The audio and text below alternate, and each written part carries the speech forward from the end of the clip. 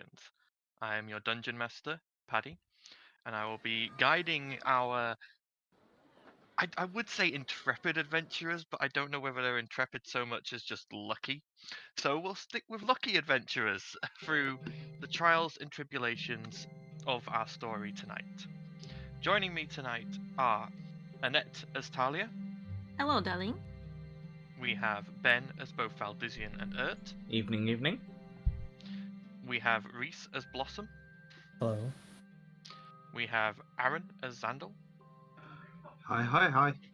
And we have Steph as Vienna. Hello. Unfortunately, Nikki couldn't join us tonight, so I am going to be controlling Fish. And obviously, Balasaar's character has had to step away due to their player being currently unavailable, and I found a good point where I could gently guide them to the side without it being character death, because no one wants that. Unfortunately, we are having some technical issues tonight.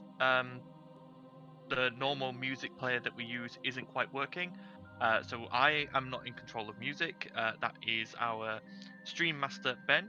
So hopefully that all goes okay and you guys have music. We hope. That's right, I'm playing the Naruto town theme at the moment, so...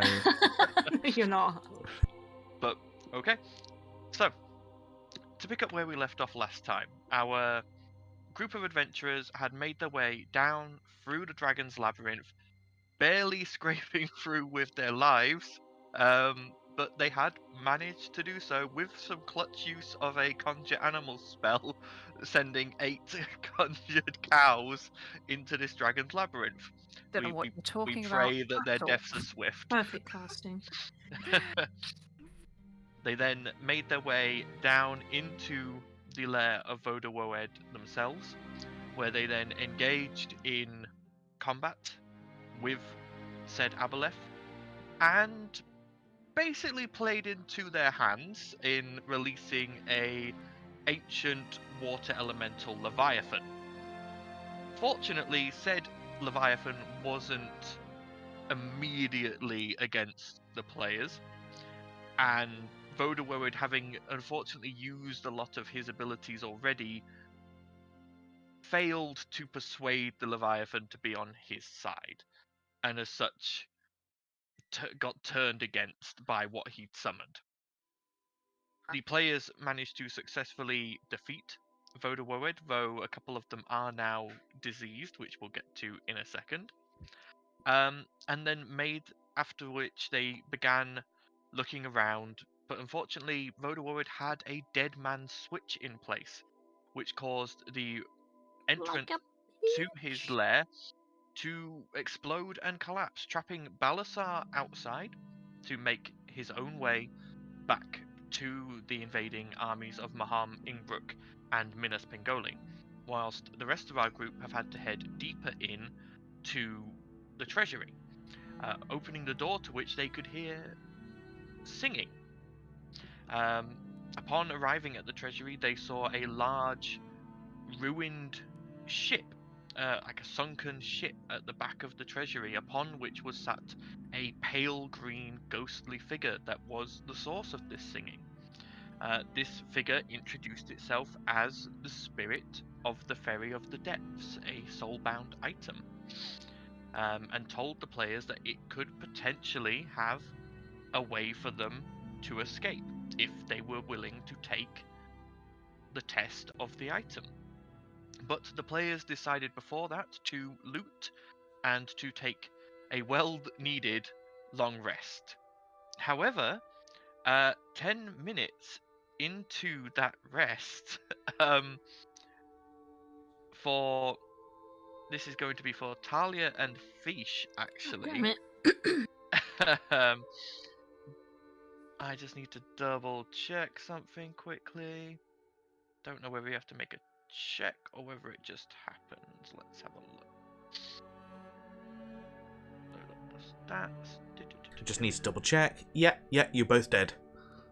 Shut up. We ain't Right. dead. No. So, Talia, you suddenly after being hit by the Vodawowed's tentacle, your skin had gone all translucent and a little slimy. You didn't really think anything of it at the time, and it was the same for Fish. And now you're both sort of sat here and you walk down this tunnel. You suddenly realise you're itching. No, not itching. Burning. You and Fish both take 8 acid damage. Owie. Hang on. Okie dokie. Okay. And you can just, it's just this stinging sensation all over your body. It's just feeling like your skin is burning itself. Guys? Guys? Hello. I don't want to alarm anyone, but my skin is on fire. What is happening? Perhaps it's something to do with the fact that you're see-through. Did you catch I'm something what? from Gunther? What? No. He's clean. How dare you? No, it was the Vodawowed. He touched me and I went all slimy. I Fish didn't think anything of also it. I just thought he raises was her hand dirty. and goes, it's happening to me too. Oh, God. Make it stop. It hurts. Vienna's gonna just kind of closely inspect and just see if she can figure out what's going on. Okay. Really itchy. Make me either an Arcana or Medicine check, whichever is higher for you. It helps if I open my character sheet, doesn't it? that that does does indeed help. help. Why had I not done that sooner? Bear with. Not a problem. Take your time. Anyone else who wants attempt to discern what's going on may also make a Arcana or Medicine check, whichever is higher for you. I think that's probably going to do that. Neither, but we'll give it a go anyway. Oh, I'm glad someone rolled high. I mean, 2 of you rolled really high. So, Vienna, you've not really got a clue what's going on here, unfortunately. Val, so Ert and Zandal, as you're watching, you can see that both women's skin is producing a slime. Like the skin is excreting this slime, and as you watch a bit drop off, you see it hit the floor and hiss. This slime is acidic. However, Fish is stood near a small puddle, and you watch as a drip of that slime hits the puddle, it just dissolves and vanishes. Go stand in the water, both of you. What? Now. I mean, I'll try. Okay. You're She runs excreting an over to the acidic water. substance, much There like is- a frog. There is no actual deep enough pool in here, unfortunately. The treasury is mostly empty of water. What You about would the have puddle? to go. There is a small puddle that is resulted. A lot of you guys had been in water recently. You've dripped a load of water on your way here from the lair fight, but there is no actual water source in the treasury. Where is the water? Get water then. If you go back to the lair, which is about a 2-minute walk, then there is that big pool in the center where he summoned the leviathan. You could Wait, go and use that. You can create water, right? Only 30 gallons of it. Would that do? Do we have a container? Can she just put it on me and see if it fixes it? Like, I mean, we could, but it's her last 3rd level spell slot, so... I don't think the ghost man's going to kill us. The spirit's just sort of he's actually somehow laid in midair and he's watching all this and going, "Oh, don't mind me. I'm just enjoying the show." Do you have a container we could borrow? There is a bath on the ship, but I'm not allowed anyone on the ship until you've passed the test. Sorry. Do you not have a bucket you could chuck our way? Not one big enough for you to sit in. I mean, I'm Oh. assuming that you have to submerge for this. It would make more sense to go back to the pool of water, to be fair. Well, let's hurry up before it starts burning me even more. Okay, so you head back to the lair.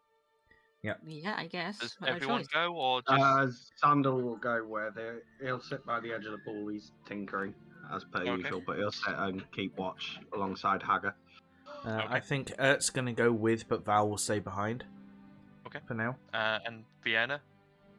I'm gonna stay with Awesome. the ship.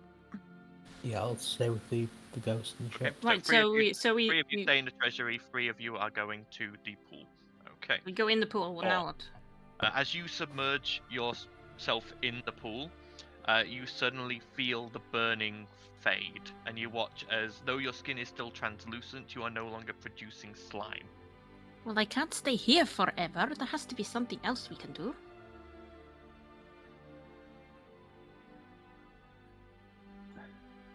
As a just a question in terms of the rules, Lesser Restoration says that it would cure 1 disease, but then in the actual description it specifies what diseases it will repair. With medicine check, she knows that will not cure this disease. Okay. This is a magical disease that has been caused by the Aboleth. With Ert's medicine check, she knows that the best bet for you right now would be a lay on hands, but it will take more than 5 hit points worth to cure this. Right. Right. So Um, now what? well, if we want Val to do lay on hands, he's gonna have a long rest. Right. So, So you'll have to stay in the water until then. well, it's a good job I don't need to breathe. They needed it. Fish at this point is just quite happily just swimming in the water. So insufferably happy. But yeah, after a long rest, Val will have enough to do lay on hands. Okay. Well, let's do that then. So 3 of you resting in the treasury and 4 out at the lair. Yeah? Yeah. Well, I ain't got no choice. I've got to stay in the lair. The 3 in the treasury, are you doing anything else whilst you're there? Other than just resting? Relearning my spells at the moment. I Can believe get any you- information about the test. Okay, Or do you want to talk about that later? You can talk. You can try and talk to the spirit and see if he'll Yeah, you can fill us in later. Yeah. give in anything. He sees you coming up and goes, "Oh well, hello, miss. How can I help?" The test. What is it? Oh well,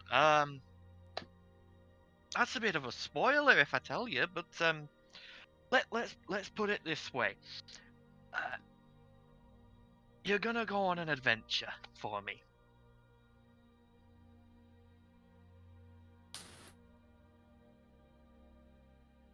Going on an adventure. Yes, an adventure. What kind of adventure? Well, that's all down to you now, isn't it? Well, is it something you're after? Are you after sightseeing or monsters smashing or? Now, I've got to pick my words carefully here. I don't want to give away the test. Let's just put it this way. Adventure's a deeply personal thing. What may be an adventure for one may not be an adventure for another. This is true.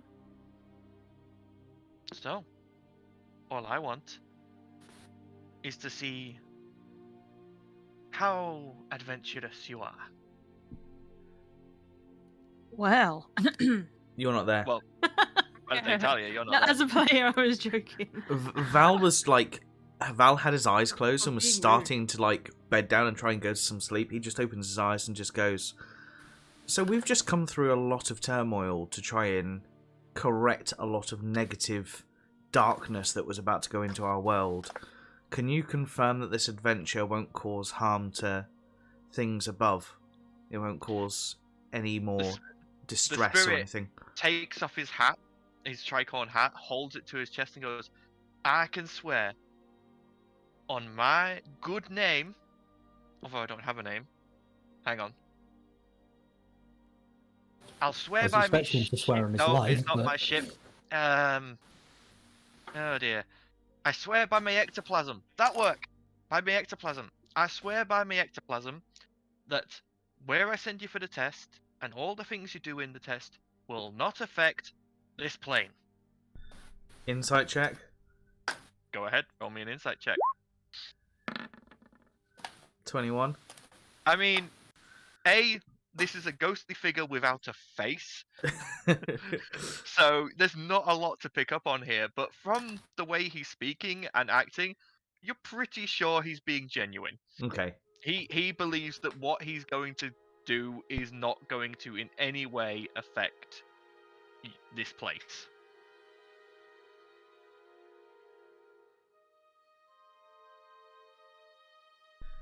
Well, at the very least, we need to take a rest so that we can go and help, and I can do some healing. Well, I mean, Ert needs to tell Val that that's what he needs because he wouldn't go with us. Okay, runs and tells Val. Val goes to sleep. I mean, literally, you guys are close enough to be able to shout down this tunnel at each other. It's about a 20-foot tunnel between these places. If you leave the doors open, you can see each other. So that works. You said it was 20 minutes away. Oh, I said it was about 2 minutes walk. Oh. Yeah. In that case, Val is gonna focus on trying to get some rest. Okay. But yes, long rest, long rest. All right. Yeah, So I think during the rest, Xandal is tinkering with 3 small objects. Okay. I take it because I don't breathe, even though I'm submerged, I can still get a long rest, yes? You can, yes. Cool, And cool. I will say it's a good thing you're in water, because in water is the only place you can currently regain hit points. Oh, good times. So. But yes, you all settle down for your varied amounts of rest. 4 hours for some of you, and 8 for the others. But you all settle down, and you all Oh, that's better. manage to complete a long rest.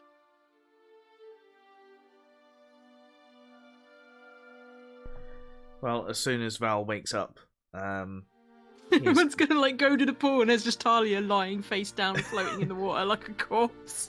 Well, I paused for a second to be like, whilst you're sleeping, I was waiting for Paddy to say something, but if nothing happens... No. You are currently in a quite heavily sealed chamber. There's no other way out. There's no way for anything to get to you, so... in that case, Val is going to go and do the healing. Okay, how many points of lay on hands are you going to use? Well, if it only requires 5 for each, then... You said more than 5. I said it would take more than the usual 5, but I never specified an amount. In that case, where's my actual actions? Blah, blah, How many do you blah. have? Split it between us. 20 each.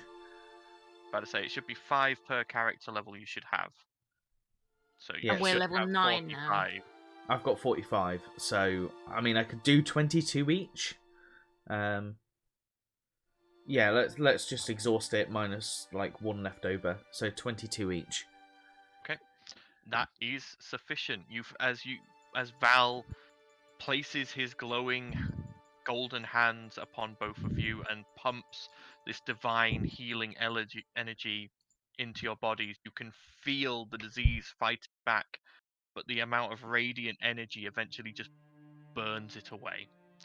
Both Fish and Talia are now cured of that particular disease. Much better. You'd also notice that Xandal has now 3 mechanical wasps floating around his head. Good Blimey. God, how many times do you have to make a new robot thing? These will be helpful. Very helpful. How? Like spies? Not so much spies. They're rather independent, but you'll see when time comes. Okay. So, quick question for you. You guys managed to find those items from the treasury quickly last time, but during this rest period, because of having to split up like that, you haven't looted any coin yet. Like last time, you had said you were going to spend time putting coins into the book. We were but going to you put haven't. platinum into the book, weren't we, in stacks? Yes, but no one has said they're doing that. If someone wants to retcon and We could do that now, yeah? Or, Yeah, or you say can we've do that done now. that before, and then I got interrupted Well, by me going, ow, my skin's on fire, or something. you would have started doing it, but you wouldn't have got as much in 10 minutes. So, if someone wants to have continued doing that during the long rest, they can have done, but it will knock on the amount that you will have actually gotten. I mean, Well, Vienna, you got Vienna 4 hours only- to stack stuff. Yeah. Yeah, I can have done it. I'll Okay. have done some So- stacking.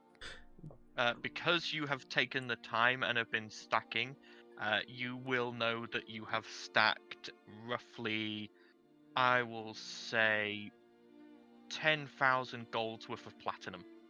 Nice. So that would be 1,000 platinum. I'm gonna just write that down somewhere quickly. Hang on. Well, we'll split that amongst us Hypothetically when we're not speaking- in a bad situation. How does one have to add things to the book? Does a hand need to be on the page, or does a hand need to go through the page, or... You just to add put the things item to on the it, book, you and put if it the item fits. on the page, and then you press on the topmost point to push it into the page. So if somebody was to draw a giant portal circle on the ground around treasure, and then draw a circle in the sky, having it fall down on the book, and then Would not press work. down... That not seems work. a bit extreme It when you has could to just be- place has it to on there be and then a push it stable gently. point. Well, I was just And there thinking is about a doing a load limit. in a one. There But- is also a limit to what can... Basically, the amount you can put in a page is the amount that you can fit on a page. So by you- stacking them in like big tall stacks and then just pushing the stacks down, you Yeah. could probably put like Yeah, which That's then fair. appears an image of those stacks. Okie doke. It's why you can't put... It's not like as versatile as a bag of holding. You can't put, say, a barrel in there, because it physically won't fit it on won't the fit on the page. page. Yeah. But Vienna, also during that time, you will have also found jewelry worth roughly 500 gold points worth, Jewelry, 500 gold. and 2 diamonds, which you estimate are worth 1,000 gold each. Oh, that'd be good for revivify and stuff. 2 diamonds. We did you have say? so many diamonds. Is like, that on top of the there's just- diamonds you mentioned last time, or is that the diamonds you mentioned last time? That is the diamonds I mentioned last time. Okay, cool. But we already actually Just still because have I've had diamonds. to change things round, because I forgot last time that Talia was going to start burning to death. You did mention some crystals that Xandal could use as like the elemental crystals for his creations, didn't Yes. Yeah, there's various gems and stuff down there as well. he? Yeah. Which- Wait, a Xandal would diamond have grabbed. for worth 1,000? Isn't that what you need for not for revivify? That's for actually resurrection, isn't it? That is resurrect. I don't. I'm Let sure me it's 1,000 double check. gold for that, but it's only 300 golds worth for revivify, or Revivify it's is a 500. combination. Is it 500? Resurrection. Yeah, resurrection is a diamond worth at least 1,000.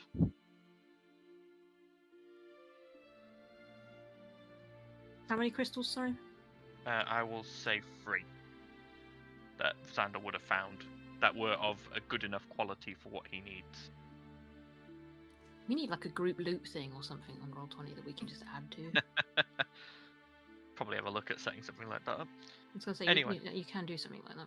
Yeah, but again, you also found all of the magical items that I had told you that you'd found last time as well, which was the elven chain, the necklace of fireballs, and the candle. I'm trying to think, who is it who decided to wear the elven chain? Was it Vienna we settled on? Vienna, Yeah, yeah. yeah. Yeah, cool. Okay. Chain again. Anyway, we'll divvy that up when we're not, in a dire situation. Maybe when we get back to Maham.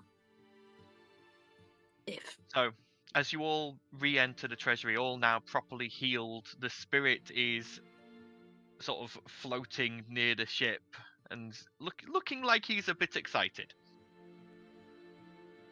Right, so, mention of a test. Blossom, did you ask him about it? Yes, he said he couldn't be overly specific, but Well, I mean, going on an adventure. we can't go anywhere else. We're trapped. Mm. And this is Don't have probably a much way choice, I out, so guess. I guess we have no choice but to go on an adventure. And besides, it might be fun. Oh, trust me, I'm really hoping it'll be fun. So, Well, I do. I don't want to nearly die again. Do you all agree to the test? Sure, why not? Sure, why not? Xandal raises an eyebrow at the word fun, given on, the Xandal. last time he heard the word fun Was resulted from in some Equinox. problematics. Yeah. Come on, but Xandal, he you might get to see us agrees. naked again. Wait, Uh, what? Oh, we didn't. We'll Oh, explain we didn't later. fill you We'll in for that. Yeah. That is No, fair. I wasn't We'll filled explain in. it later. We'll explain it. What did you'd not questioned that Vienna has bright pink hair?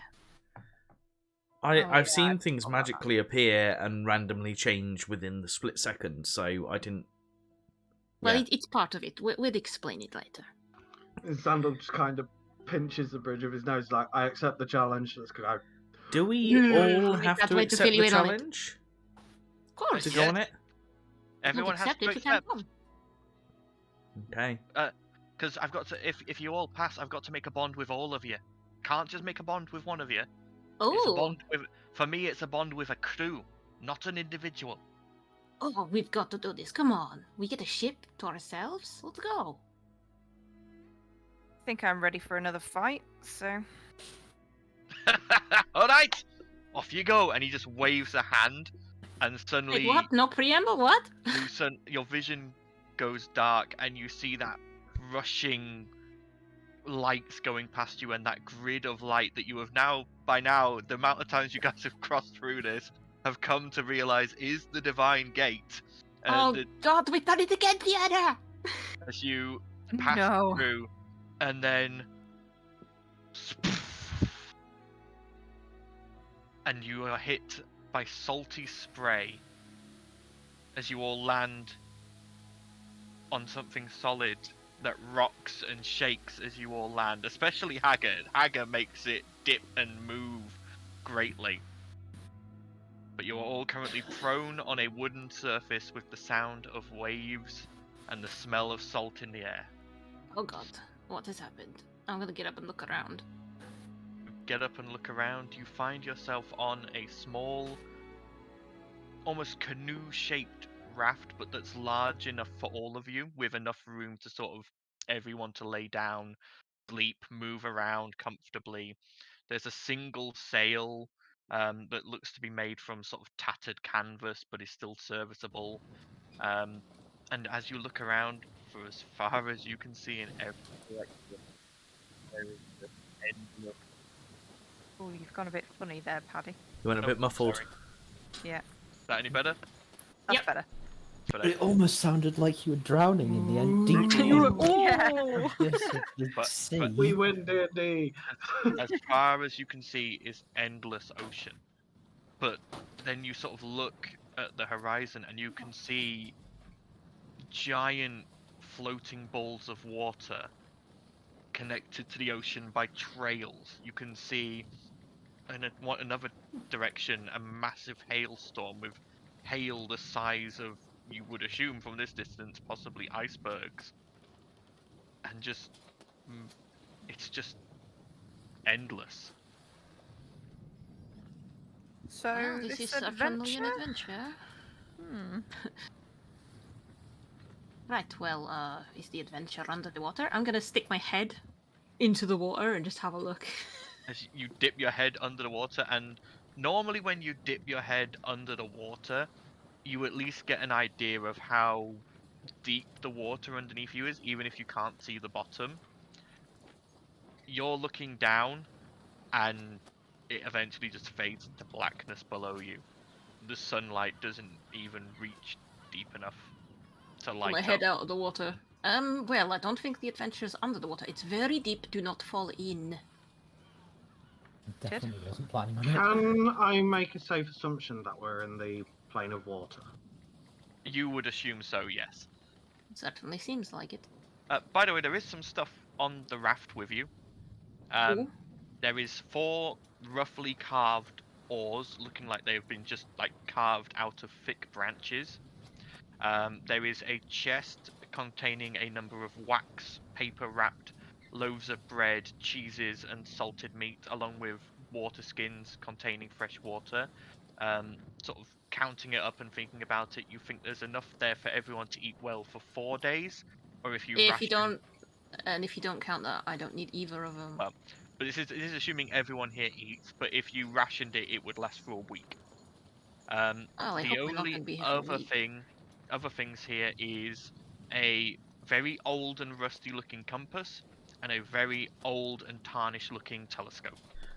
Val's going to grab the compass and see if the I'll grab compass the is actually functional or if it's just spinning randomly. The compass is spinning randomly, but may I ask, Valdizian, Ben, what is Valdizian's idea of an adventure?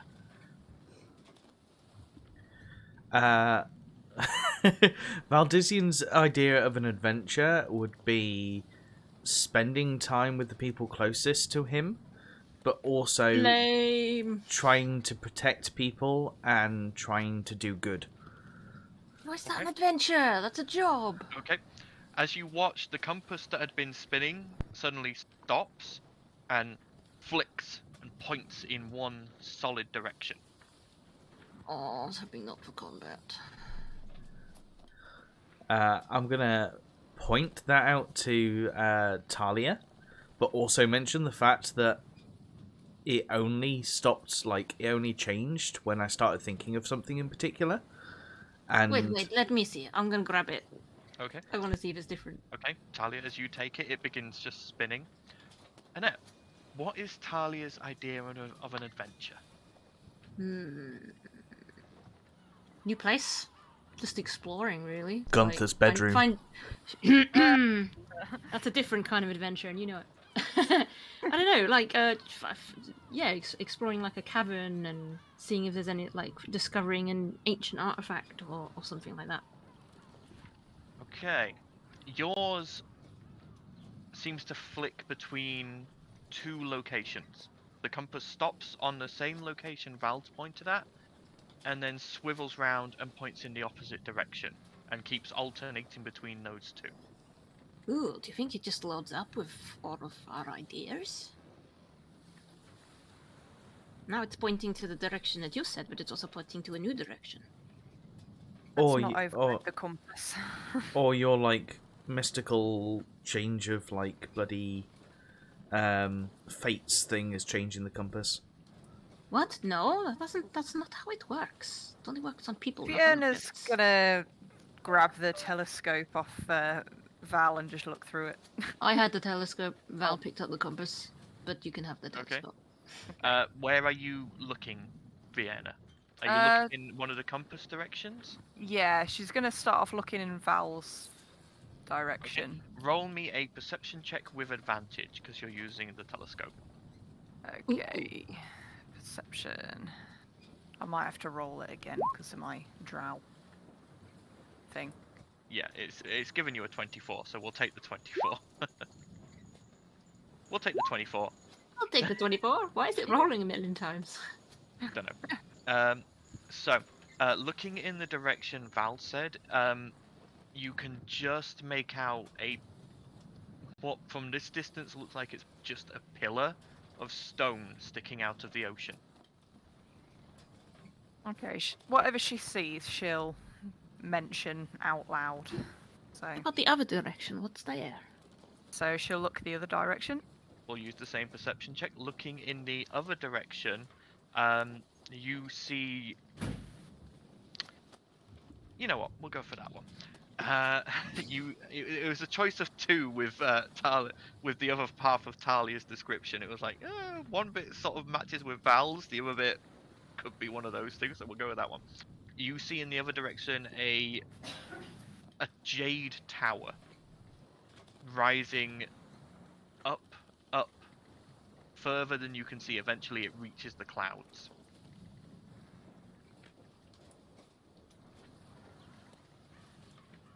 Okay, yep, she'll voice that out. I won't grab the Interesting. compass, we'll just stick to one or the other. We don't want to confuse it too much. What looks the least dangerous? The Jade Tower interesting. looks interesting. It does sound interesting.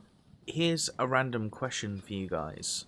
If this is meant to be a test for all of us and we were meant to be a crew, would it not make sense for all of us to touch the compass and to go in the direction that all of us pick as a crew? Well, I guess. What, so get everyone to look at every direction with the telescope and then pick one? Well, I meant with the compass. If the compass Question then... lies. My apologies. Question lies is, what did you both think about? Yeah, Val, what did you think about?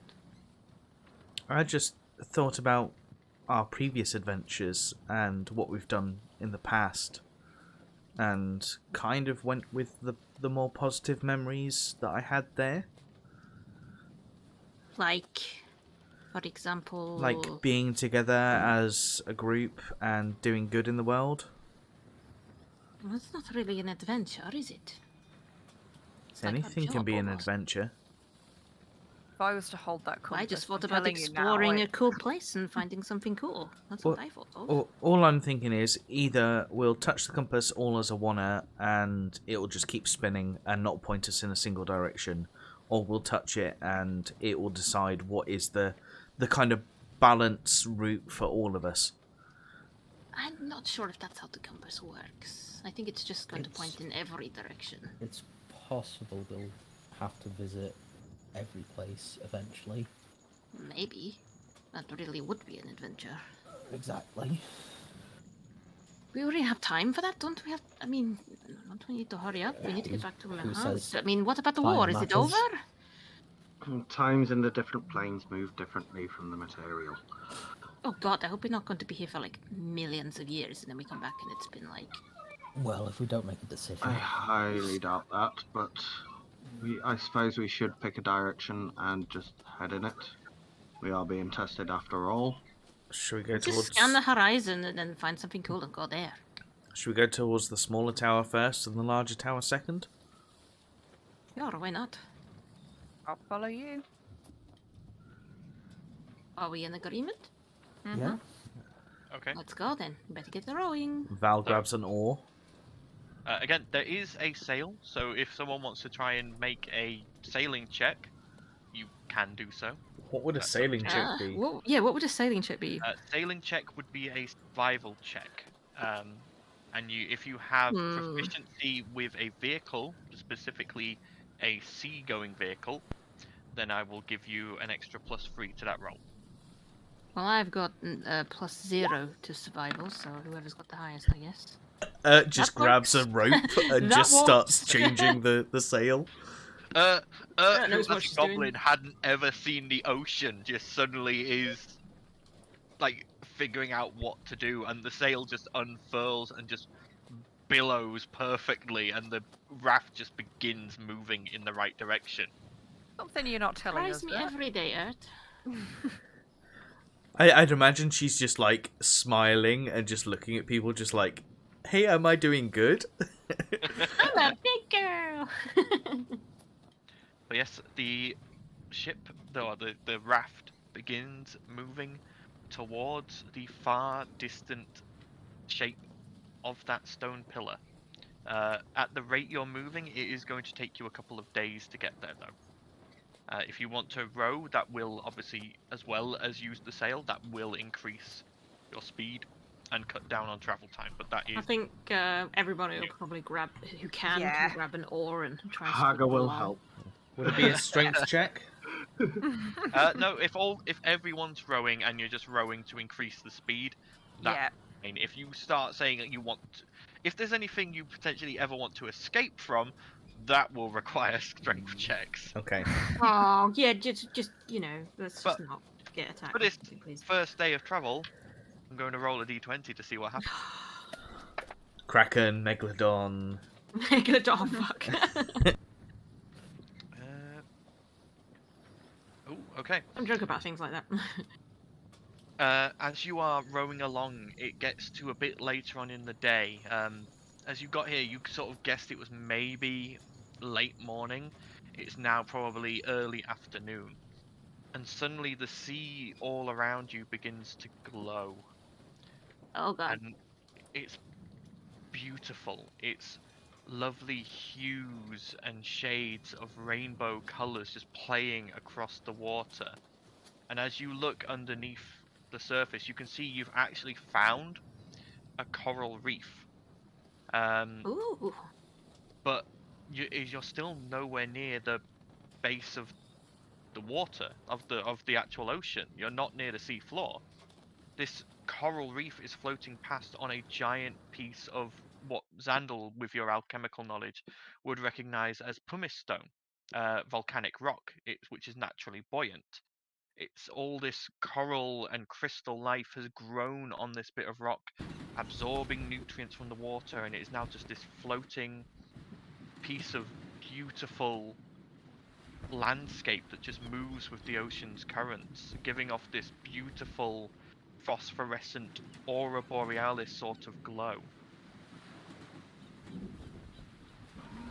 Oh, At that's least I could nice show to see. guns at this. Yes.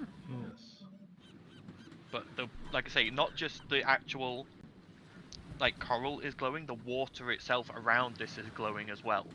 I mean, Talia. As you lift the ore up, the water isn't Yeah. coming away and turning back to sort of the normal water droplets. It is splashing and still has this rainbow phosphorescent shine to it. Xandal's going to turn his thieves' tools into an alchemist kit, and he's going to start taking samples and begin figuring out the properties of each of the items. Okay. Oh, I'll let you go. Yep. No, go on, Val.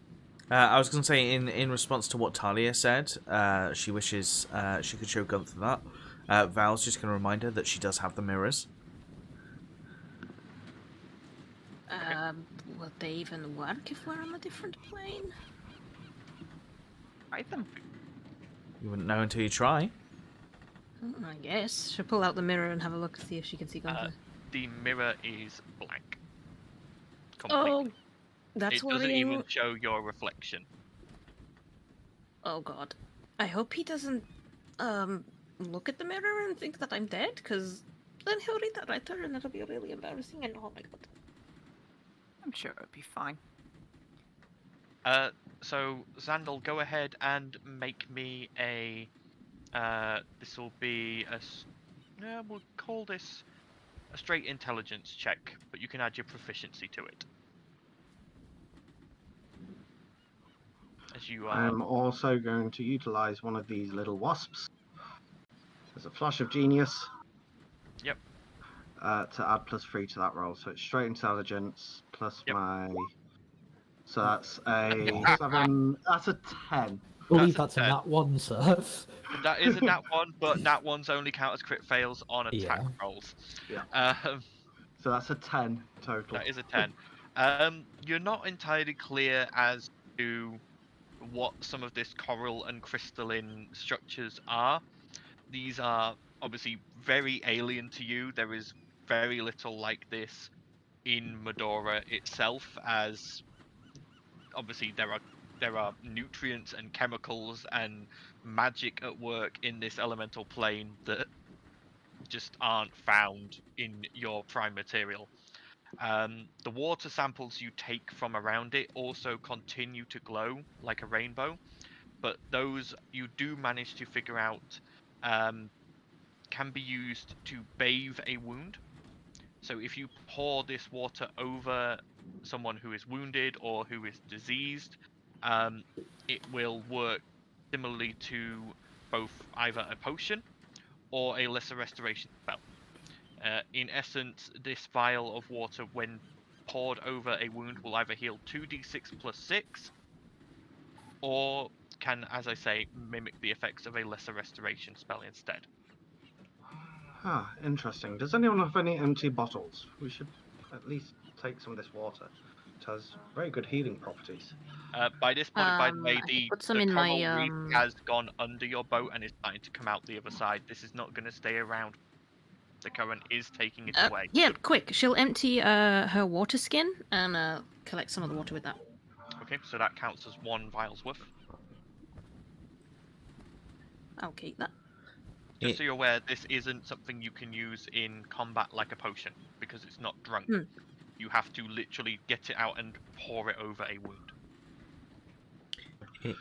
Don't we have any of the empty bottles from the potions used in the fight against I mean, I would assume you guys want to empty take the bottles. potion and then chuck it to one side. You probably Okay, don't fair enough. have the presence of mind to go, ooh, I should recycle.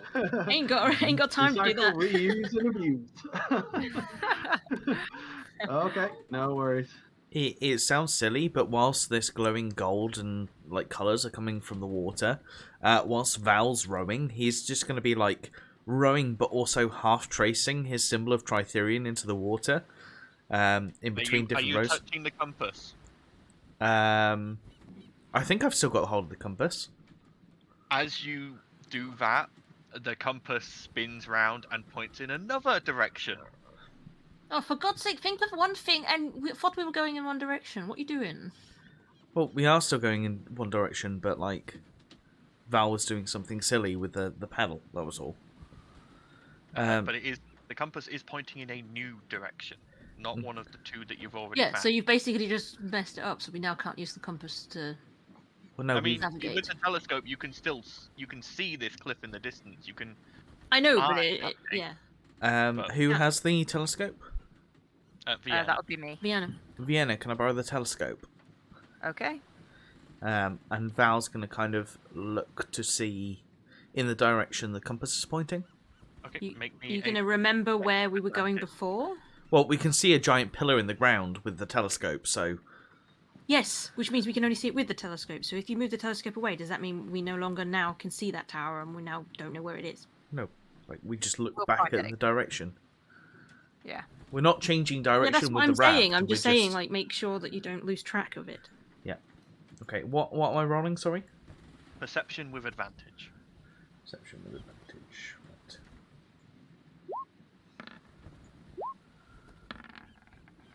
$17? Okay. With that 17, you look in that direction, and you see there's not an island or any kind of structure there. In fact, you can just see bursts of what look like spray and mist coming out of the ocean. There's obviously something happening there, but there's also a slight radiance to it. But that's what you can see. Okay. Val will hand the telescope back and just, like, be aware that's going on there. And just try and keep a rough idea in his head where, in conjunction to where they are now, where that would be. Okay. So, by the way, I rolled to see how many vials of that water you guys get before it gets too far. With Fish's help, you guys get 5 vials of that water. Nice. Cool. Okay. 5 vials of yellow water. Nice. It's not yellow, it's constantly glowing and changing. But after that fades away into the distance, you guys keep rowing and sailing, getting probably a third of the way there during this day's travel as night begins to fall. So, I'm assuming you guys are going to take the necessary rests. And watches, yeah. Yes. Who is going to take first watch then? Xandal will take first watch, because I imagine Hagar will just keep rowing through the night. Okay. I'll take last watch. I mean, Hagar can keep rowing through the night, but he's only able to row on one side of the raft. So you're just turning a circle. Okay. Yeah, let's not do that. Yeah, no. But he'll row if anyone else decides that they're going to. Okay. Alright, so as the night sets, and as the sun does set, the sky lights up with stars. But not stars any of you recognize. And you can see nebulas and you can even almost see planets, like actual planets in the sky, and it's just so strange and alien. Like, you're not used to this skyline at all. It's mesmerizing and beautiful, but really drives home you are not You are not You are on not your own plane. alone. Not in Kansas anymore. But yep, for the Alien first watch, encounters incoming soon. but for your first watch, Sandal, go ahead and roll me a perception check.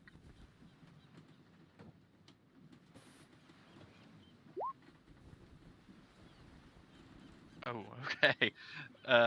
So with a 4,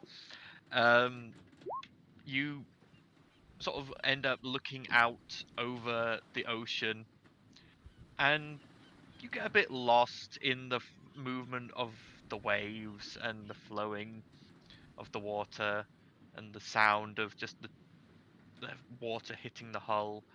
You do drift off to sleep.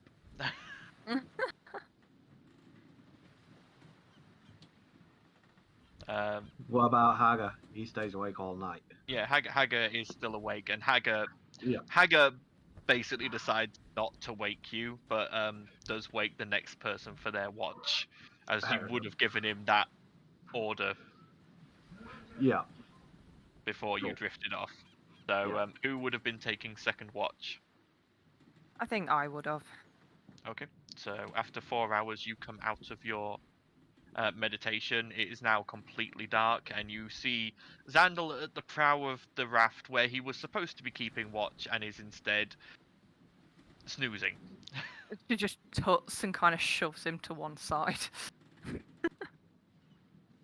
Okay. So Vienna, go ahead. Go ahead and make me a perception check for your watch.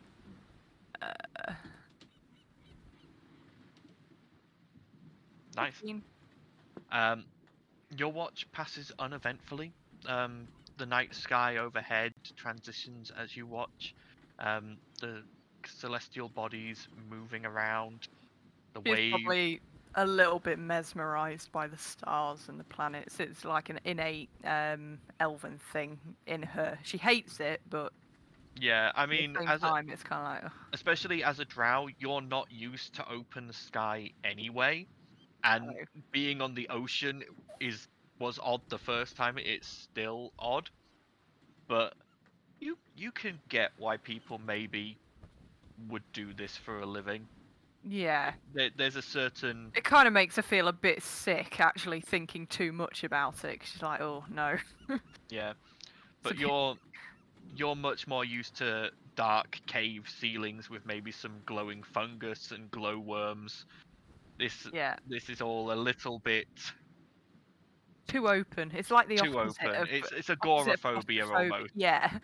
Opposite of claustrophobia. You do find yourself sort of huddling into your cloak a little bit just to get some closure. Yeah. Okay.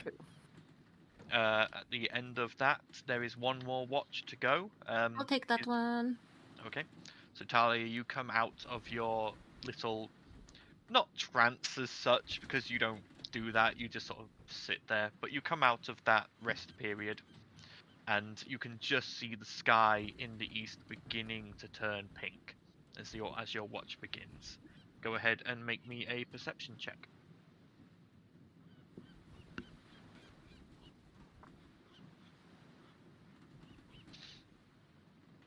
Did that roll? I pressed the button. Not yet. It's not rolled. It made an fucking D&D Beyond, you bastard. Are your settings wrong again? I rolled the 17, but I will roll again if you want, or if you No, take I'll my word for it. I'll take get the it to roll on roll 20. I 17. don't know why it's not doing that. As the sun rises over the horizon and begins lighting up the day, you see in the distance Oh, I know why. what looks like dolphins, like a pod of dolphins, like jumping through the waves. Although it's a little disconcerting that from the distance you are, they look normal sized, and you can tell they're quite some distance away. They're big. They big dolphins, They're big. but Ooh. nothing uneventful happens during your first day of travel, or your first night. But you all awake, take some of the water, bread, cheese, and meat, fill your bellies, and are ready for a second day of travel.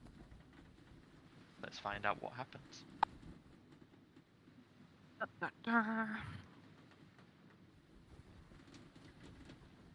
Oh, oh.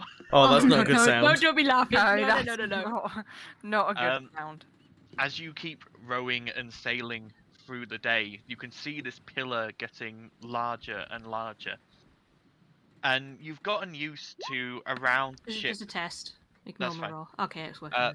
Around the ship, there has always been traces of sea life. That, like, obviously you can. That nothing ever really comes up right next to the ship, but like over the edges, you can see like fish passing by under the water. There's the occasional bird that flies overhead, but you keep heading on through the day. If everyone could make me a perception check, please. Okie doke. Come on. 18. I see nothing. Make a perception check, Aaron. That was it. And Val. Okay.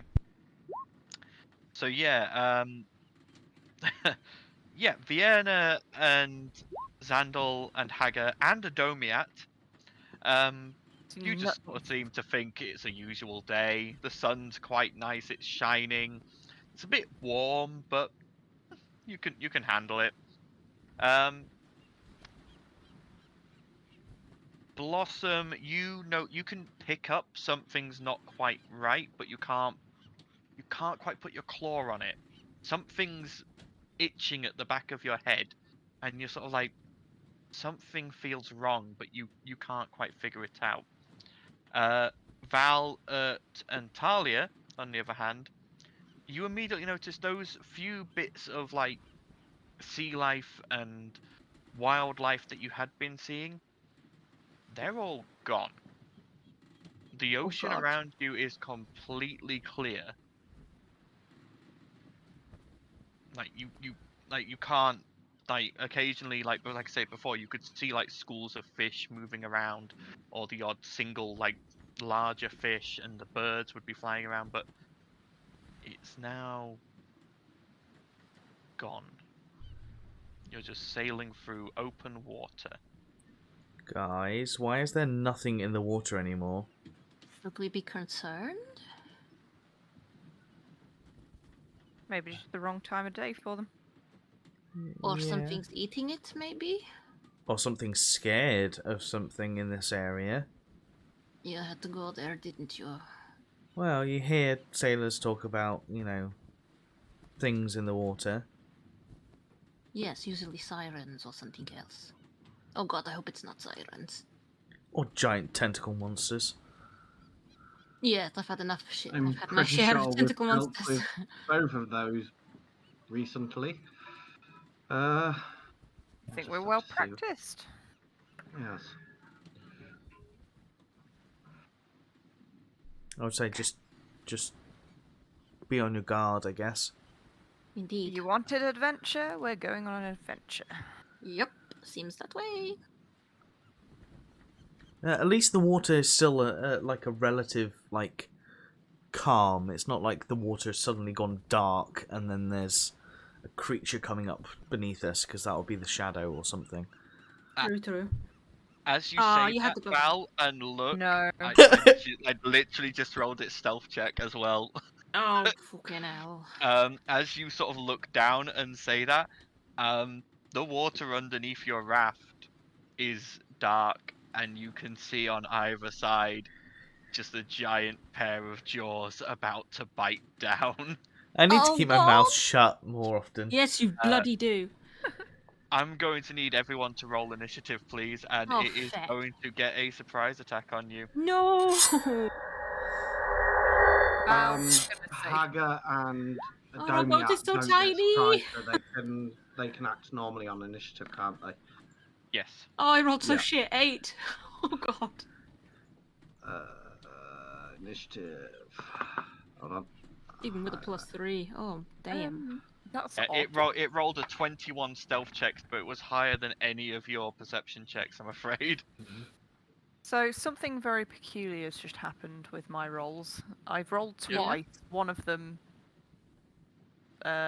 was not tracked, but the other one doesn't say it's not tracked, but it's not on the initiative. I Okay. rolled Click your toe. an 8. I can Yeah. add you. Yeah, she rolled an 8 and a 21. I can see on the track. We'll take the 21. Oh, I'll be kind. I mean, I'll just double check. you can have your double digits in initiative. I'll take the 8. Yay! So everyone. It's not Oh, a at least I normal didn't roll a thing 5 for like me. Xandal. Yeah, Hagar and Adomiat just tacked on his turn, so there we go. So, but like I say, the creature does get a surprise attack. Only the one. I'm going to be kind. It's gonna destroy our ship. No. I wouldn't Let's call have it a a look. ship. It's more like a. I mean, Yep, it's that kind definitely of hits. I don't imagine the boat's AC is very high. No. Being a stationary, semi-stationary object. Higher than you'd expect. It is but quite small though, so It's still a ship, though, isn't it? It's not like it's stealthy or anything, or has any dexterity at all.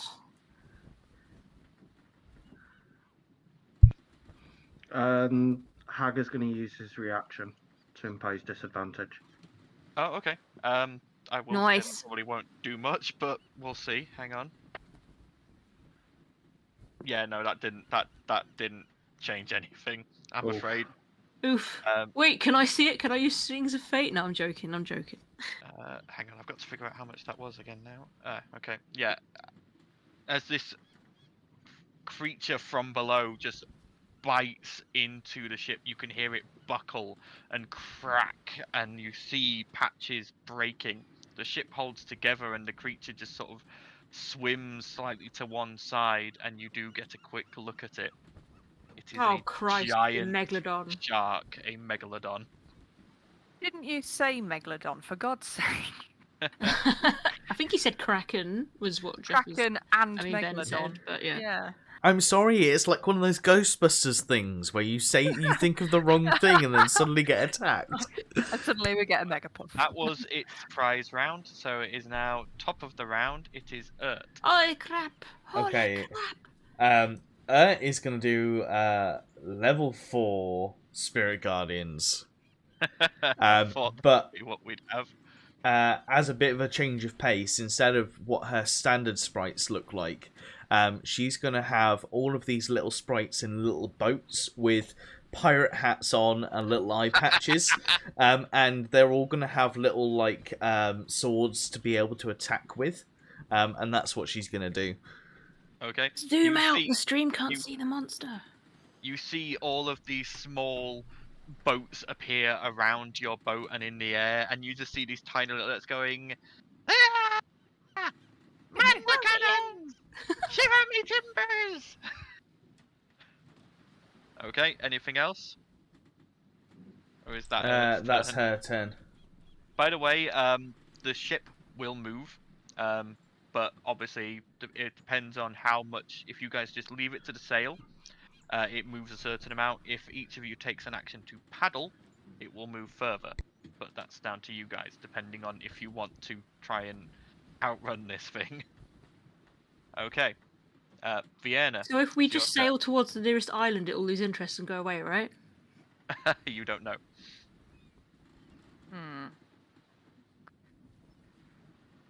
I was tempted to cast a spell, but is it actually attacking us? It is, isn't it? It has actively, yeah. it has actively chewed your boat slightly. Right, Let's hit it and make it go away, hopefully. Okay, if it comes back round to my go again later on, I'll try the other thing, but I'll just do an Eldritch Blast for now. Okay. Just a standard.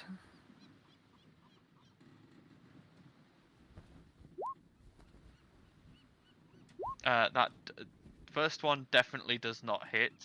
Oh. That was the warning shot. Hang on. Okay. That's fine. I rolled positive, so it's not going to hit your ship. It's Oh, not going to hit the raft. The 21 does hit, so it takes damage. You watch as the blast hits it, going slightly under the water to hit it, and the impact hits and you see a small wound open up, but it doesn't really seem to take much notice. It doesn't really seem to have phased it too much. Right, okay. Now I wish I'd done the other one. Carry on. Okay. Alright. That the end of your turn? Yep. Okay. Blossom, it's your turn. I will Crimson Right and then hold an attack for when it comes back. Okay. Alright, Val, it's your turn. Val is gonna kind of do a similar thing. He's gonna hold an attack, but it's gonna be Mortimer's lance. He's basically gonna be stood there in the boat, prepping for like almost like a Moby Dick kind of moment where he can launch Mortimer's lance into him. But he's gonna hold the attack for when the boat gets attacked. Okay. It is now the Megalodon's turn. So that's the edge of it. There. So it will have to come a little bit closer, which puts it into the Spirit Guardians. So Okey-doke. wisdom check. That's a 6. So yeah, it fails on its wisdom.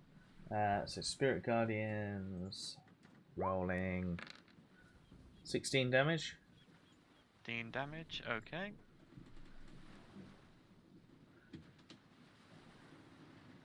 Okay, and it is going to make it attacks. Would One we with get its... our attacks because it's come close, or would that come after him? Unfortunately, this creature has a reach of 10 feet. So it is outside of your combat range. Except, no, Blossom it wouldn't be. Mortimer's 20 foot. Mortimer's just a spirit, doesn't have the reach ability. Okay. That's a thrown range. You can throw Yeah. Mortimer at it if you want. I don't think I want to You piss might not Mortimer get it back though.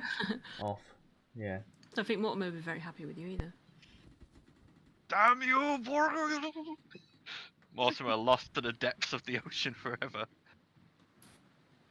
But yeah, so Blossom, you can take your held action if you wish to. Yep. 13. 13 does not hit. As your whip lashes out, it just hits this creature's scaly skin and just shreds off. But it is going to make its tail attack against... Ooh, who to pick? I think it's going to go at you, Blossom, because you just tried to Yep. do that. So that is a 23 to hit. Yep.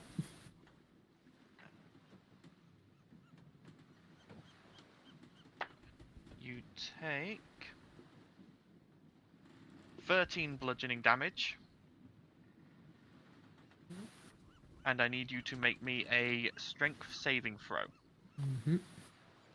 I'm going to use my reaction for Flush of Genius, plus Okay. 3 to that saving throw. As Just one of the realised wasps. I hadn't rolled initiative Jib for him. Still only a 10. 13. No, 13, that's including your plus 3. Oh. That is not enough, I'm afraid.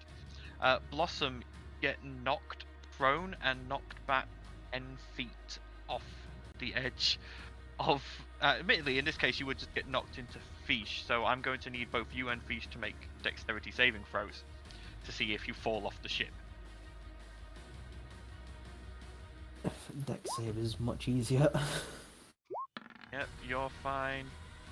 Fish is fine as well. Nice. You're both prone, but you're both still on the raft. Mhm. So, both prone. Yep. Okay. The Megalodon is then going to make its bite attack. And is going to make that against Valdizian. Okay. 22 to hit. That hits. You are going to take... Oh, I'm rolling really low tonight. Good. You take Might save us. 12 piercing damage, Okay. and you are now grappled by the creature. It's trying to drag me in the water, is it? It's going to, because it's now going to swim away, taking you with it. So you are now in its mouth. Surely if he's in its mouth, he's in range. Yeah, you would get. I would allow you to take your attack now. Okay, cool. That's a 21. Yeah, 21 hits. I would have given you advantage because you are technically right in it. I'm assuming you're using two-handed. Yeah, because I'm in its mouth, so I'm holding on for dear life on my Mortimer's lance. Yep. Okay. Probably want to smite the shit out of it as well. It does actually also dive down the water. So on your turn, Val, you are going to have to be holding your breath. Okay, can I pump a smite into that as well? Yep, you can. Can I pump a 3rd level smite into it? Yes, you may. What's 3rd That will level be- smite? That's 3d8. 3 or 4, I believe. 4d8. 4, isn't it? 4d8, Oh, so okay. roll a 4. I'll That's add another 11 one. plus 1. So that's 21 damage. 1, not bad. Nice. It's starting to get some wounds on it. Okay. But that is the end of its turn. Talia, it's your turn. Shoot him in the face with ebon shot. Okay, it will be at disadvantage as it. Well, Aw, no, how come? crossbow. Crossbow is a Yeah. disadvantage because Yeah. it's bow and arrow. That would be at disadvantage because of the water resistance. Oh, thank God.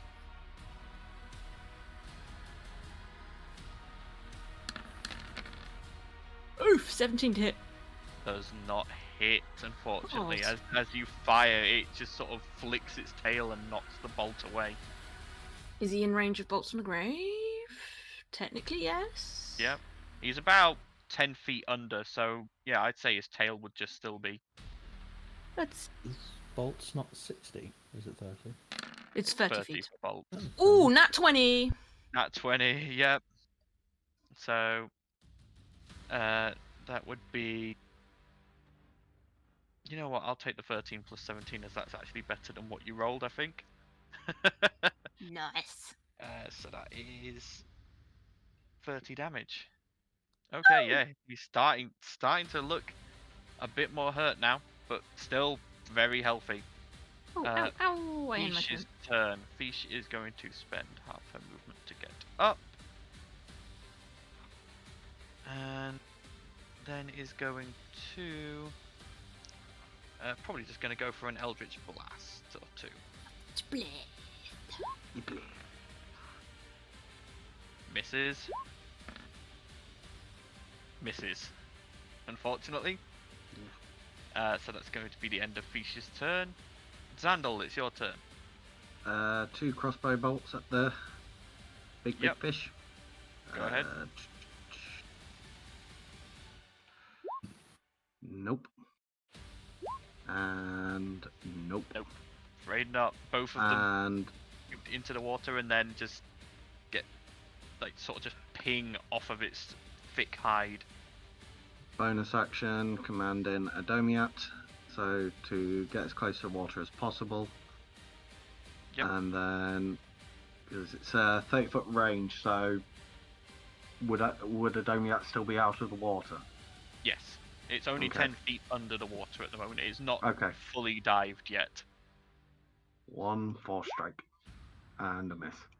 Miss as well. Yep. Yeah, Okay. that's it. Ert's turn again then. Okay, let me work out what she can actually do.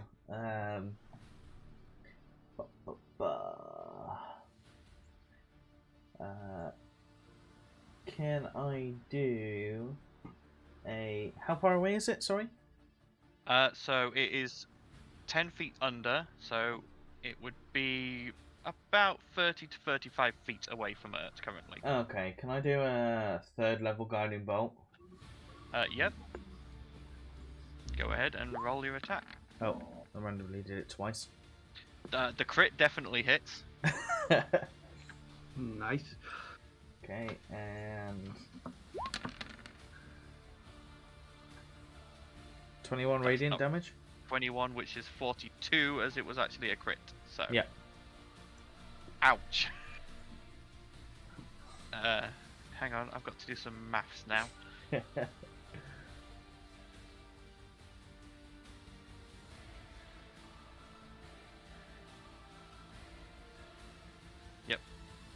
that hurt it a lot, and it is now glowing. So the next attack roll against it has advantage. Cool. That hurt a lot. Wow. Okay, that the end of Ert's turn. Yeah, that's all she's gonna do. Okay, Vienna, it's your turn. Is it blooded? Quite. There's a lot of blood flowing out of it right now. I'm still going to cast this anyway. I am going to try and hold monster. Okay, what save is that? Wisdom Wisdom. save. Let's have a go. Oh, that's a 10. So it is held, which I believe means it's paralyzed. It does. gets- So choose a creature that you can see within range. The target must succeed or be paralyzed for the duration. This spell has no effect on undead. At the end of each of its turns, the target can make another wisdom saving throw. Yep. There you So go. as it is paralyzed, everyone has advantage on attack rolls against this thing at the moment. And Awesome. any melee attack within 5 feet is a auto crit. If you land Nice. it. You're welcome, everyone. Okay. Right. That's the end of your turn, I'm guessing, Vienna. That You're is- now. Yeah, I think I'm Concentrating on that concentrating spell. on that. Yeah. Yep. Okay, Blossom, it's your turn. You Yep. are currently prone in the bottom of the raft. Yeah, we'll stand up. So that's half your movement. So if I use my feline agility, does that bring it up to normal speed, or does that give me an extra what I already would have? In all honesty, so if you use feline agility, I believe you would just get. So feline agility doubles your speed.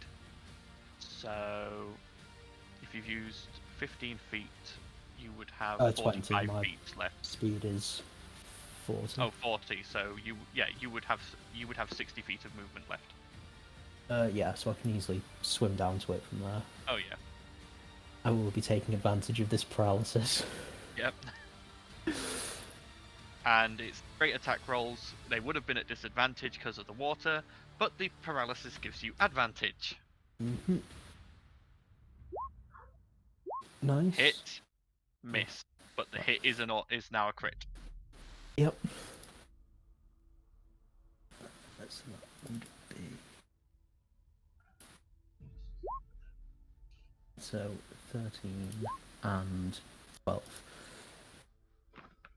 Nice. So, what was that one? Yeah, And that is lightning damage, so 13 and 12.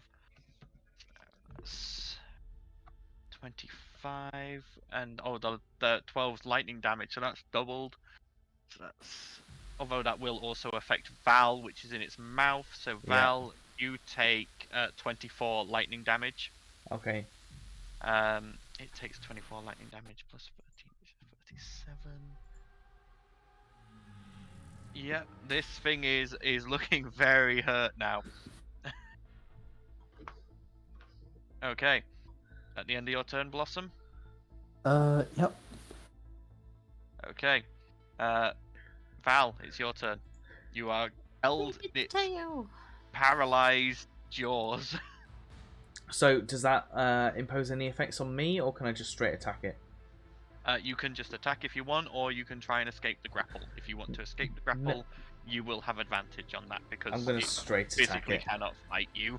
What is it with you and getting eaten by things? Well, you know.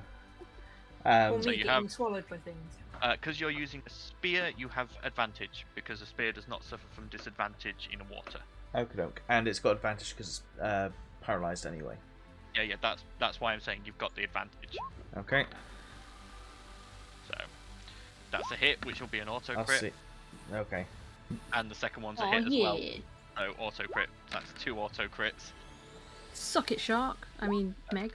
20. That's 30. That's enough. Yep. How do you want to do this? Val is gonna go and say, it's time to make sushi, but realise that he's underwater, so it's just gonna come out as like blub blub blub blub blub, and then just hit him anyway. But trying to make strikes as if he's trying to cut through a piece of fish for sushi, and that's what he's gonna do.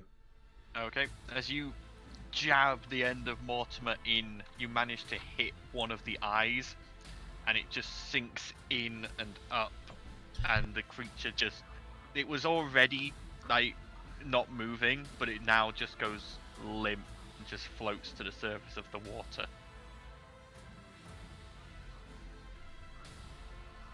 You guys have successfully defeated this Megalodon. That's We probably killed the the fish first time people. I've actually used any other spell that I usually do, and it's worked. I was so tempted to shrink it, but I didn't know. On a different note, Pirate Squad spiced rum goes really well with Rio. Okay. Very nice. Happy days. Yes. You're still currently Tropical. underwater, by the way, Val. You did just open your mouth. You're going to have to get to the surface quicker. Yeah, You're going to start drowning. You said 15 foot under, didn't you? Yeah. You're 10 foot under. Yeah, I'm gonna go straight for like the surface. Okay. You all watch as this shark carcass just floats to the surface of the water and just goes belly up as Val surfaces next to it, his blood sort of coming out into the water and mixing with the sharks. Val, get me a tooth. Get me a tooth. Hagel I want goes the to shark help tooth necklace. Let's go. people out of water. Yep. Can I get some teeth? If you want to go and try and harvest some, you may, yes. Yeah. Okay, go ahead and roll me a medicine check. Val There's heard my Talia medicine. asking him to get it and just rolled his eyes and swam towards the raft. 20! Yeah, you managed to pluck 3 shark teeth, completely undamaged and perfect from this creature's mouth. Nice. By the way, they are the size of your arm. They are not small. Oh, they're big. Fuck. Yeah, this is Can I a like? Can I Megalodon. chip? This thing- Can I chip like one? I don't know, like crafty. Just chip some into like smaller teeth, like that 3 would- smaller chunks. That will probably need specialized equipment and time. Will one of the teeth fit in the book? Yes. Okay, Yeah, I'll it take will fit just in the one book, tooth, and in I'll put that in the carefully. book, and I will play with that later. But no, like I say, this creature was big enough that its jaws fit round your boat. Eep. So Cool. I'll get Ert to let me put one of the teeth in the book then. yeah. As Val gets back to the Mending. boat... Oh, I'll let you go. Mending and robot repairs on the boat. Fix Yep, the I was boat. about to say, your boat is still broken and taking on water. Pay all the No. water. Pay all the water. I was gonna say, when Val gets back to the boat, he's just gonna try and help with the repairs and start paling as well. You see if he's Yeah. ship mending something. Hold on. So Hagu gives it 16, Yep. Okay. and Xandal will use mending on various parts. All right. So we'll say with enough time, and it probably takes about an hour out of your day, but you manage to fully repair the raft, and it's once again seaworthy and able to begin moving again. But Yep. that has taken a little bit out of your day's worth of travel, and been a bit exciting. So I've learnt not to tempt fate. Yes, Val, you are not to say anything else for the rest of this journey. I don't know. It was Yes. certainly fun. For fear Hey, of we being didn't attacked die. by It a would be a kraken. terrible shame if it started Don't raining even gold. say the word. Don't even say the word kraken. What, the word kraken? Shut up! She just kind of grabs his jaws and like holds it shut. Shush! Shush! If you're gonna wish for anything, wish for an engine to help propel this boat. Yes, that would help. I actually like what Blossom said. What did What, Blossom say? raining gold? Yeah. Raining gold. That is gonna kill us all. Well, yeah, yeah, probably. Like I said, it would be a terrible shame, wouldn't it? I don't want to swim the entire way, you- so If you let's go not tempt close it. enough to the plane of Earth border, but that would bring you to the plane of Swamp, which is probably not good for your boat. Yeah, let's not do that. Let's just keep going in the direction Okay. we were going. All right, you continue sailing, and as night begins to fall, you are now much closer to this pillar of rock coming out of the sea. You're now close enough that you can begin making out some details if people want to make me perception checks. I will roll well on a perception check.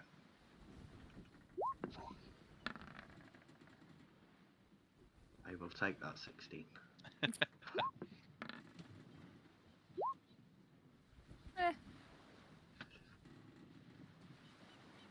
Just waiting if anyone else wants to make one, or is that everyone? I think that's everyone except Blossom, I think. Talia's not made one. Oh, and Talia. What am I doing? Perception if you want to. You don't have to. Yeah. On the off chance I roll something good. Yeah. So Val and Blossom, you're a bit too Woo, busy 20. of keeping an eye out of giant sharks that may potentially attack your ship. It's a case of fool me once, shame on me, fool me twice sort of situation. You're just sort of like, yeah. Val turns to Blossom and was just like, yeah, so when we were on the last ship, they were telling me that there wasn't just giant sharks, but there was these giant sharks that used to glow white in the water. Like, There isn't a almost shrouded ghost in this campaign. Shush. But the rest of you looking at this pillar realize, yes, it's a pillar of stone, but you can see there's work been done on it. You can see staircases. You can see, like, etched into the sides of the pillar, buildings, houses. You can see vague figures moving around on this pillar. You can see ships, little like fishing boats coming out from the base of it and going out onto the waters. This looks like it might be a town.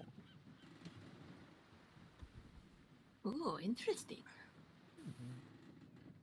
That's about all you get just as the sun sets and darkness falls. I want to hurry up and get there. That place looks interesting. So, I'm guessing it's time for rest again. Or are you guys going to try and travel through the night? Nah, we best rest. Make sure that we're always fresh for whatever Yeah, I've ass just spent foolery the- comes at us. Yeah. And Val did get half eaten and heavily electrocuted. Yeah. Where's Yeah. that? I didn't realise I was going to roll that well. Which actually, Val, you're resistant to lightning damage, so you should have taken the normal Oh, yeah. 24, so... That's not so bad then. Fair point. But yeah, if we're gonna sleep, then that'll be good. Yep. So, again, who is taking the first watch? I will attempt a first watch. Go ahead and roll me a perception check. Okay. Perception. Nope. You I will managed to also stay roll awake a little longer. haggers. Like,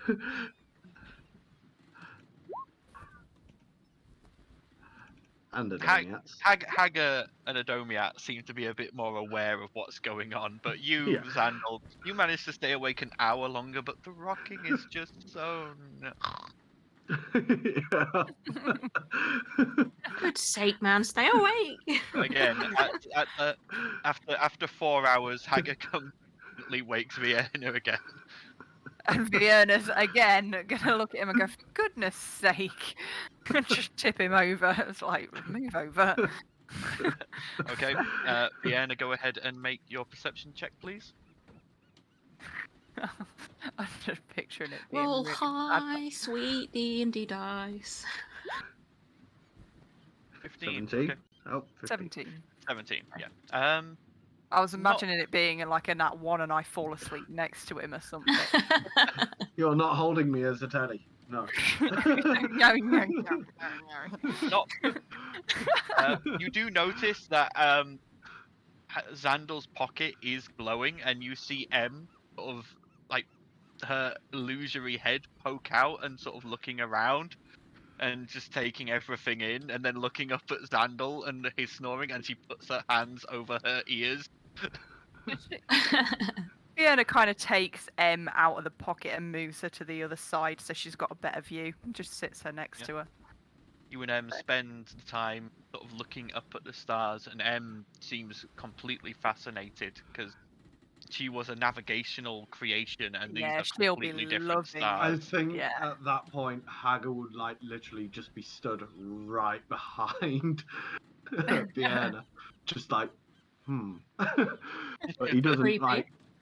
Well, given how Fiona's probably just taken M s- out of Yeah, given how secretive Xandal tends to be, especially That's like the with... second time you've been pickpocketed by one of the girls, or attempted to as well.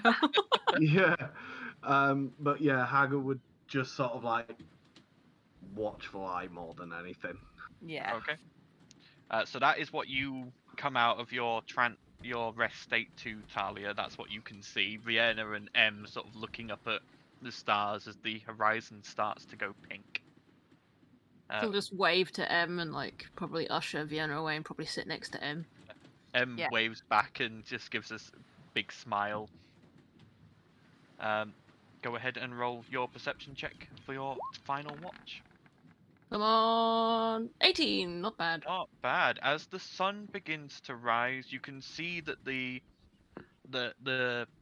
spire ahead of you, the town, does begin to come awake, and you guess you're probably about another day's worth of travel, maybe half a day, if you row really hard.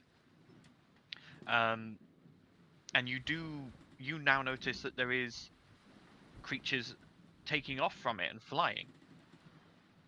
And one of them does sort of fly in the direction of your raft. It doesn't ever come close for you to make it out properly. But you get the feeling that the town has clocked that you're incoming. Can I like wave at them? Would they see it? You can, yeah. If you wave and you see very vaguely from the shape a sort of arm waving back. Oh, guess they're expecting us. I hope they're friendly. Okay. But as you all awake again and partake of the various rations that you need, you are ready for the final length of this part of your journey.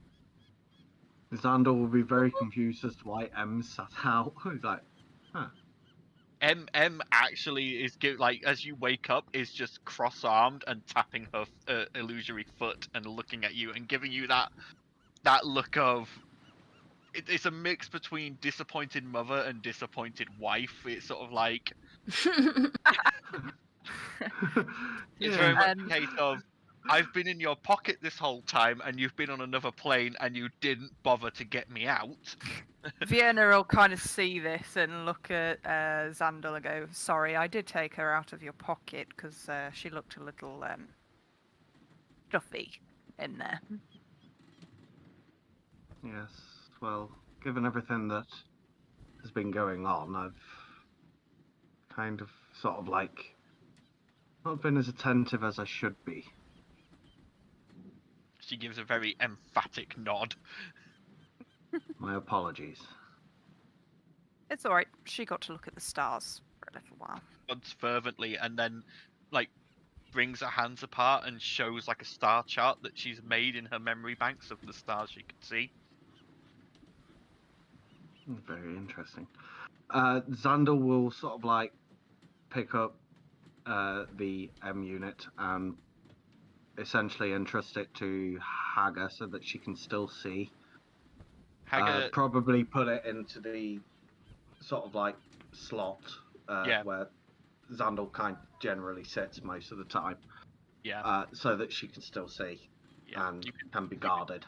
Yeah, you can sort of see her poking her like illusory head over Xandal's shoulder and just watching things as the day goes on. Yeah. But as the day goes on and you draw closer and closer to this spire, it draws up to about... I mean, well, first off, how hard are you guys rowing? How quickly do you want to get there? I don't want to tire myself out, but at the same time, just enough to, get moving. I will say, if you row normally, you're going to get there by nightfall. If you row hard, you can get there by midday. So it's your choice. Well, it's going to be a teamwork thing, so how are we all rowing? I mean, Val's rowing pretty hard anyway because, like, he wants to show off a little bit, but also he's got quite a lot of strength. Yeah, Hagar can row fairly well as well. So Val's probably trying to match himself with Hagar in terms of the strength. Muscle boys. And then Vienna just being Vienna and isn't happy that these two men are outdoing her will probably be like, right, bring it on. One man, one robot. Yeah. It's not gendered. I mean, Did you just Balasaar's assume no his longer there, so that was Val's competition for a while, and now Yeah. he's got to compete with the robot. So yeah. So, Okay. yeah. So I think that says we're rowing hard. Yeah. Okay. So for everyone who is rowing, we'll need to make me athletics checks, please. And this is where it goes wrong. And not strength. No, athletics. Oh, Ooh, yeah. Sorry, Haggard. Oh You've my got me to do it. God. I've got to done it. Oh, I mean, it's Everybody All the matches. sevens. We hit the jackpot. We hit the jackpot. who's got the 4-4? What? who's got the fourth oar? I'm on 0 strength, so I mean, I could have it, I guess. Who's got more strength? We'll just say that they're on it. I mean, Xandal's plus has a where's strength? Dex Are is we all more. at Dex and 0? intelligence are more my forte. Has +2 to strength. Has +1, Sure. so I got go +0, first. so go for the +2. Okay. So Fee shall be rowing. Come on, 7. Fish. Come Go on, on. 7. Oh, Yay! 21. Oh. Fish is at home doing Fish this, and saves just the like day. really happy, and he's just like looking at you guys, going, "Well, why aren't you rowing properly?" I'm better on land. Yeah, unfortunately, despite Fish's best efforts, you do not reach it by midday. You will reach it by afternoon. However, all of those who rolled 7s, you are going to take a level of exhaustion for that. It's fine. That's where you lose. Haggard does not get exhausted. No, Haggard does not get exhausted. Where do you put exhaustion? Should be top right under conditions. Yeah, just go status conditions and do level 1 exhaustion. Yeah, you've got your defenses and then you've got your conditions. If you just Yeah, I've click done it. conditions, there's a drop down and you just tick exhausted. There you go. Yeah, it's already done. Oh, Vienna, you clicked the wrong one. Yeah, I know. I realised for some reason I still had poison ticked from ages ago. Oops. Yes, So- you would no longer be poisoned. No. Right. What am I? Exhausted. Where is Yeah. that? Exhaustion. Yeah, where There is we go. that? Oh, well, there's multiple pages. I was going to say, oh, you can select exhaustion at the bottom and then what level, right? Yeah. Okay. But yes, you guys managed to make it to this large cliff-like town in the early afternoon as the sun's just beginning to set. And you can see that there are there is a jetty coming out of the base of it, little stone jetty that's obviously been crafted using stone that they've used to carve from the spire itself.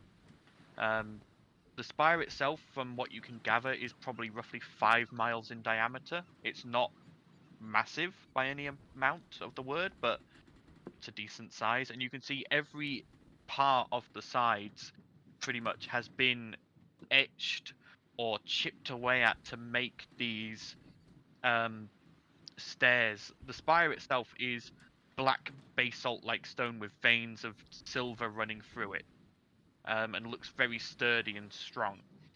But as you reach the jetty, you can see most of the fishing boats have been tied up, and there is a person there waiting for you, though. They obviously realised that you were close and left someone there, and you can see a blue-skinned, blue-haired man, probably in his mid-40s, wearing sort of basic fisherman's garb, and he's sort of waving at you and sort of beckoning you to an empty spot left on the jetty, obviously for your boat to tie up. Let's go. Hello. Okay. Greetings, greetings. And as you look at him, you immediately recognize he looks almost the same as Fish in like facial features, etc.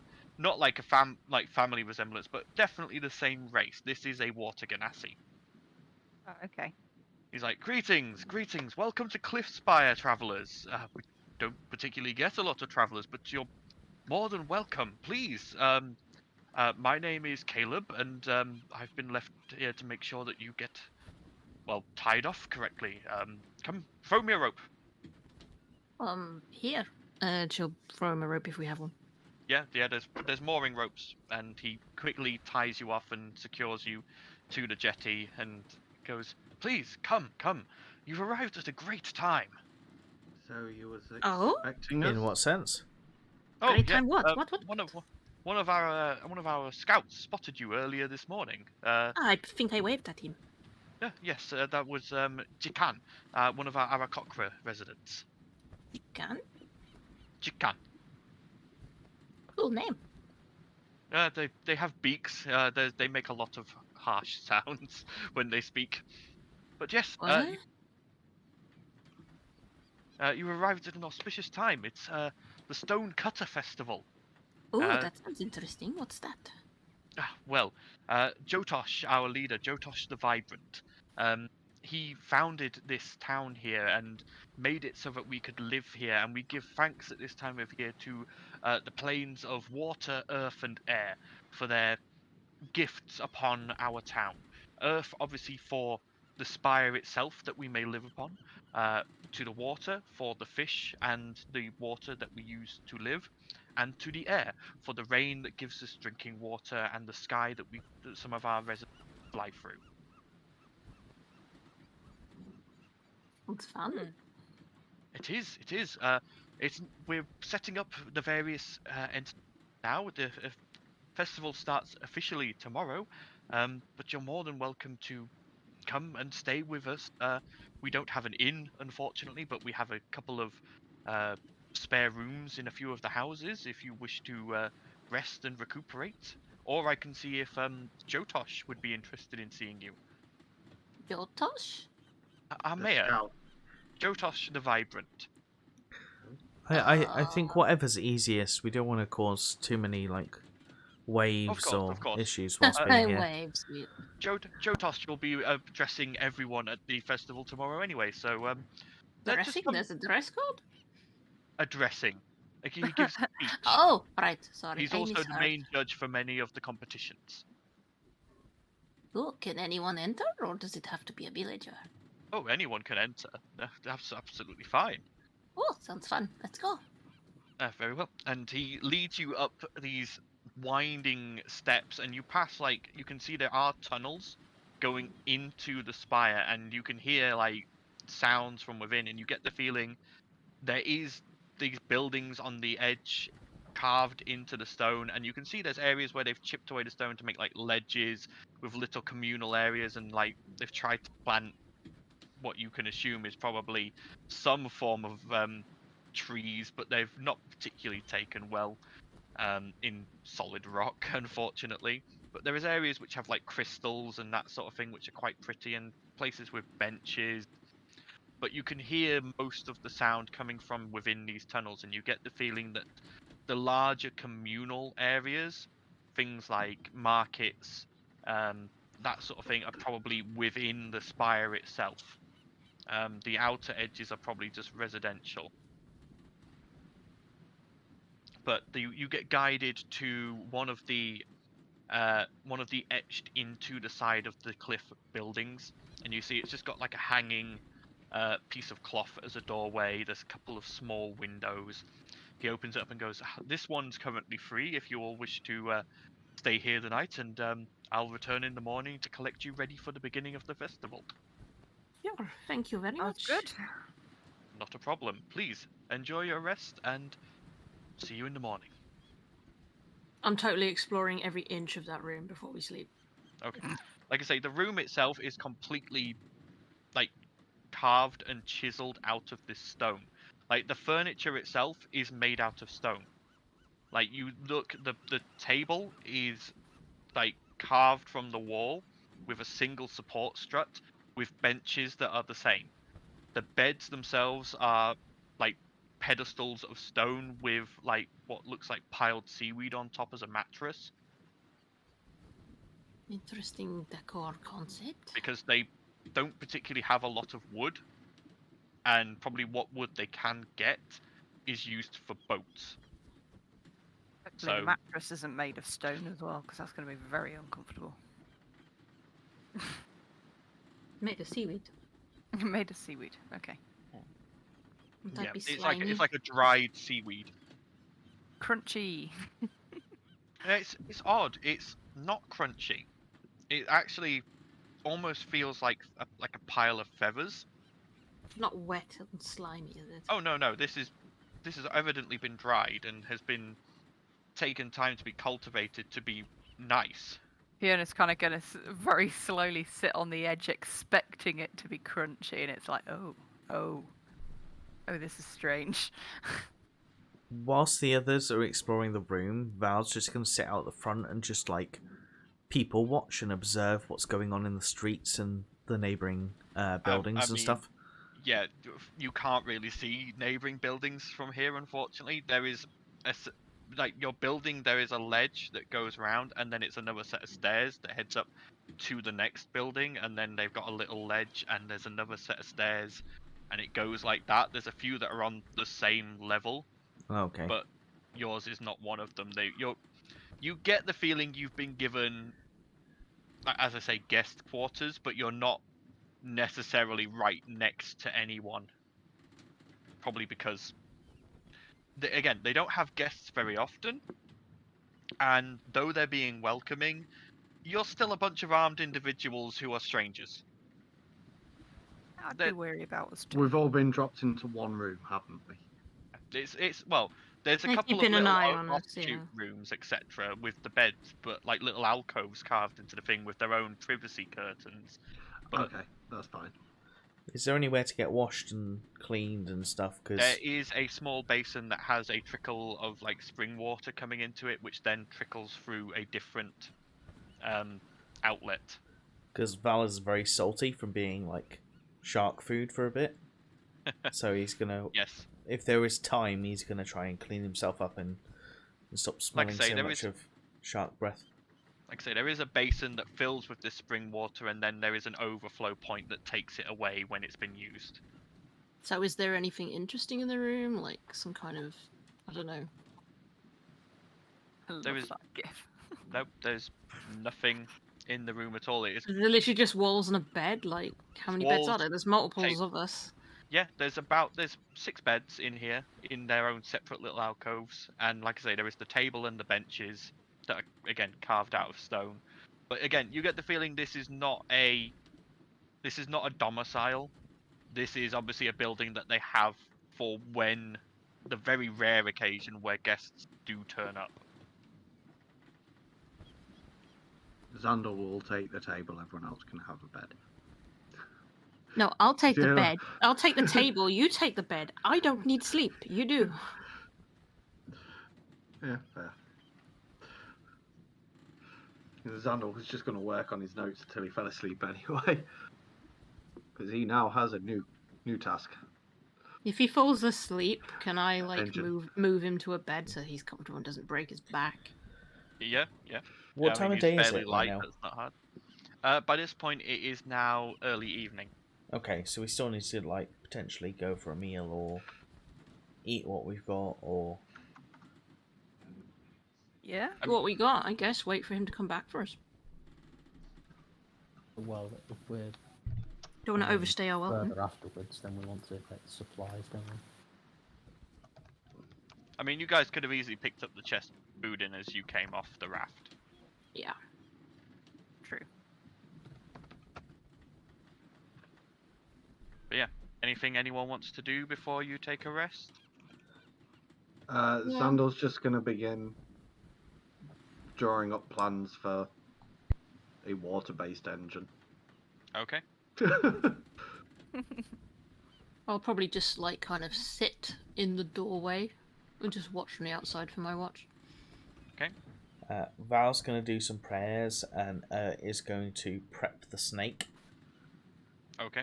I for think... a bit of a Sorry. A route around and protecting the area. Yep, that's fine. I think as well, seeing as it's a water-based area, I'm going to start working on plans for drawing up the plans as well for throne. Okay. So, Alright. yeah, I'm assuming the thing happens that we spoke about happens. The shape of the frame. Oh yeah. Yeah. Yeah. Yes, that does happen. Yes. Okay. So you all get a long rest. It's up to you whether you feel like you need to assign watches or not. I'm doing a watch. I'm assuming you're doing your passive watch and then an active watch. Yes. Well, I'll do And active Haga will be the and same. then passive. Okay. As well as them. The mechanical snake is also going to be mainly outside rather than like just in the doorway, like a little bit, maybe 5 meters out from where the entrance of the building is. Okay. All right. So, the night passes uneventfully. Talia, you see nothing during the evening. No one really comes by. You do see the odd person go down the steps and past, avoiding the quite obvious mechanical snake and just sort of like skirting around it and looking a bit weirded out, but they don't seem to be that bothered. Most of the people you see going past are these blue, or like, on occasion there is like a light turquoise skinned people with various shades of blue or green hair. But they all go past, and they're all friendly and give you a little wave, Talia, as they do. But once night hits properly, they've all faded away, gone to their own rest. And dawn rises the next morning. And as the sun climbs in the sky, eventually you see Jacob coming down the stairs towards your building. Ah, good morning.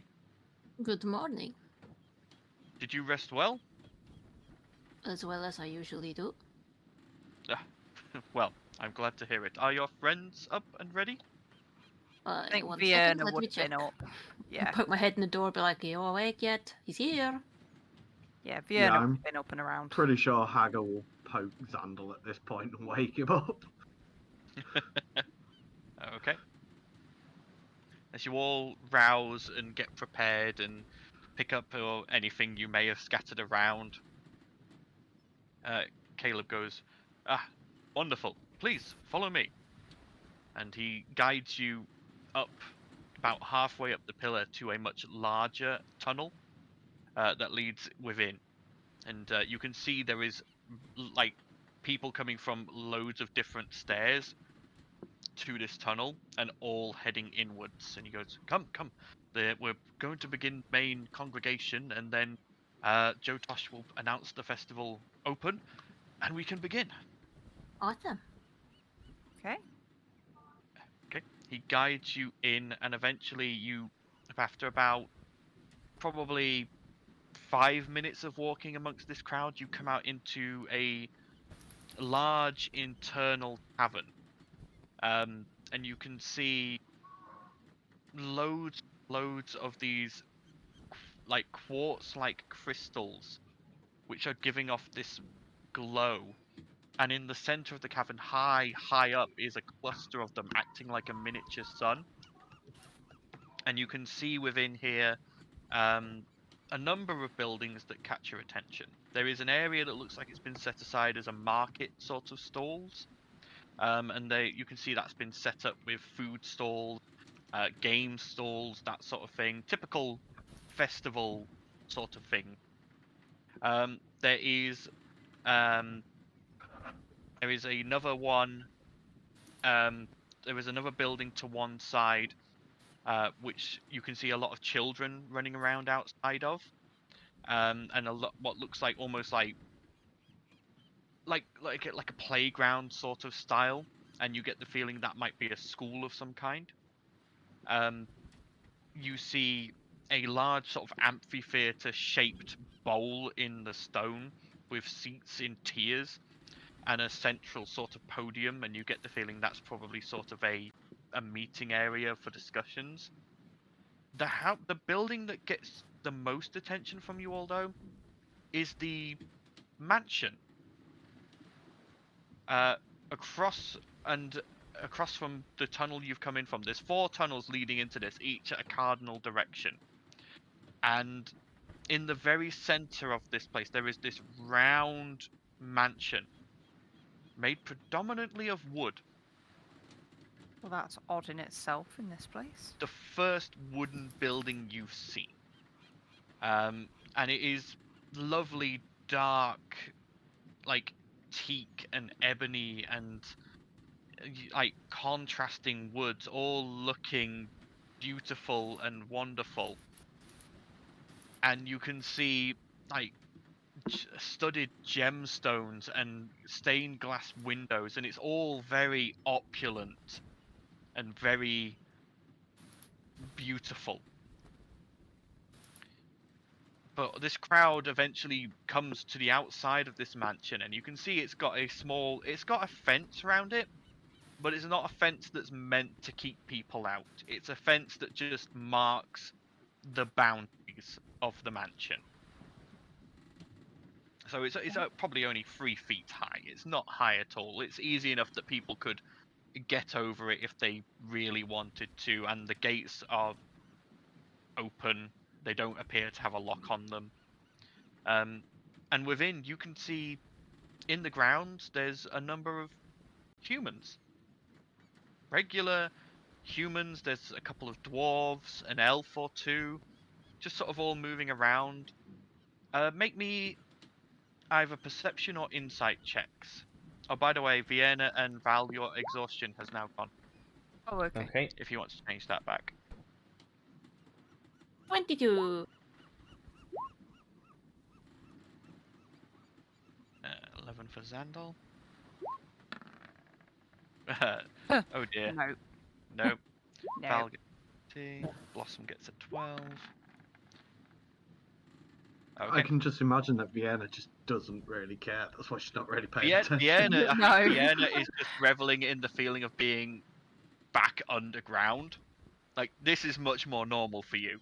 Like the glowing crystals, the rock. This is nice. Away from all that open sky. The only 2 who really noticed, Talia and Val. Every one of these people is either carrying an instrument, has a book under their arm, or is dressed in a way that you would recognize as probably being a bard of some kind. There's a music festival? Do you say that out loud to Caleb? Yeah. Oh no, those are Joe Tosh's collection, his bards. Collection? At that point, the doors to the mansion open, and floating on a twister of water, a creature comes forth. Humanoid in appearance, but with a face like quite pudgy, dressed in sort of, think like Arabian Night style, flowing long silk sleeves, a silk wrap around the stomach, which is quite portly, but with sort of fishy green features with like fins coming out the side of the head. Right. If anyone wants to, they can try some kind of check to see if they recognize this creature, although admittedly, actually, Fish recognizes it and goes, "That's a married." What's a married? What? My mistress is a married, but she is of the noble class. This is a genie. Oh? And you can see, like I say, he's floating on just a twister of water, and he sort of flies up and goes, welcome one and all to the Stonecutter Festival. I've heard we have some guests this year, so I hope you all enjoy. Welcome to Cliffspire for those of you who are here. During the days of the festival, please feel free to take in all of our town's culture and all of what we have to offer. Take part in the competitions. Let's see what you're made of. And also, feel free to take a stroll in my grounds and listen to my bards. Oh, they're so wonderful. But I now pronounce the festival open and there's a mighty cheer goes up from the crowd all around you. So, for those of you who are new here, I will let you know what the competitions are. Obviously, for the locals, I apologize, but we do have guests. We have the fishing competition down at the pier. There is the winged race up at the top of the pillar. Or there is Jotosh Jeopardy, a classic, and everyone loves it.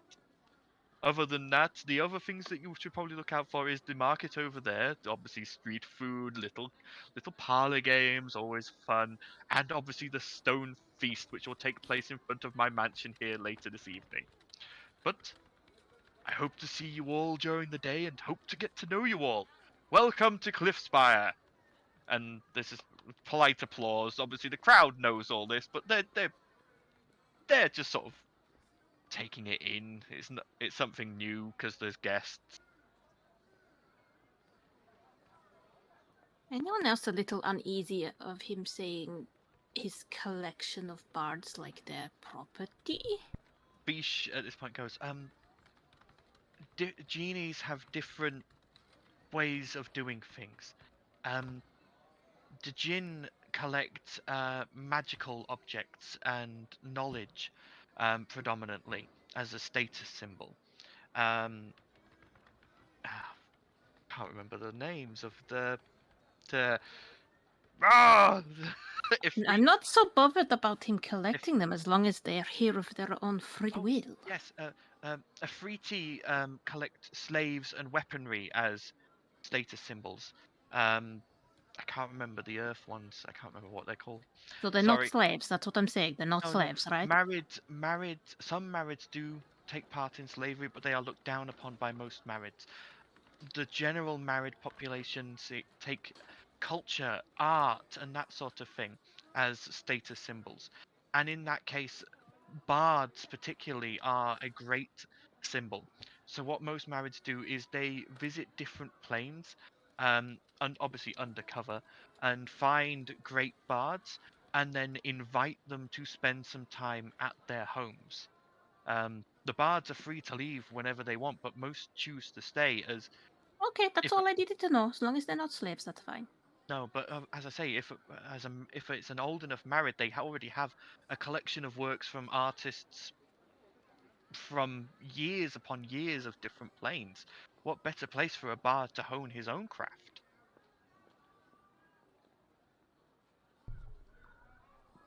I'm guessing if we're going to enter these competitions, you guys want me to enter the winged race? Well, I mean, you're the only one who can Absolutely. fly, so yeah. Val just sighs like, I wish I'd never got these wings. There was one that I wasn't entirely sure what it was he said. It was after the winged competition. Caleb goes, Jotosh Jeopardy. Yeah. I mean, you don't is have to that? enter anything if you don't want to. Jotosh Jeopardy is an obstacle race. Oh, I want to do that one. Obstacle course that Jotosh himself creates every year. It's different every year. And the likelihood of death participating? None at all. These are all safe. We let children take part in these. I want to do the agility one. Of course, there are prizes if you do win. Like? Depends. I don't know off the top of my head. Jotosh normally supplies the prizes. When we go to the actual event, you can ask. Like I say, the competitions take place the whole day. There's not a set time to go and take part in them. Right. We can always have a look. Let's have a explore and find out. Yeah. Oh, very well. What Valdisian, if I accompany you, if you want to take part in the flying race, we can probably sit a few of them out and get an eye for the course.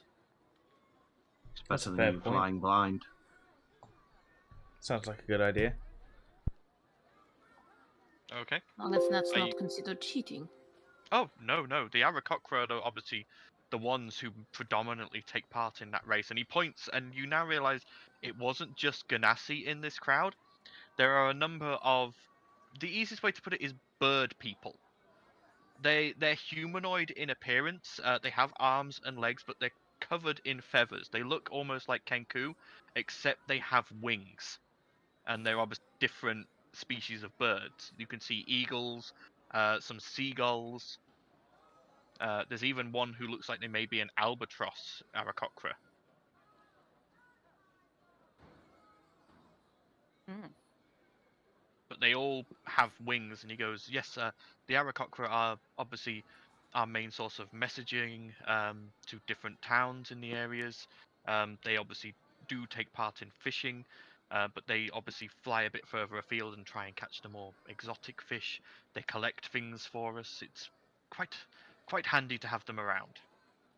Looks it. Where would you all like to go first? I want to look at the agility thingy. We probably want to look at the flying one at some point, alright? I'd imagine Xandal, Val, and Ert are going to go to the flying one. If we're separating. Blossom, do you want to go to the agility course thing? Yeah, I think that would be fun. Let's go. Some would do good on the agility. Very well. You see he waves over an Aarakocra, and it is a eagle Aarakocra, and he goes, Jakan, this is the scout who spotted you all the other day. And Jakan Hello goes, again. hello, and just gives a little wave. These three would like to go up to the winged race if you would like to take them. And Jakan sort of looks at you, Val, and notices your wings. He goes, a new competitor. All right, follow me. And starts walking off down one of the tunnels towards the outside. Well, I'm going to follow. Yep, following. Okay, so what would you guys like to do first? Would you like to do Jotosh Jeopardy first or the winged race first? I'm not fussed, whichever we Since decide. they're on the way to the winged thing, you can do that one first. Okay. All right. So, Jakan takes you outside and up, all the way to the flat top of the pillar, and you can see up here that there is like there's a few extra stalls set up, but not a huge amount. The day itself is pleasant. There's a bit of cloud cover, but it's still quite sunny. And you can see like a sort of sign up table has been set up, and there is Aarakocra queuing there. And you see as one takes off, flies into the sky, and as you look up, there is let me just double check. There are 6 glowing rings at various points in the sky, and you see that this Aarakocra is having to fly between each of the rings. Again, But the Harry rings Potter themselves, flashbacks. yeah, very well. And again, the rings are not all on the same level. There are some that this Aarakocra is having to go through one and then dive to go through another, and then climb and twist to go through others. It's not just a straight race. There is a lot more to it than that. Val, as he goes up to the sign-up sheet, asks if there's any rules. Jakan goes, not particularly. Obviously, magic is forbidden for anyone who has magic. That's basically it. There's not really much else you can do to affect flying. When you say magic is forbidden, like, do you mean somebody casting a spell on somebody else, or me? No outside interference, obviously, but no magic on yourself. So, like, we had a sorcerer one year who tried to cast the haste spell on themselves. That was not allowed. Obviously, a normal human can take part in this if they want to cast fly on themselves. That's allowed, Okay, but and that is the only spell that they're allowed to cast. and is there stuff put in place to stop people trying to interfere, like casting spells on those trying to do the course? No one would interfere. This is a friendly competition. Obviously, there's a prize, but it's still just a friendly competition. Like, no one here is gonna attack anyone else, as far as I'm aware. Okay. Theoretically, could I enter this little fella? And he points at Adomia. Yeah. He sort of goes over and sort of chats to the guy behind the thing for a bit, and then goes, I don't see why not. It'd be interesting. Doubt it'll do very well, but it's quite small. But can definitely give it a go. We can try, at least. Fair enough. Meh, see, meh. Meh. It's just that voice. This is what I have to deal with, viewers. This is what I have to deal with. Meh. Yeah, see? You know, I try and make up voices for NPCs. This is the insult I get. I'm not saying it's bad. I'm just saying that's what I hear. what would be done if, for Ooh. example, those who were adjudicating saw something influencing the race? And then we would summon Jotash, and he'd find out the truth of the matter. Okay. Understood. And Val's going to sign up. Okay. All right. And Adomia as well. Yeah. So, who wants to go first? Adomia. Yeah, Go send Domia Adomia. first, I think. Okay. So, this is the way this works. So there are 6 checkpoints. So effectively, it is 6 rounds worth. Okay. Now, each round you get a choice of action. You can either accelerate, where you will have to make an athletics check. If you get above a certain point, then you will go fast through that section. Obviously, the main thing that won't affect Adomiat here is that if you fail the check, then you get a level of exhaustion. Your speed is halved for that next section of the course. Yeah. That's not a problem for Adomiat. The other action you can take is coasting. You stay at the same speed, and you lose any levels of a level of exhaustion that you may have had. Or you can maneuver. Maneuvering slows you down during the section, but puts you in a better position to accelerate in the next section. Okay. So,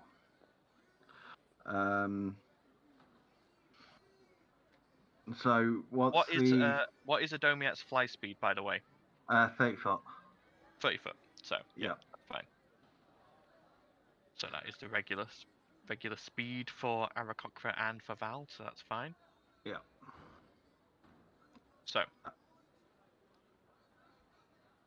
Okay. So it's essentially between each of the 6 points, isn't it? Yes. So, with Adomiat's first point, so what's it like? First checkpoint to second checkpoint. So you start off on the ground. That is when you Start start. on the ground, yeah. The minute you take off, your time starts. Yeah. The first checkpoint is directly above you, but slightly to the left. So you're gonna have to go straight up and then through. Okay. So that would be a straight up acceleration. Okay.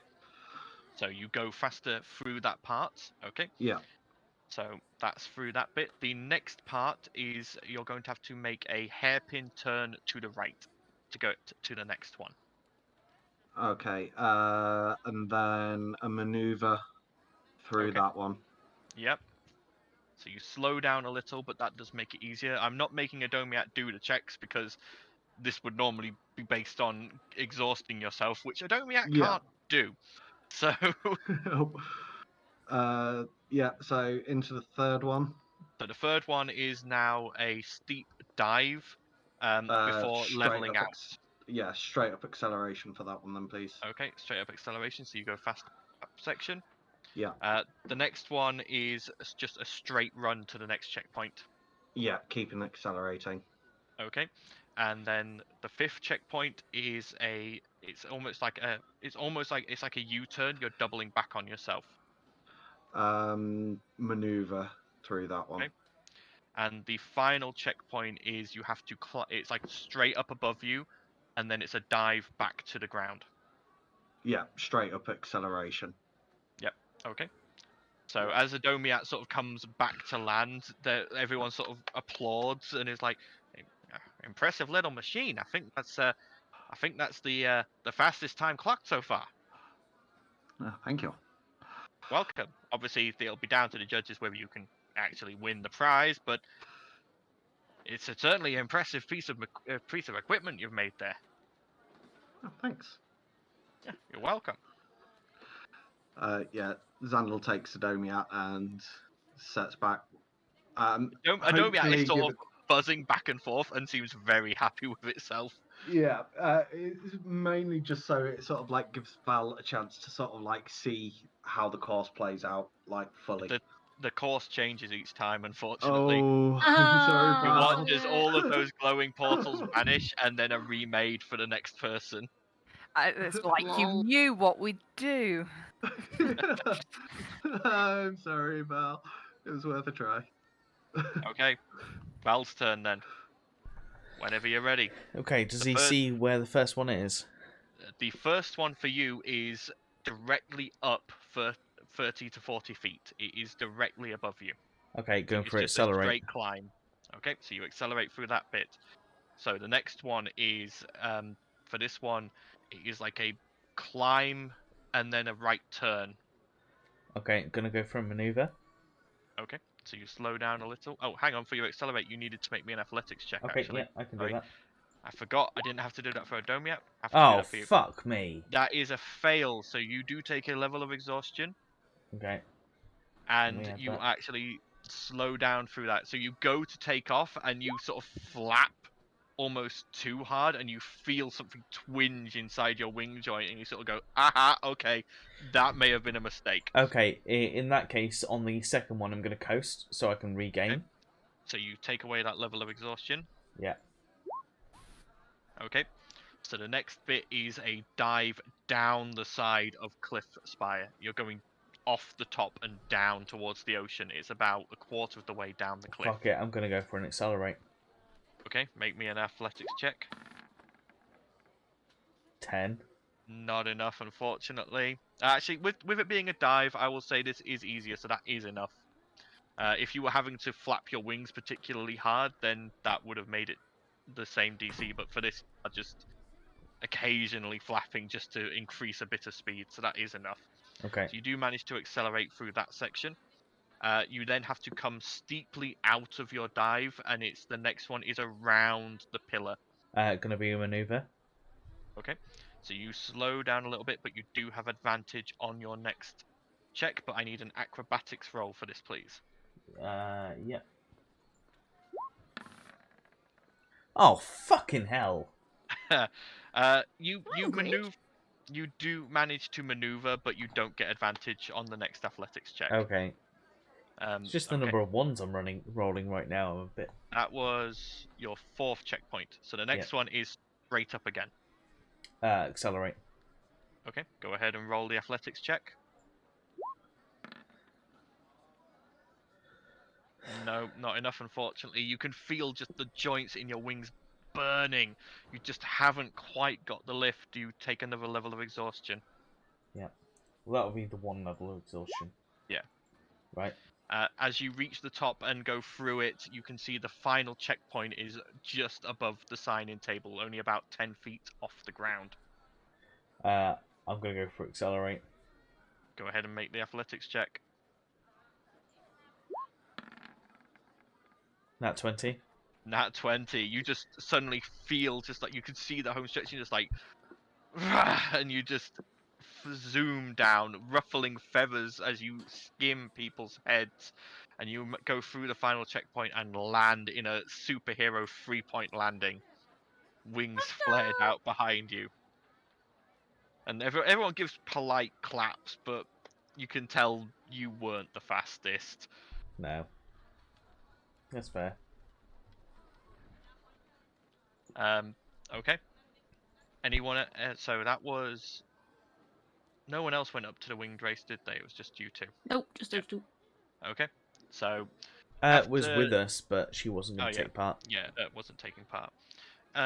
After a few more of the Arakocra go, they eventually don't get any more sign-ups, and they go, well, I think that's everybody. So the fastest was the little buzzy thingy over there. Sorry, Mr. Dragon Man, but you didn't make it into the top 5. Oof. So That's fine. But we've decided the winner actually said that he doesn't want the prize. So we've decided to give it to your little birdie thingy there. So obviously to you, little man. And they go to a nearby chest, and they get out a cloak, Ooh. and hand it to you. This is one of Jotosh's creations. This is a weather cloak, and as you feel it, it's light, almost perfectly sheer material. It's like silk. And as you sort of hold it, you realize there's wind up here. This isn't moving. This cloak is not being affected by the wind. And the Aarakocra who hands it to you goes, it's completely unaffected by wind, maintains your body heat, both for hot and cold areas. And if you ever go into somewhere with, oh, I didn't realize you were away, you sort of zoned back in, I'll re-explain. Your little buzzy thing won, and the runner-up decided he didn't want the main prize. He's already got one of these, so we're giving it to you. It's a weather cloak. Oh, thank you. As I said, it's windy up here, but the cloak isn't moving in the wind. Completely immune to wind, and maintains your body heat, and effectively what this does is it gives you advantage on con saves against hostile environments. Oh, thank you. It will come in handy, I suppose. Thank you very much. You're welcome. A very good piece of equipment you've got there. Very good flyer. Yes, he's very handy in a pinch. Okay, we'll leave that now and go back to the rest of the group. Caleb goes, right, follow me. I'll take you to Jotosh Jeopardy, and he leads you through the cavern to a fifth tunnel, much smaller tunnel. And you can see there is a sign-up desk there, and then there is another tunnel leading back a little bit further along the wall, which people are coming out of. And the sign-up guy goes, welcome. Are any of you fine people wanting to take part in Jotosh Jeopardy? Yes, please. Me and the kitty cat. Kitty cat. Very well. Please sign up here. Unfortunately, to make it fair on everyone, the course, as you can see, is blocked from view. So when you take your turn, you will be moving to a separate voice channel, which Val may join, so everyone else can hear. Ooh. But who would like to go first?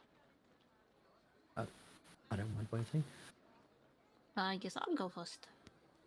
So can Talia and Val join me in the Whispers chat? Okay. Hello. Hello. Okay. So, as you move up to the start line and get ready, are you ready to go? As ready as I'll ever be. Let's go. Okay. Yes. So, the judge goes, begin. Right? What do I Okay. do? I It's just a run? There's a tunnel in front of you leading forward. Okay, I run forward. Okay, you run forward, and as you turn a bend and a short tunnel, you see ahead of you an larger open cavern with water in it, with stepping stones. Right. Step on them. Okay, I need you to make me an acrobatics check. Alrighty, my expertise. I got advantage.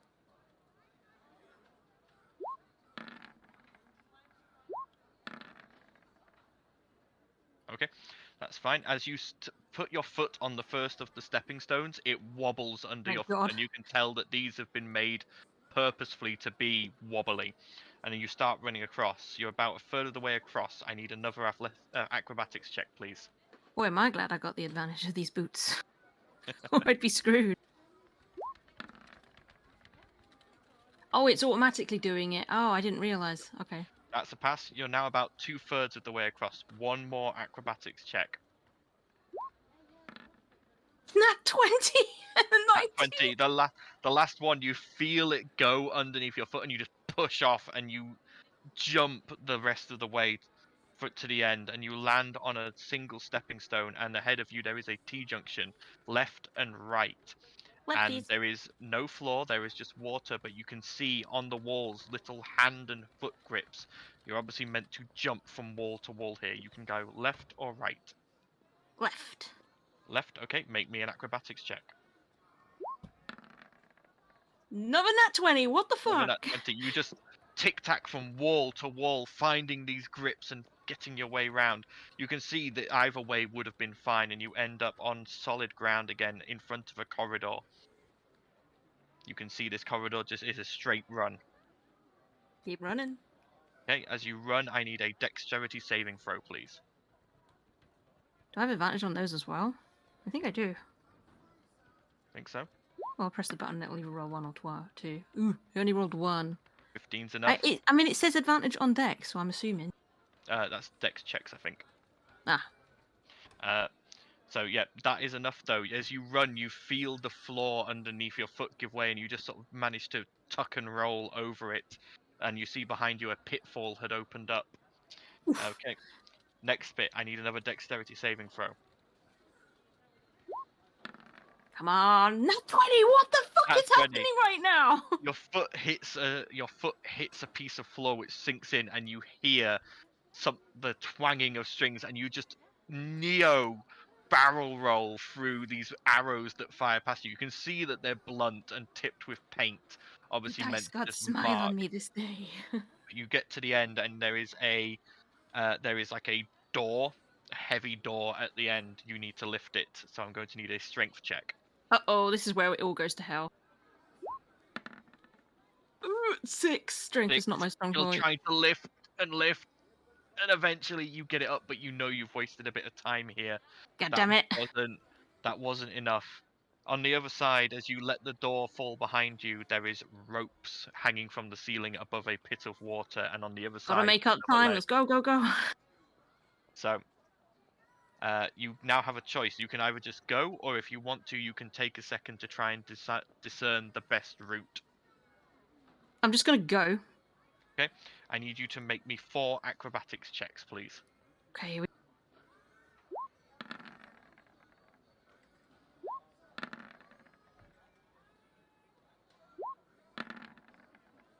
That's another nat 20, what the fuck? Yep. This is all the nat 20s I've been owed this entire campaign. I'm happening all at once. Okay, you without picking the best route, you just swing, and you're across the other side in a couple of moves, and you just sort of like, that went well.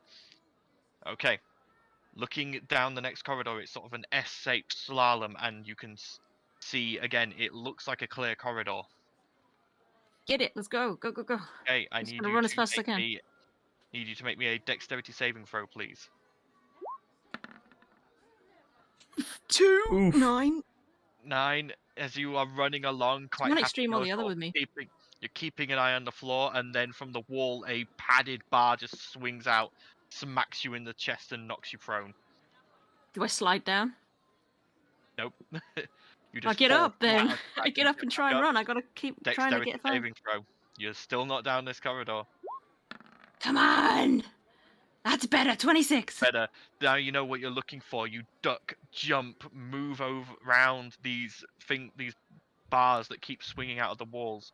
And as you come around the corner, you can see ahead of you 3 columns with these padded bars on that are turning, and you're going to have to navigate your way through them. They sort of interlock almost like gears. There's a pattern to get through them, or you can just run at it.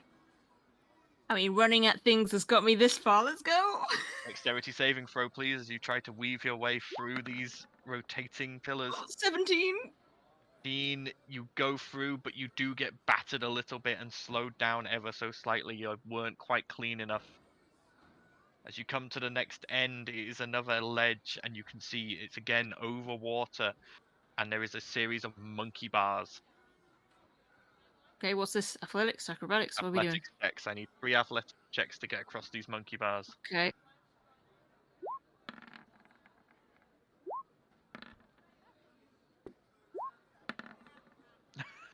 Free I passes. honestly, whew, I thought just- I was going to roll 16s for all of them for a You sec. just there. roll up your sleeves and just jump, grab, swing, swing, swing. Your arms are burning, but you get through it and you go through this maze of monkey bars, eventually reaching the end, bursting through it, across the finish line where someone, obviously linked to the front, looks at a crystal, marks down a time and goes, "That was nearly a perfect time.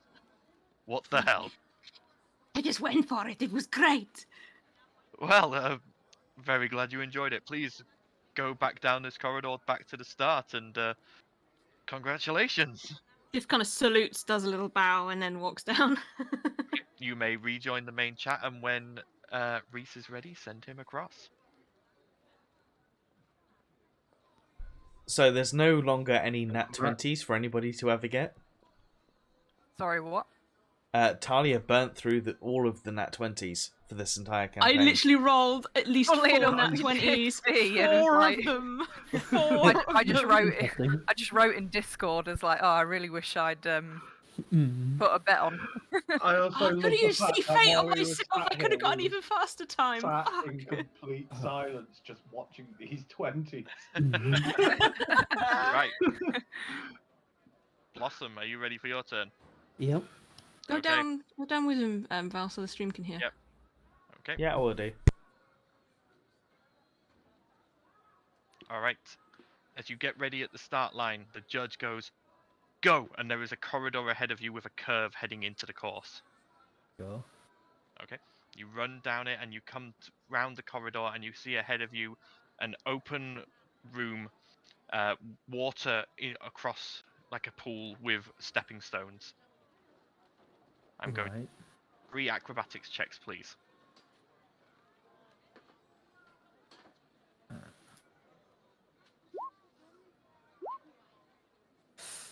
Sure. You jump and land on the first stepping stone and you feel it wobble underneath your feet, obviously designed that way to try and trip people off. But you catch your balance, go to step onto the next one, and it just gives way under your foot and you collapse into the water. And you manage to haul yourself back up onto it, try to jump again, but again, you slip off. And eventually you get to the other end, having sort of done this a few times. You are now sopping wet and you feel like you've wasted a bit of time, but you get to the other end and you stand on the final stepping stone, and you can see this pool of water splits at a T-junction, 2 corridors left and right, with wall and hand and foot holes on the walls to jump to and from. You can go left or right here. Go left then. Okay, I need another acrobatics check. Yep. Jump from hold to hold, tick-tacking back and forth across the walls around the corner. And you can see the other way would have brought you around this way as well. It didn't really matter which way you went. And you land on solid ground and look down a corridor at the end of which is a door. It's just a straight corridor. Mm-hmm. As you run down it, I first need a dexterity saving throw. Save is better. 2. As you are running, you feel the ground underneath your feet give way and you tuck into a roll, seeing behind you as a pitfall had opened up. You run a bit further on. I need another dexterity saving throw. Yep. 23. 23. This time you hear the twangs of strings and you sort of duck and roll and sort of move your way through as these blunt, paint-tipped arrows fly from hidden holes in the walls. You reach the end, and there is this heavy door that you need to lift and go under. So I'm going to need a strength check, please. Oh 10. You lift it, and it takes a while. You feel like you've wasted a bit of time, but you do manage to eventually get it up enough to slip underneath. On the other side, you are now on a ledge over another pool of water with ropes hanging from the ceiling, and another ledge over the other side. There is a rope swing. You can either take a second and have a look to try and gather out what you believe to be the best route, or you can just go for it. Let's just go for it. Okay, I need 4 acrobatics or athletics checks then, please. Yep.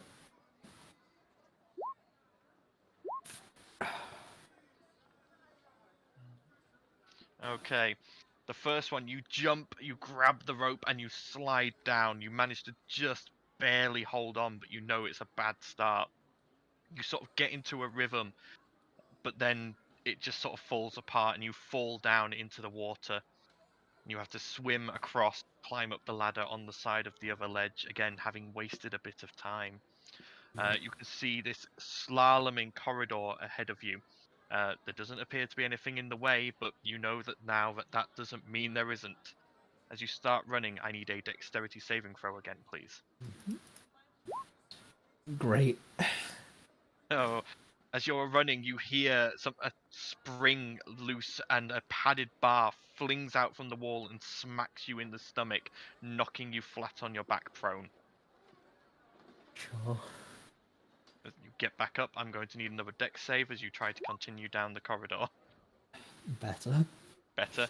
Now you know what you're looking for. You duck and dodge out of the way of these as they spring out the wall in your way. And as you go round the corner, you can see 3 pillars with these bars on that are spinning that you're going to have to navigate through.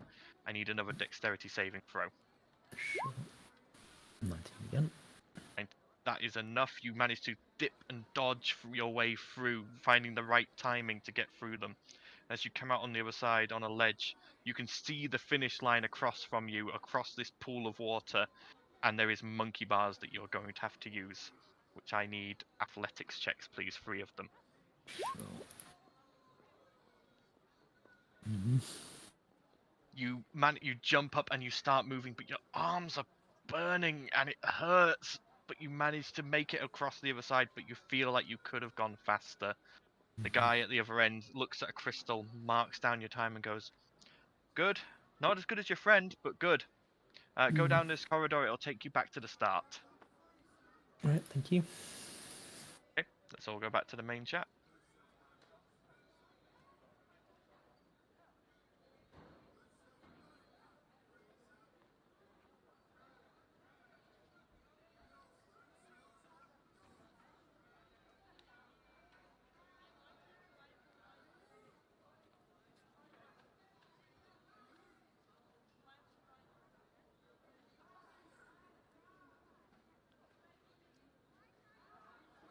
They'll enter though. And they come back and go, well, actually it turns out you two are actually the 2 fastest. Ooh. Everyone else had a bit of a problem with the rope swings. By the way, Blossom, when she came back, it was sopping wet. By the way. Oh, did you fall in the water? All of them. Oh, Oh, bless you. cats do not like water. Just imagine this every time we fall in. But Gee. but yes, they bring you both. They get a chest and they bring it across and they present each of you with an item. Ooh. Talia, you get a bronze ring with an embossed torch that has 3 flames coming out of it, each a separate segment. Each Ooh. segment is glowing orange. And they go, this is a ring of the Olympiad. So the ring holds a maximum of 3 charges, as indicated by the glowing flame segments. Whenever the wearer has to make a strength or dexterity-based check, they may use a charge from the ring to give themselves advantage. This does not apply to saving throws. And the ring regains 1d2 charges each day at dawn. Yes. So I will add that to... Is that attuned though? That is not attuned. Even better. Hot damn. That is added to your journal. Thank you very much. I shall draw that later for you. And this one actually will probably work out quite well for you, my friend. And they bring out a pair of slick black boots that Boots under of the light, waterproof. and seem slightly elongated. And they go, these are water boatman boots. Oh, they are. They allow you to run on the surface of water. However, for the effect to activate and continue, you must use your movement and your action to dash. You cannot only take a bonus action whilst walking on water. Ha! Puss in Boots. They are also not attuned, Happy days. but they are added. That's added to your journal, Blossom. It will be very useful.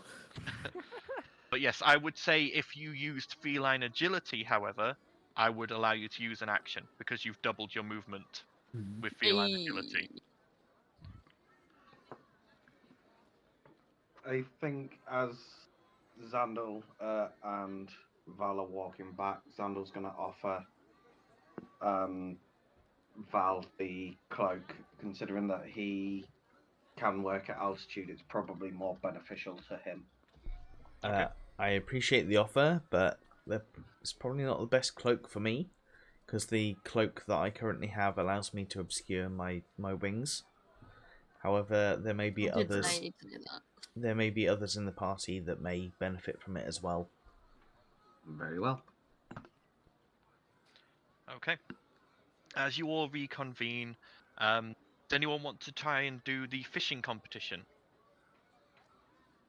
Just as a Sure, real why check. not?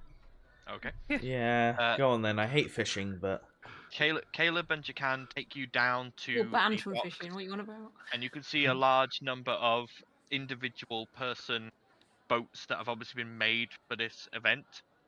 And you can see a water ganassi there waiting, and he goes, come to enter, have you? I have. oh, What about any of your friends? I might give it a go. Yeah, Oh, Vienna's fishing's just not like, my forte. you know what? I fancy Okay. a relaxing hobby. Let's do that. Xandal's a who wants halfling. He to- was built for fishing. Oh my god, yes he was. Like I say, anyone who wants to can. The ganassi goes, so, this is the way it works. You can either have a rod or a harpoon.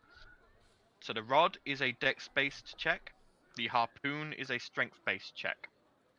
I'll take the rod. I'll take the harpoon. Way of fishing. Definitely the rod. Okay, so note down which one you're using. Yeah, Yeah. harpoon. Yeah. Okay. He goes, Rod. everyone gets their own individual boat. If you see over there, you can see in the ocean a number of like floating stones with flags on have been set up. He goes, that area there is the setup fishing area. So you go out, catch fish. What you bring back after a certain set amount of time will weigh and will give you points based on that. Understood?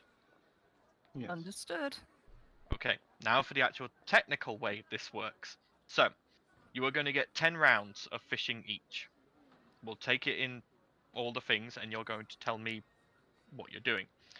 So, each round you have to tell me what you're trying to catch. You can either catch an anchovy, which is worth 1 point, a sardine, which is worth 2 points, a tuna, which is worth 4 points, a swordfish, which is worth 7, or a shark, which is worth 10. Now, obviously, each of those is more difficult than the last catch. However, when you've caught a smaller fish, you may choose to sacrifice that fish as bait to gain advantage on a roll to catch a larger fish. So, sorry, can you read the... What I'll do Choice is up. I'll copy and paste this into the Discord chat. Thank you. So that is the and the difficulty for each one. Okie doke. So it's a flat d20 roll, and you just add your strength or dex mod depending on what fishing tool you used. Okay?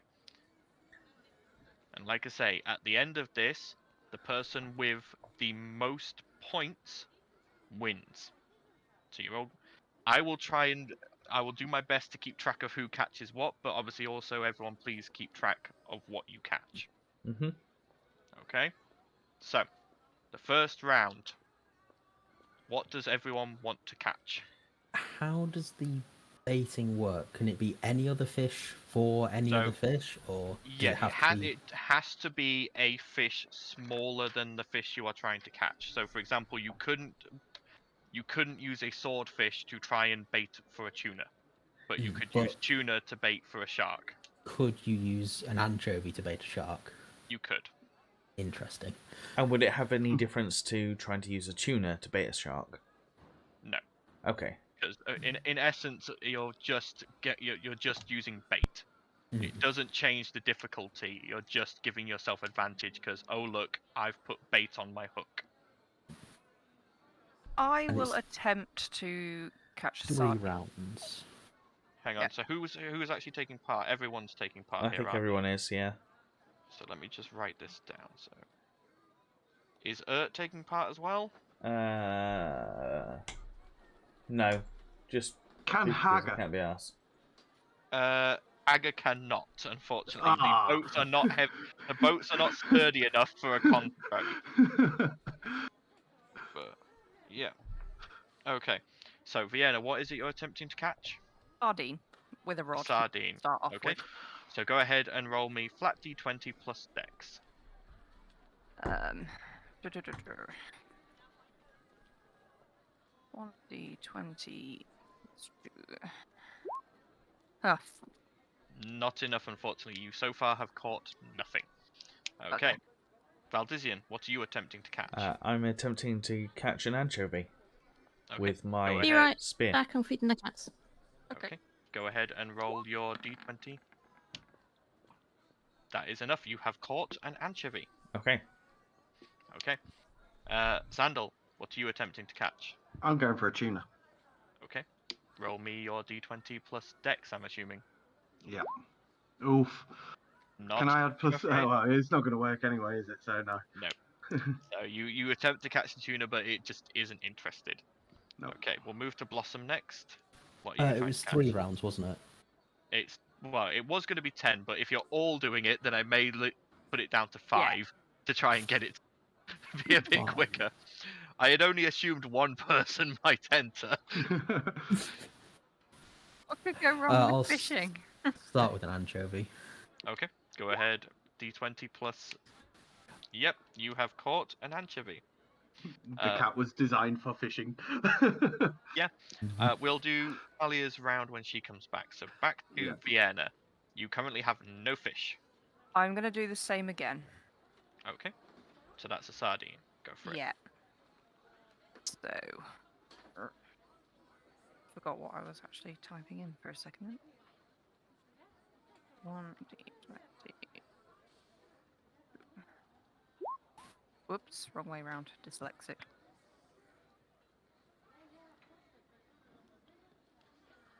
There we go. That's not right. That's a D20 plus 20. I will get it right. I think that's a fail. So no fish Yeah, for you again this okay. round. The poor what? drow is trying to learn fishing and isn't doing very well. Ah! Okay, Val, your turn. I mean, that I'm was an going to incredible roll for whatever you were doing, but it wasn't fishing. I'm going to expend the anchovy and try and catch a tuna. Okay, so go ahead. You have advantage on the roll. Caught the tuna. So you have caught. Wow. Cool. Okay. Alright. Still going for a tuna for me. Okay. Not enough, unfortunately. Oh, Sandal is not doing very well. no. Blossom. I'm going to use the anchovy and go straight for a shark. Okay. Advantage on your roll. Nice. Nice. That is enough. You have caught a shark. Okay. Still waiting for Talia to come back. So back to Vienna. Very quickly losing her temper, she just grabs a harpoon. It's like, Okay. right, I'm just going straight for a shark. Okay, so strength-based check then, please. Not you would have got an anchovy though, but Oh my God! the shark. I'm afraid.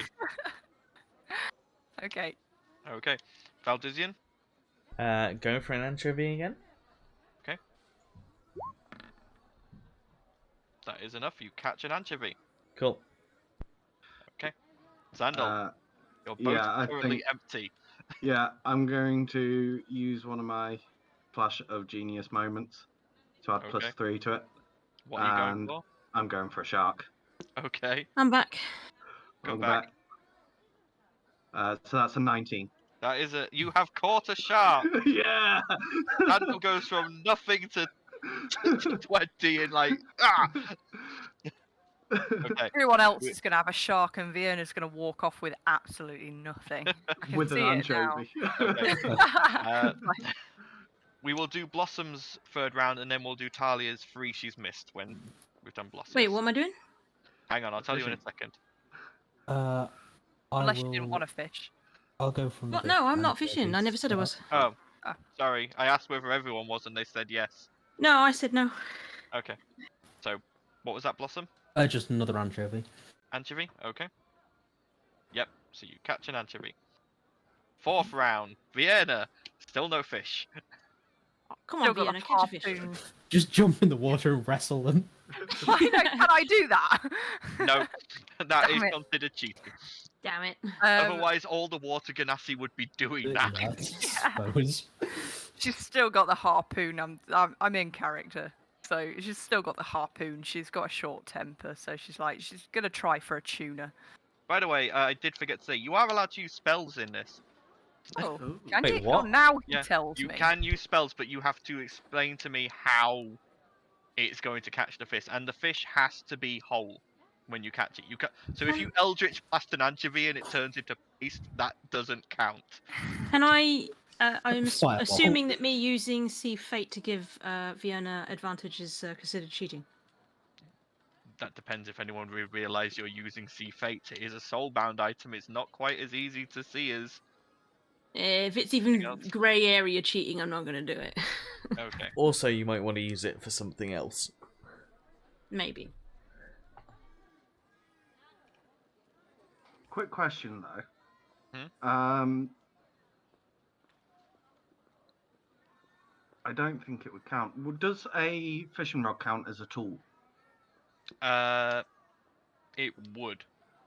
Okay, so I've got tool expertise, so it doubles my proficiency. However, we're not using proficiencies for this, so. No. Okay. Okay.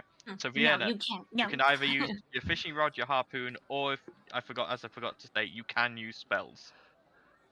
Right. Okay. Use hold. Oh, also, hold monster.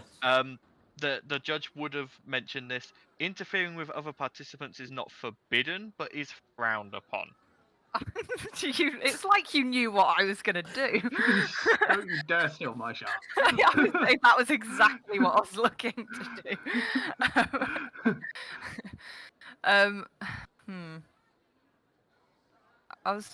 For some reason in my head, dancing lights. Would that give me any advantage at all if I lit up a shark or something? I would say if you put dancing lights in the water and use them like an anglerfish bait, that will give you advantage. Right, because that's exactly what I'm going to do. Okay. So I'm going to cast dancing lights into the water. Yep. And yeah, can I say either tuna or shark? Whatever comes close. You have to pick one or the other, unfortunately. I'll go tuna. Okay. And I'm actually going to use the rod again. I'm just calming myself down with the bell. So. So you have advantage on the roll. Okay. That's already enough. Already caught a tuna. Yay, do you want me to roll it again or? You're alright. So you've caught Cool. a tuna. Yes. Valdizian, your turn. You currently have a tuna and an anchovy. I'm going to burn the anchovy and go for a shark. Okay.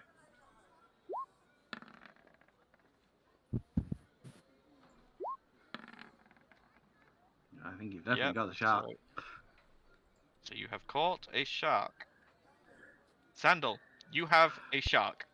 Okay, so I'd be able to use my magical tinkering to make the lure glow, yes? And then catch a fish, yeah? Yes. Would that would my lure glowing help at all? I would say, similar to dancing lights, it would give you advantage on the roll. Okay, so I'm going to do that and use another one of my Flash of Genius for another +3. I'm going for a second shark. Okay. So, All the sharks. advantage. Yep, second shark. Flipping egg. We're all just really lucky tonight. Okay. And my thing stays glowing as well. Yeah. Blossom, your turn. Same again. Bait the anchovy for a shark. Yep. So you Oh, have well. advantage. That is not enough for a shark, unfortunately. Mhm. You watch as it comes close, and then it steals the anchovy off the hook and swims away. Okay. Final round. Vienna. The dancing lights is still going. Yep. I am going to try for a shark this time. Okay. Uh,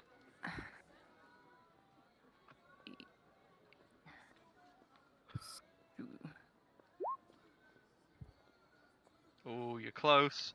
ooh. You Go have on, you can advantage, do it. so Come on. Right. The stress. Oh. no, not enough, unfortunately. Okay. Valdizian, you have a No tuna fish and for a shark. you. Val's knowing that he's only got 1 turn left. I know you mentioned spells, but would abilities count as well? Dude, if you're going to lightning breath, Yeah. again, the fish have to be in a good enough condition and weighable. Yeah, they're it's being down hit to by you whether lightning. you think- Barbecue fish, probably not a good idea. What if they're being hit by lightning? They're still good. Look, there's a reason I'm They're not all using my whip dead. to Yeah. rip fish apart. Particularly if I hit a shark. If I hit a shark with my lightning breath, the shark will still be in good condition. The Then thing Will to it, though? remember is No. how lightning affects water. You'll Yeah, electrocute They're all everything. stacked on it, Val. But the I thing would is, if like he gets to not like swim. 30 dead fish, doesn't that count as like 10? Yeah, If exactly. you get 30 dead, barbecued, charred husks, they're not going to count them. Okay. I'm just going to go for a tuna then. Okay. I'll just go for a tuna. No. No, And, you won't. okay. Sandal. Sad now. Okay, Two so sharks. I've still got my magical I tinkering think in place, Xandal's yes? got this one. You still have Okay. advantage. Final flash of genius. I'm going for Okay. another shark. Okay. Just cheating now. Come on, bro. Yeah. Yep. Sandal 22. has 3 sharks. You Nay. sound so thrilled about it, Paddy. You're like, oh, you've got 3 sharks. Blossom, your final turn. Yeah, last one. I'll just go for a swordfish. Okay. Just casual. I'll go for swordfish. Boom. Okay. At that point, the bell rings and signals for you all to go back to the pier with your catches and have them weighed. Sandal, Is the it tiniest worth it? person there with 3 sharks. Dragging it out. Do you want help with that, Sandal? No, I will am say, fine. on the way there is I will give everyone except Sandal an extra round on the way back to the pier if you want to interfere. No, I think I was tempted to steal one of his sharks off him by helping him out. What is he carrying the sharks in? He's in a boat. You're all in like single person. Like, once he gets to the pier, what's he carrying his sharks in? When you get to the pier, there's Ganassi there who help unload your fish. All right, okay. Okay. No, I think I'll just settle with my tuna. I could Is it run worth over Make it the like water. champs. Come on. You won fair and square if you I can. could count run over using How the far uses away of grab is the square. shark and his run ship back. from my ship? Pardon? How far away is his ship from my ship? You're probably about 20 feet from each other. I could breath weapon him. Come on. Just he won fair and square. Stop being sourpusses. Come on. I am really tempted, but no, I I won't. was It's the not only my one fishing alignment. legitimately. No. Okay. I'm It's playing mine. my alignment, guys. I'm not going to be mean. So you all God. get back to the pier and your catches are all weighed. You can see there's Ganassi who come back with like numbers of sardines and tuna, but no one can quite match the triple shark of Zandal. He's a halfling, surely. I was Tiny meant man for with 3 Yeah. sharks. I love it. Overcompensation match. The organisers just sort of look at it and just go, yeah, no one's gonna, no, yeah, okay, well done. We think you may have won this. Can I have my tuna back? Yeah, you can keep the fish if you want them. Fantastic. I'm going to eat it. I'm kind of wondering what to do with my fish. One of the local Ganassi does come and goes, look, I'm running a stall upstairs. I'd love to cook these up. Can I take them? Sure. Okay. For a So, can I cost. pinch? Do you Come have by any this- of those elemental crystals for trade? No, Maybe. afraid not. Oof. But come by the stall later, and I'll make sure I serve you the best fin soup you've ever had. I, Sorted. in real life, really disapprove of that. Don't eat shark fin Yep. soup. It's incredibly No. cruel. Don't do it. Oh, I know, Yeah, I no, know. of course. Yeah. Just Val, reiterating, just in case. Yeah. Val's just gonna go to Xandal, just like, don't forget I was the one who took out the Megalodon. And leave it at that. It's Salty still only much, counts jeez. as the one. The winner and the runner-up of this competition are both from your party. Xandal is the winner, and Blossom is the runner-up. And again, they bring over the prizes, 2 chests, and give 1 to each of you. Xandal, you Yes. get a shell, Ooh. which the person handing it to you says, "This." Did I actually write something up for this? Yeah. I there would we go. hope so. This is. I lost it for a second. This is a cliffy magic shell, and it's a craggy, spiny conch shell that fits in the palm of your hand. And as you sort of hold it to your ear, you can hear like whispering wind and crashing waves. But the person goes, "This is one of Jotosh's personal creations. Once per day, you may speak into the conch and ask it a single yes or no question, and when you listen to it, it will answer it." Oh, that's basically what Very I well. get at fucking level 13, I think. Only I get to ask Death. Yeah, you have to be taking death saving throws for that. Yeah, and I have to be nearly dead to do it. Yes, true. Yeah. Many And thanks. Blossom, you get presented with a bottle, like a bubbly green bottle with but at the lip of it, around the mouth, there's a ring of blue crystal and a cork in the shape of a fish tail. And they go, "This is a merman's bottle. Any liquid except for salt water can go into the bottle. So effectively, if you put, say, a potion of healing in here and you were underwater, you could drink the potion of healing, as none of the salt water would go into the bottle and contaminate it." Interesting. So I've added that for you there, Blossom, in your journal.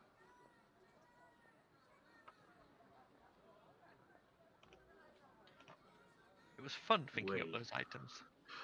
That was. Mm-mm. So I've got a cloak of warmth and a conch shell of divination. I mean, yeah, they're on Roll20. I can show it to all of you. There you go. Cool. That's what you got. Thank you. Welcome. So yeah, that is all. Caleb at that point goes, "Well, you've kind of cleaned up on the competitions. Didn't think we'd get such skilled visitors. Certainly going to Yeah, drive no, people it's to like, get better for next year."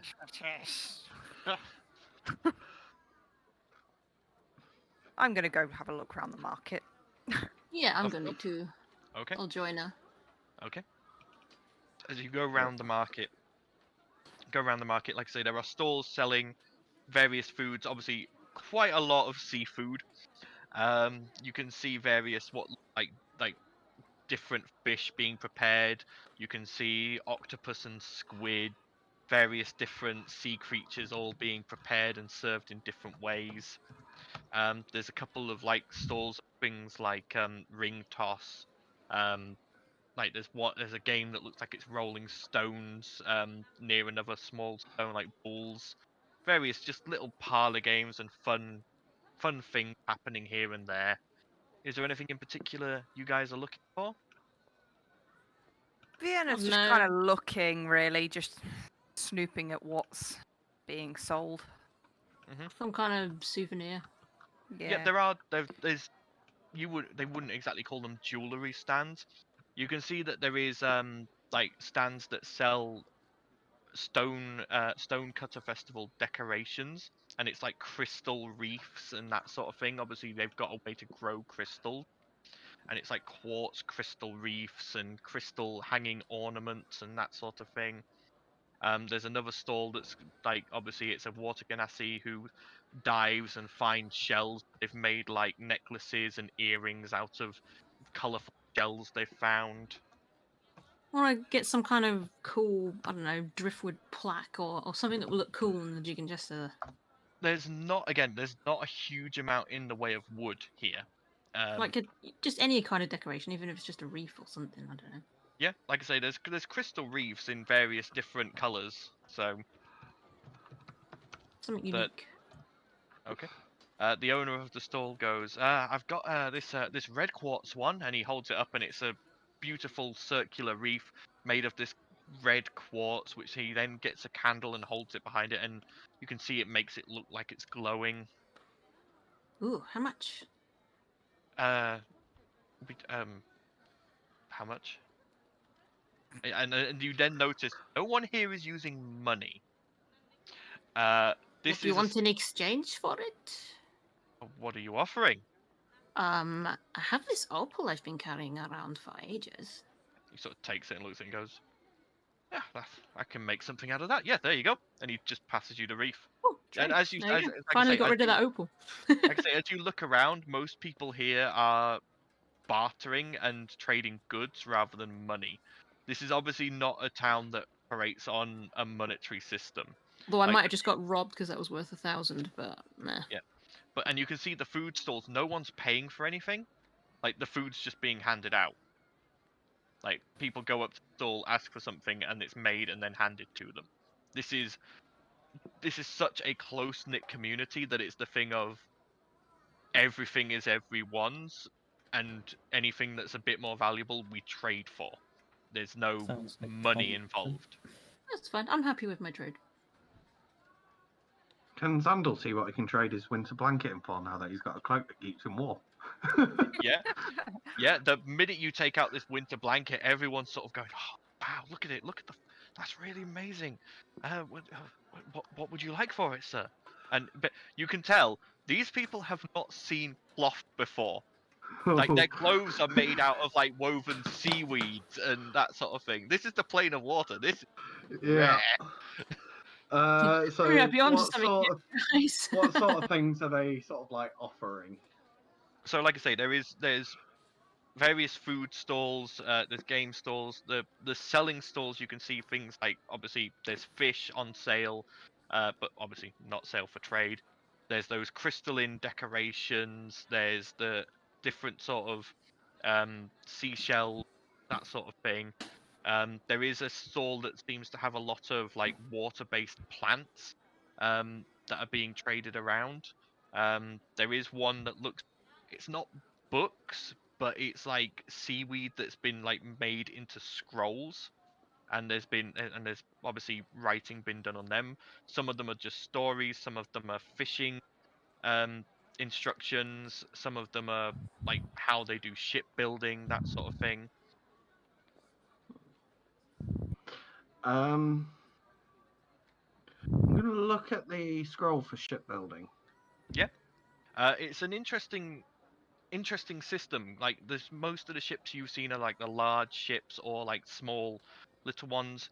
They make these either small single person ones like you went out in for the fishing, but they've made in such a way that they can have a tarp pulled over them whilst you're sat in it to make it completely weatherproof because of how quickly weather changes here in the plane of water. And you can see there's like ones that have been designed in various different ways to withstand different elements, because obviously there's sections of the plane of water that become demi-planes instead. And Yeah. you make me a quick investigation check. Investigation. That is that. Okay. Not this particular scroll, but another one catches your eye, Mm-hmm. and it is inspection. And the title is Inspections of Interactions on the Demiplane of Steam. And it talks about how steam is a great force generator, and how this person, it's not a Ganassi or an Aarakocra who lives here. This was left by someone, and no one really knows who it was. But it talks about how steam can be used repellent and possibly harness, and there's some mathematics involved. It's not a complete fort, but it's definitely an interesting theory. Okay, I'm going to go for that one. But I'm not a complete asshat. I will explain the winter blanket to them. Like, don't just go wandering off out in the rain. It's not beneficial, but it will keep you warm when it's They cold. all sort of nod and go, yes, yes, thank you, and they take it, and you watch as the one who got it sort of wraps it around himself and is like stroking it, and it's not like the best blanket. It's still fairly rough, but this is just something they've never seen before. It's so odd for them. Yeah. Okay. And yeah, Okay. I'll take that scroll. Okay. There you go. Basically, that is the beginnings of the ideas of a steam engine. Yeah, boy. Yeah, it's just talking about like harnessing steam and using it as a source effectively. And in Yeah. one purchase, steampunk was invented. And the person that can actually utilize it has it. Yes. Okay. Anything anyone else would like to do? Just still looking, really. Okay. After a while of looking around, you do hear a gong sound, and everyone sort of looks over to Joe Tosh's mansion, and you can see now where before there was bards just sort of lounging around the outer ground. There's now been hundreds of tables set up, and these are wooden tables, and chairs, and everyone drifts over there, and the doors to the mansion open, and just platters upon platters of food start coming out. And this isn't seafood. This is suckling pork. This is slow roasted beef brisket. This is full turkeys. This is root vegetables. This is obviously food from Jotosh's personal supply that he is providing to the villagers on this festive day. And everyone sits nice. down and starts digging in, and you guys are also invited to sit down and eat. And again, the bards move around and are regaling people with song and tale as they move, and it's just a general lovely festive atmosphere. Val loads up his plate and kind of just feels bad for a second and just goes, you know, who would have enjoyed this? Balasaar if they were here. We can regale him with stories later. Yeah, true. And Val just tucks in. About halfway through the meal, Jotosh actually floats over to all of you and goes, "Ah, guests, hello! I trust you had a wonderful day." Indeed. Indeed. It was lots of fun. Well, I'm very glad to hear it, very glad. I hope you've enjoyed your time in our wonderful town. Certainly different. It has been entertaining. Indeed, I do my best for these people, and I am their guardian and their leader, although I try to get them to lead themselves. It's obviously a bit hard when you're married, and they all seem to think that I'm a noble married when I'm not. I can't grant wishes, but I do the best that I can. Of But if there is anything I could potentially help any of you with at any time, please feel free to ask if you have any questions or anything. Or obviously, please feel free to regale me. He sort of takes a seat, his legs reform, and he sits down and he sort of like leans forward, hands on his like fishy fingers, and he's like, "I'm sure you've got wonderful tales to tell. I do we love a could good tell tale." you how we got here. Oh, That's a please, story in itself. please, I'll please just like tale. reiterate what would happen with Vodawowed and all of that lot. And Aboleth, I haven't seen one of them for a while. They normally stick to the deep oceans around here, and I try to avoid there. Don't want to rile up any of the krakens. Ooh, no. Yes, he was not nice. Wait, krakens are a thing? Oh, yes, krakens are very definitely a thing, and you don't want to annoy one. No, I don't imagine we would. Generally, as I say, they stick to the deep ocean. That's where the larger prey for them is. But occasionally, one will come up to the surface and make a nuisance of itself. That's generally when we have to send off messengers to the married courts and see what we can mobilize to deal with it. We did come across a Megalodon. Oh, old spine tooth. I trust He wasn't your friend, was he? Oh no, we don't like him. He's a pain. Oh, he's dead now, so don't worry. Oh, excellent. I'll let the fishermen know we can reclaim those fishing waters. Good. Wonderful. Thank you very much. I mean, he tried to eat us. It was self-defense, but I'll take it. Yes. Well, again, thank you very much. If I could give you anything, I would, but it seems you've already won most of my prizes for the year. Ah. Well, is there anything we can do for you? I mean, we're an adventuring group, and we're always looking for adventures. If there's anything going on or anything you need help with, whilst we're here, we're happy to lend assistance. My dear boy. We're a fairly self-sufficient community, and we've done very well for ourselves. And as long as the pillar isn't going to suddenly collapse and fall in, I think we're okay.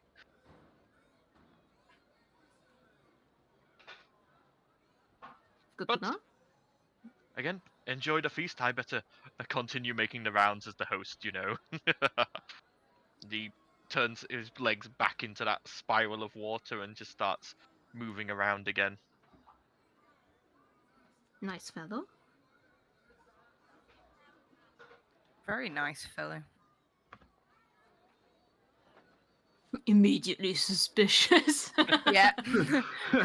Everyone's like, as you're all going nice, as you're all doing that and getting a bit suspicious, you hear, "Well, I think he's quite nice myself." What's that? As you turn and look, there is the glowing green form of spirit of the ferry. Hello. Oh, the ghost man. Hello. Are you liking like the your adventure so adventure? far? Oh, I asked the same question as you. I right at the same time. Well, I've enjoyed watching your adventure, but I how have you enjoyed it? It was fun. Exactly. I hate to say it, but it's kind of like not up there in terms of our adventures so far. Oh, that's a bit harsh. If you're not satisfied, then feel free to continue. I mean, personally, in my opinion, this is an adventure as well, learning a new culture, seeing new things. But if you want to keep going, I mean, please be my guest. There's other places that Compass will take you. I was going to say your test is done and we can go back if you want, but if you're still wanting to go, feel free. I mean, I personally want to very much go home. I mean, I suppose going home is also an adventure. Could be. Come back at some other time? Afraid, eventually, yes, the ferry does have that ability, but not straight away, I'm afraid. We could come back like super strong and do crazy stuff. You could. I mean, that's assuming, you will remember to do that. I can't speak for myself, but I know when I get eventually to the point where I'm crazy strong, I'm not really thinking about stuff like this all the time. Next time I'll catch 5 fish. Yeah, I was watching that. How on earth did you, little man, manage to catch sharks? It was brilliant. I'm role-playing. Fishing's in my nature. How did I manage that obstacle course? Well, I quite enjoyed watching that. It was good. But again, it's up to you guys. If you tell you what, if there's somewhere else you want to visit, I'll not make you go in the raft. I'll just take you there. All right? Does that make things a bit easier? What other places are there? There's the place that I saw. Roll me a persuasion check, Xandal. It's not a high DC. He's quite happy at the moment. That's not even a natural one. Oh dear. Sort of looks at you and goes, well, I'll not tell you what they are. I'll tell you what adventure they were. How does that sound? Okay. I mean, the two places that I'd be interested in was the giant, was it Jade Tower? It was a Jade Tower, yeah, that we... That was this one. No, this is a small pillar. The Jade Tower was the adventure of knowledge. And then I saw a space that didn't have anything discerning about it, but kind of the compass pointed towards it. That is the adventure of spiritualism. Knowledge, huh? And there's also the adventure of combat and exploration. Oh, not combat. I've had my fill of that. Yeah, Zandal's kind of perked up at like knowledge. He's like, Knowledge might be interesting. I mean, if we don't have to spend the travel time to get to those locations, knowledge and spiritualism would probably satisfy a number of us. You all know Vienna would have gone for the combat, don't you? Of course. So that's where our adventure ends. Yeah. We all die. So, which would you like first, spiritualism or knowledge? I'll tell you, spiritualism's probably the quicker of the two. Knowledge sounds good, though. Yes.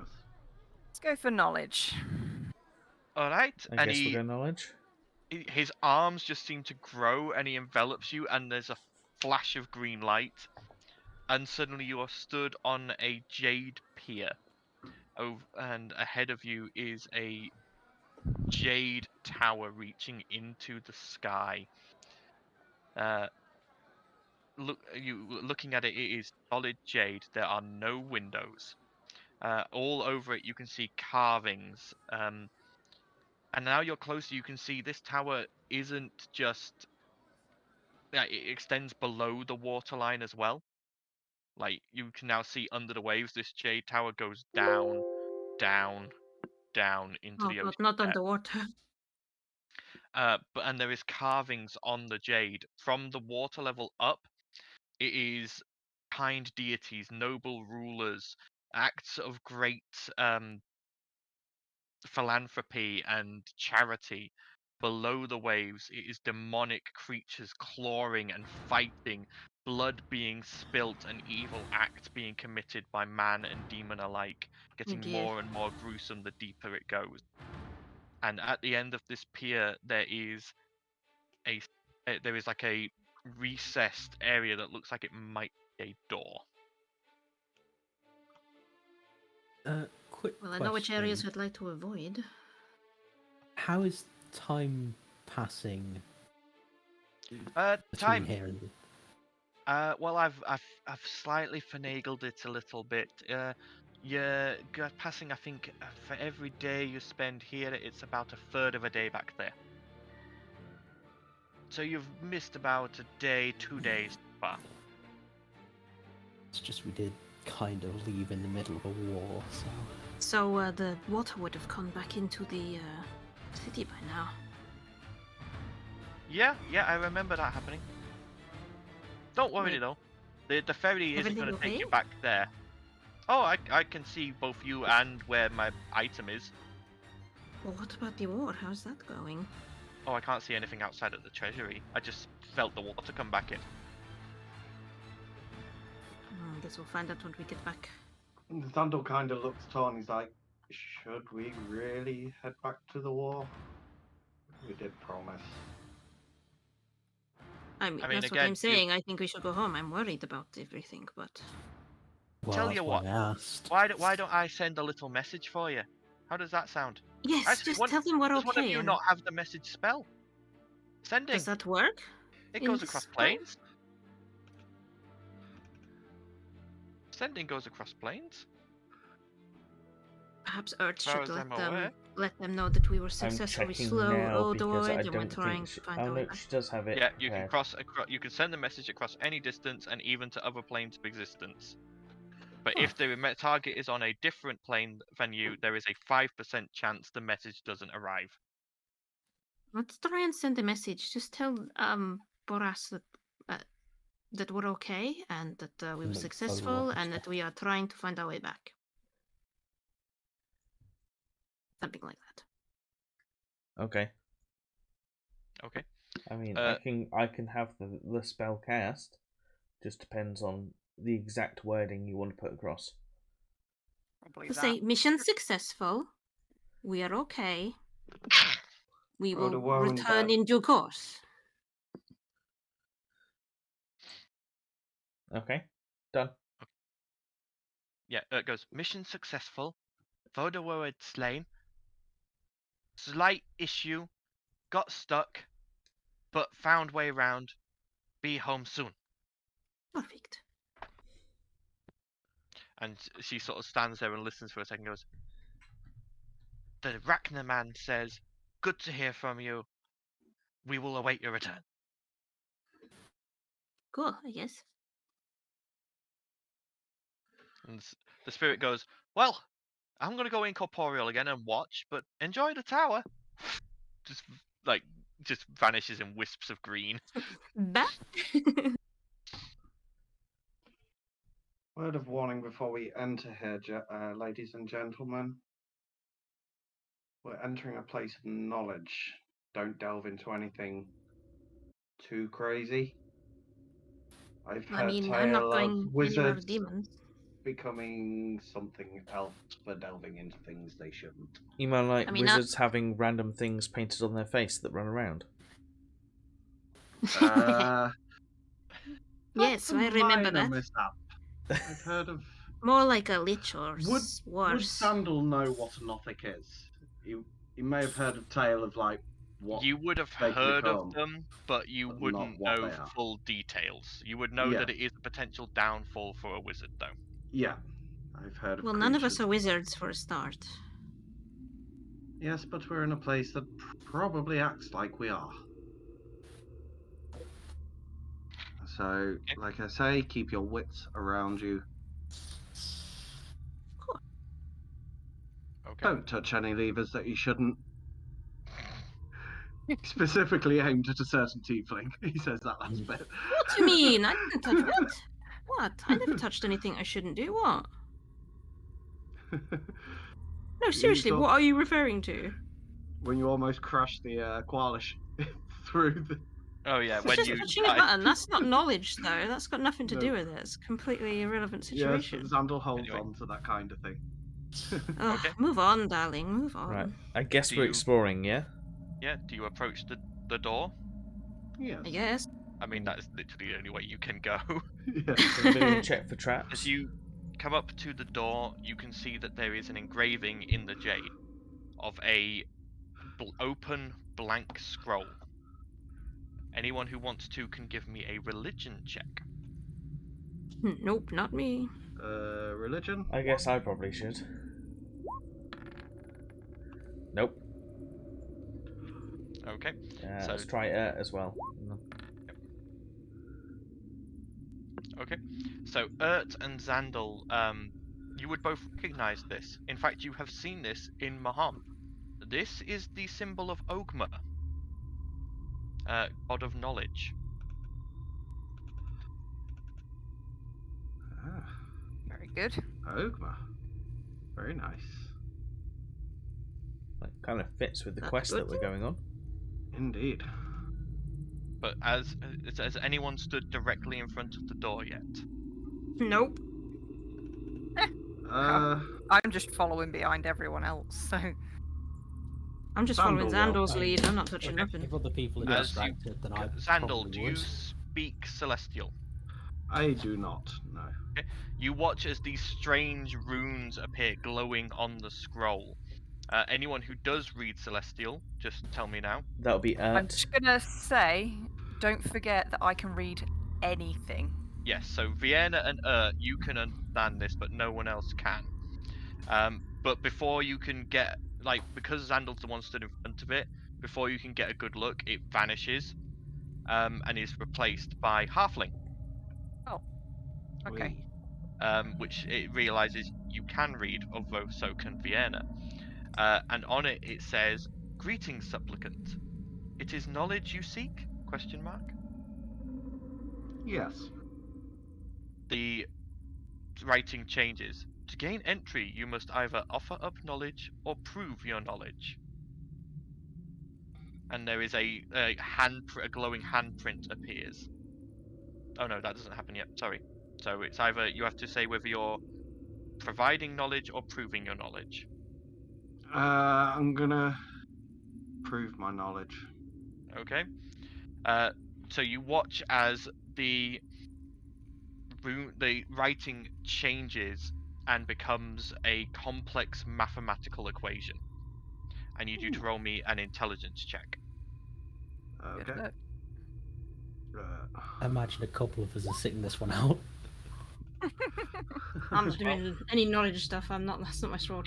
It takes you a while, Xandal, but eventually you think you've got it, and using a finger you trace on the jade and it leaves a glowing trail, the answer, and you watch as it fades into the stone, and then Xandal vanishes in a flash of white. Oh shit. It comes out of the door, wraps around him, and drags him inside. Can And I? then- Bye. And then Okay. the runes reappear, saying, again, still in Halfling, "Greetings, supplicant. Is it knowledge you seek?" Yes. Oh Yes, god, we are we should all at going least to try have to to pass a follow test? him. So Vienna, you say yes, and it goes, "To gain entry, you must either offer up knowledge or prove your knowledge." With that, Vienna pulls out. Where was it? She has a tome. I can't remember where I wrote it down, but it's the one that gives you The wisdom. Tome of Wisdom, yes. Yeah, I Yep. hand that over. Okay, as you pull it out, the door, a glowing slot appears in the door for you to put it in. Okay, I give it over. Okay, the door, the book flashes and then vanishes, and the writing says, "Your offering is accepted," and the same glow reaches out, envelops Vienna, and pulls her in. So, Anyone else? Val's going to go up to it and see if the Okay. language changes. So again, it starts in that same language, and after you don't answer, it changes, and now you recognize it as Draconic. Okay. And it I says- also understand Celestial, so Oh, you would have been fine with Celestial then, but yeah. it scrolls through languages until it finds one the person knows. Val's going to see if he can get away with his handwritten flyer for Tritherian. You put it in, and the door spits it back out and goes, "This knowledge is already in the library." Okay. And he goes down, picks up the flyer, and uncrumples it from where the thing had processed it, and just like walks away. Yeah, I mean, you can also offer to. There is another way you can do it. If you want to offer knowledge, Okay. a handprint appears for you to place your hand upon. Okay. Val's gonna put his handprint down. Okay, I need you to make me an intelligence saving throw, please. Okay. Who will eat your mind? Tear your soul apart. That is a 7. You feel something enter your mind and begin rifling through everything there, and it latches onto something, and you can feel it's not doing this maliciously. It's trying to copy the knowledge, Yeah. but Oh, some you don't Stargate hold shit on going on to here. it. You don't hold on to it strongly enough, and it pulls it out. I need you to choose either a language or a proficiency to lose permanently. Shit, man! Ow! I'm gonna lose Undercommon. Okay. And you are the same light reaches out, envelops Val, pulls him in. I'll go next. It's currently still in Draconic. It waits a second, and then changes to Infernal. She's gonna offer up all of her tactical knowledge that she's experienced. Okay. So All the you maneuvers got- she's invented for a stealth So, group and that lot. the handprint appears. Here goes! Intelligence saving throw, please.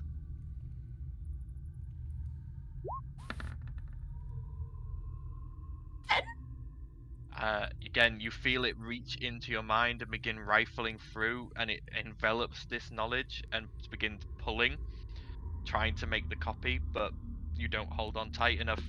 Pulls it out. I don't know that many languages! Well, in this case, again, you can use that or a proficiency, like a tool proficiency. I could lose one of those, I could just get Or- it back.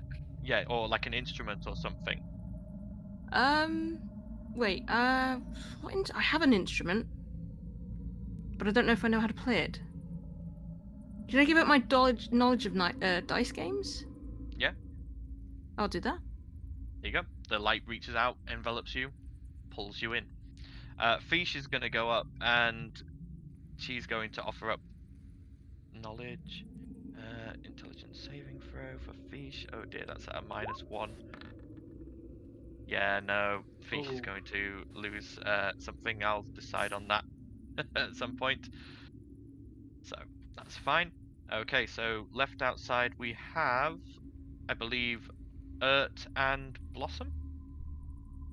Yeah. Yeah. Oh, by the way, when Xandal was pulled in, by the way, Hagar and Adomiat were pulled in as well. Oh, thank God for that.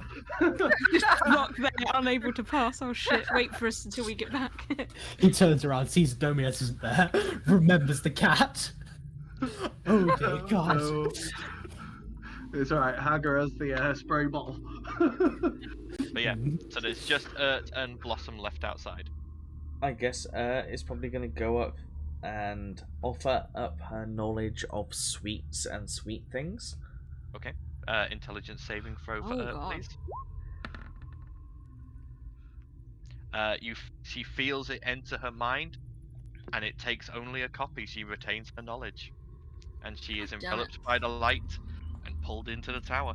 Nice. Just Blossom left. Come on, Blossom. Yep. Blossom I'll goes let- fishing. Blossom's knowledge of fishing, yeah. Well, I'll attempt to prove my knowledge if I can. Yeah. Rather than You choose offering prove your them. knowledge, and it brings up a series of questions about monsters and their natural vulnerabilities and resistances. Make me an intelligence check, please. Oh shit! We're all losing something here. You get most of them right, you think, but a couple are wrong, and it blanks and then replaces it with more questions on the same subject. Make me another intelligence check. Nope. You're just managing it, and eventually it just brings up the handprint and says, and like the runes above it that you can read say, "This is your only option now." I'll wait outside. I Okay. understand. All right. I've failed Dangerous.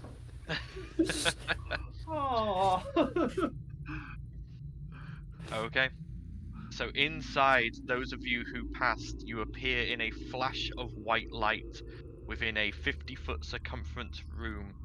The key feature you can see here is the floor itself is engraved with a yin-yang symbol in jade. One side white, like a light jade, the other side a dark, almost black jade.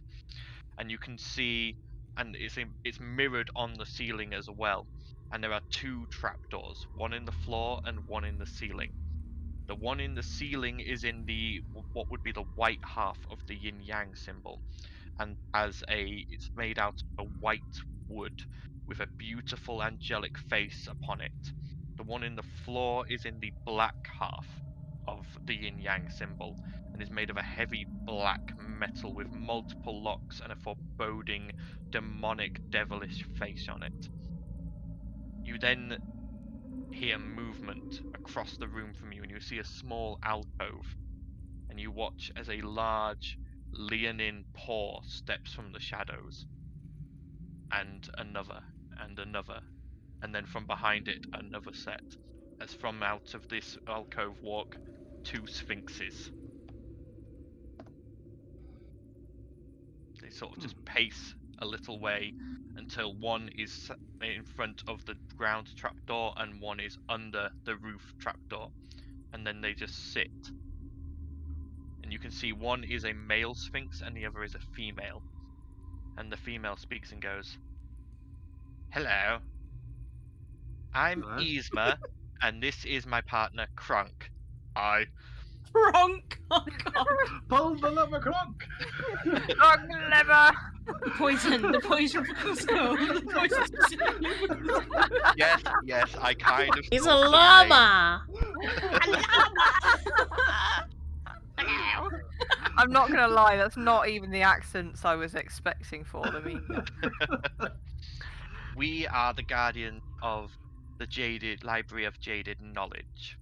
You are supplicants for the knowledge, correct? I guess. Well, I am Yzma, guardian of the upper floors. And I'm Kronk, guardian of the lower floors. How much do you know of our library? Nothing at all. This is one of Ogma's repositories. We are servants of Ogma. We go to different lanes and collect knowledge and bring it here to be stored. This obviously makes it available for others should they wish, but they have to pass the correct tests to do so. Above us is all knowledge on things good, kind, and generally anything you would consider to be aligned with good. And below us is anything you would be considered to be aligned evil. Which floors would you like to access? Floors, please. Good floors. Above. You wish for the upper floors. Knowledge on deities, healing, all things good. You do not wish to know of the demons, devils, and creatures of the darkness. See, Vienna didn't answer, Nope. and she was like, I'd be tempted to learn about those ones, actually. Whoever wishes may petition for access to either of the floors, but only those who pass the tests may go. So who wishes to petition for the upper floors? What Me, please. what knowledge would we get on this floor? On this floor, this is merely the welcoming floor. There is no knowledge stored here. Okay.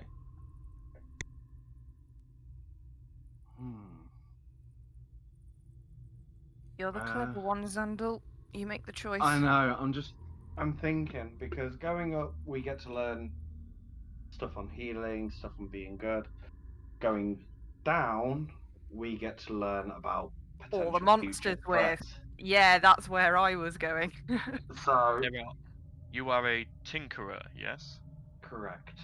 There is also knowledge on machinery on both floors. Above us is machinery for the good of man. Below us is machinery of war and destruction. Not necessarily stuff that was made as such, but that could be used as such.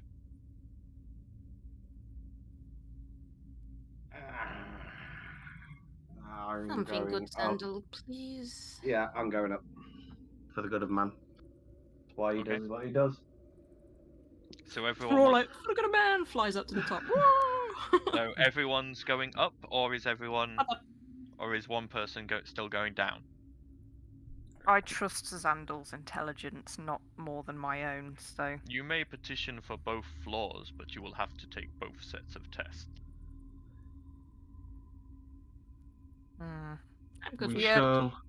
shall deal with one floor first, and then we may Aside Very decide well. later. Come and stand in front of me then. Says Please don't be a riddle. Please don't be a female. riddle. It's gonna be a riddle. Yeah. Reese, you're up. If it's riddles, you're up. He's not in there. Which Oh, fuck. potion is used The to riddle poison master is Kronk? outside. Unfortunately, Eridan left a while ago. I'm shit at riddles, so I'm not gonna pass the test. So I'll probably just stay So, in the welcome area. and As wait. you all gather in front of Yzma, she spreads her wings, raises a paw, and you watch as a black bubble enshrouds you all, and then you all wake in separate places. Okay. Okay. I'm going to do this in a bit of an order. I'm not going to do features because she's not here. So we're going to start with Zandal. Yay. So let me just double check.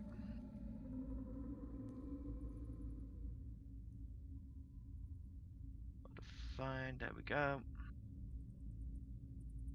Sorry, I was on the wrong page. DM problems, everybody. So. I wrote it down on a piece of paper, didn't I? Like an idiot. Like a fool. A foolish fool. Using archaic technology. How dare you? I know. Hey, sometimes it's useful. That's all I I did for know. my one job. I So I had know. paper Xandal, everywhere. I had paper pinned on Xandal. every surface. You find yourself in your workshop at your tower. Okay. Everything looks exactly as you left it. And then there's a knock at the door. Xandal goes and checks it out. As you open the door, your father is stood there. Oh, great. Xandal, Hello, Father. Xandal, I've come with a proposal for you. Very well. What is it? I will fund your eccentricity if you will design something for me. What do you wish for me to design? And he lays out the idea for a. Effectively, the idea is you can see the idea is that it's meant to be a multi-plow in effect, something that will help them plow the land. Okay. But at the same time, you could see how this could be adapted for something more sinister. Yes.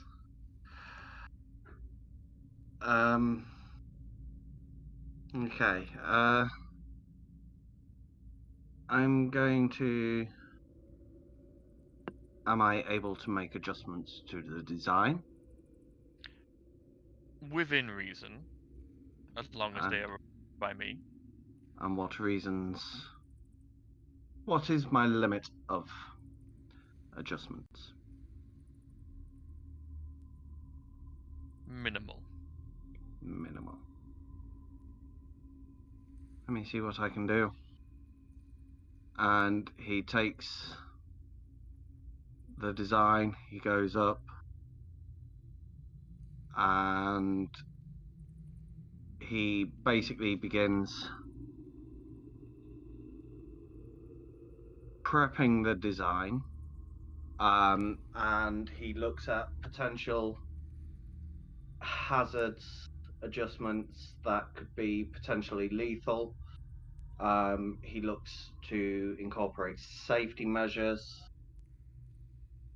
and works towards efficiency and safety, essentially. You then you hear a voice of East go, "A pass, but barely," and your vision goes dark again. Yeah. Valdizian. Yep. You find yourself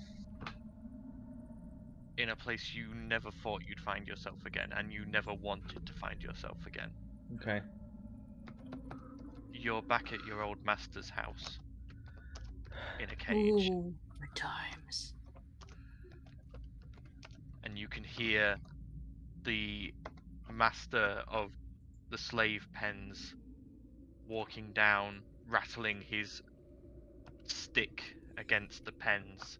The stick that has so often lashed across your scales, across your back. However, at your feet, there is a sharp shard of metal, and you notice that the door to your cage is slightly ajar. Kill your master. However, you can also see across from you a number of the other slaves are looking sickly and weak.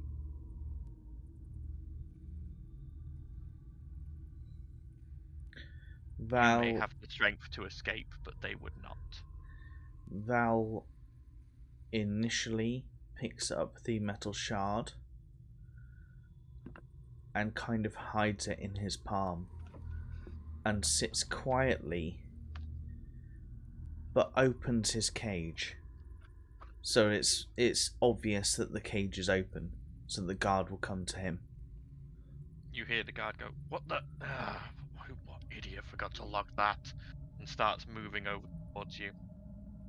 As the Steps guard back. comes towards the cage, Val will kick out his leg to open the cage fully for the guard to come towards him.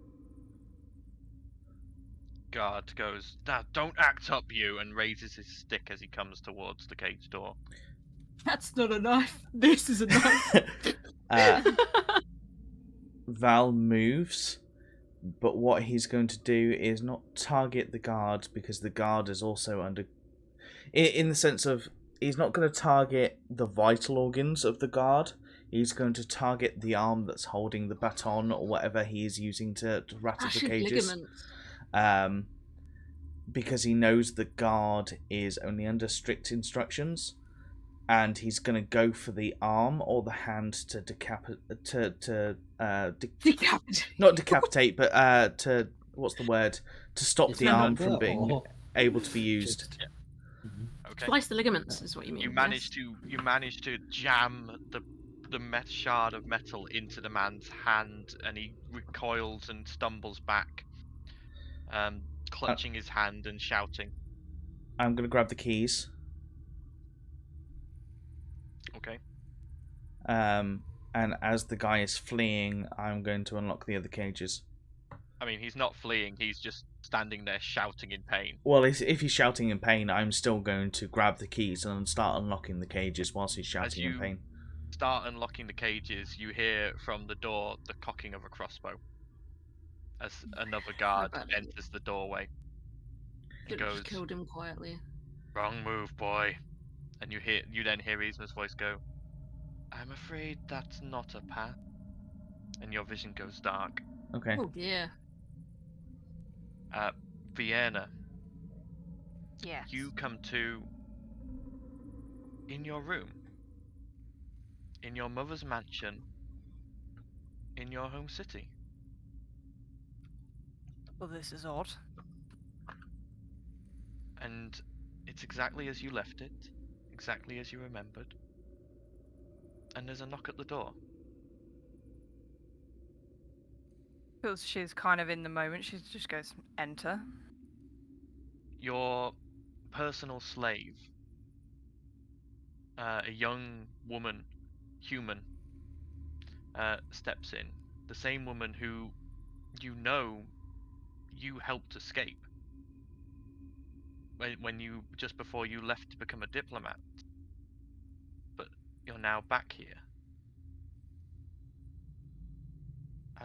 Mistress, your mother has sent me to let you know that dinner will be ready in a while.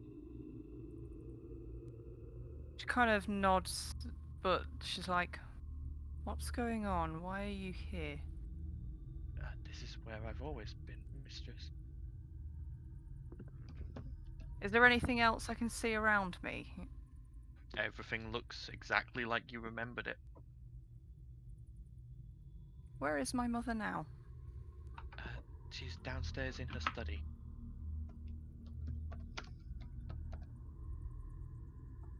Basically, Vienna's going to replay, because I feel like this is the day she escaped.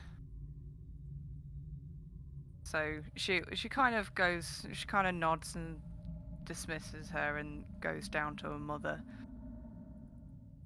Okay. As you're heading down to your mother's study, you remember how you escaped with that one slave, but as you're walking through, you do see the large number of other slaves that you know you could have set free as well.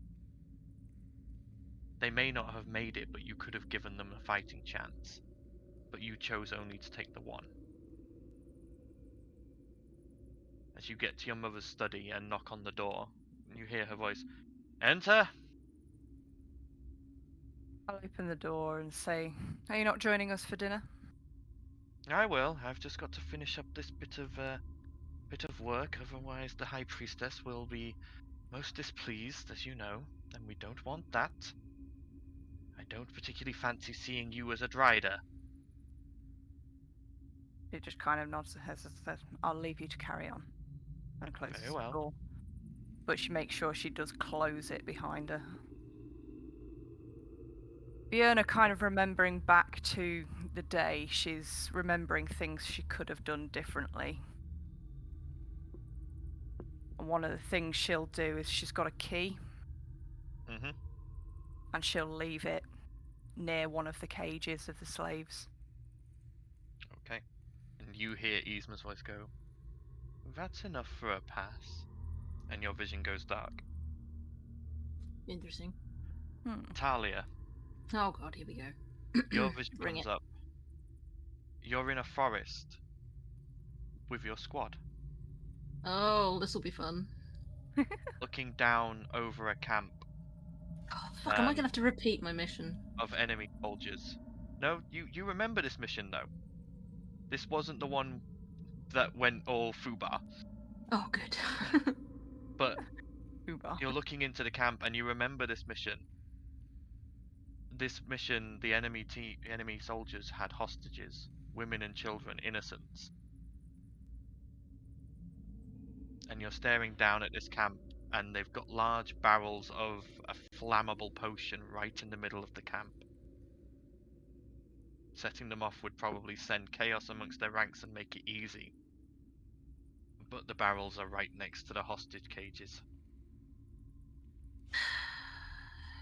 I trust in my team. You know what to do.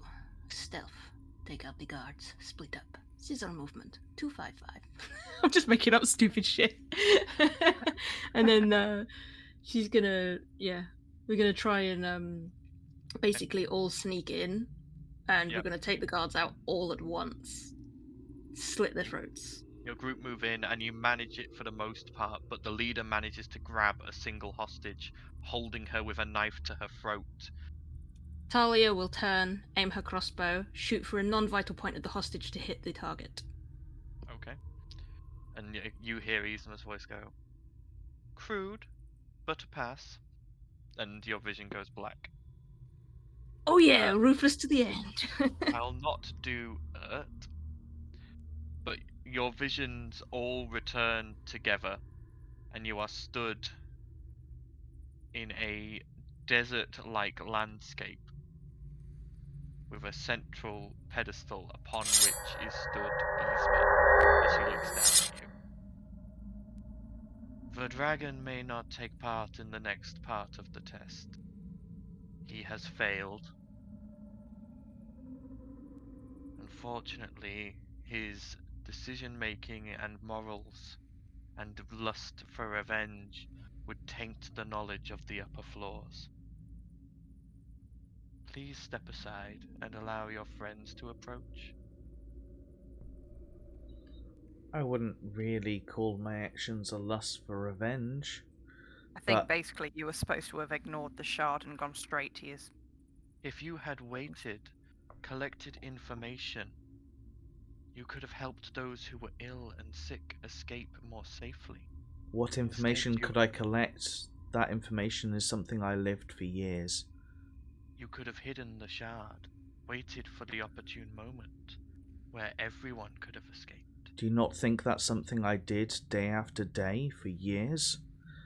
That is something you have just presented me with, the opportune moment that never came to me in the years that I was sat in that cell. I presented you with an opportune moment for personal escape, not for a full escape. Unfortunately, you did not think quite properly in the situation. Rather than sneak out of your cage and try and hide from the guard until you could have taken him down silently and left, even saving just yourself, you chose to disable the guard. Sometimes things must be done for the good of all that are not nice. You lack conviction to do what must be done. You lack judgment. Please step aside so your friends may take part in the second half of my test. If that is what you believe, then I will happily step aside. I disagree, however I will still step aside for the benefit of the rest of the people here. And Val Very kind good. of steps aside. Okay. So Val is removed across over to here. The rest of you, as you approach Yzma, she looks down at you and goes, "Now I must test your resolve. Please make sure to defend yourselves well. And I need everyone to roll initiative, please." Wait, what? Oh man. Oops. I got I got no control of my token. You don't what? Yes, you do. No, I don't. I I can't click You're it. on measurement. Oh, You my need- bad. My bad this time.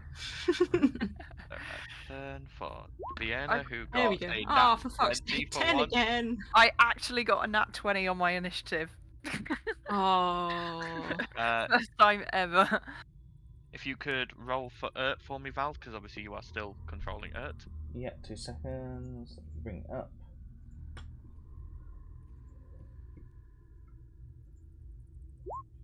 Oof. Okay. Yep. So first up, Vienna. Yes. You're up first. Okay, so she specifically said defend, didn't she? Hmm. So, in that case, I believe I have somewhere mage armor. I'm Okay. sure I do. Hang on. I'm sure you've cast it before, yes? I can't although find it at this moment, but You I are have. wearing the Elven Chain now, which I believe takes you to the same as Mage Armor would. So I think Yeah, that brings you up I- to the same AC as me, 16 or 17, Yeah. maybe one high. Yeah, the I Elven don't Chain have brought you up to that 16. in my inventory. I think that was one of the things I needed to add at some point, but yeah. I'll need to remember that.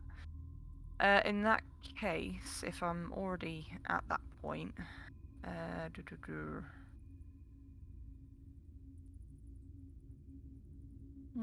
yeah, I'll just hold my action, I guess, because I haven't actually really got any defensive things unless someone actually attacks. Alright. It's Yzma's turn then.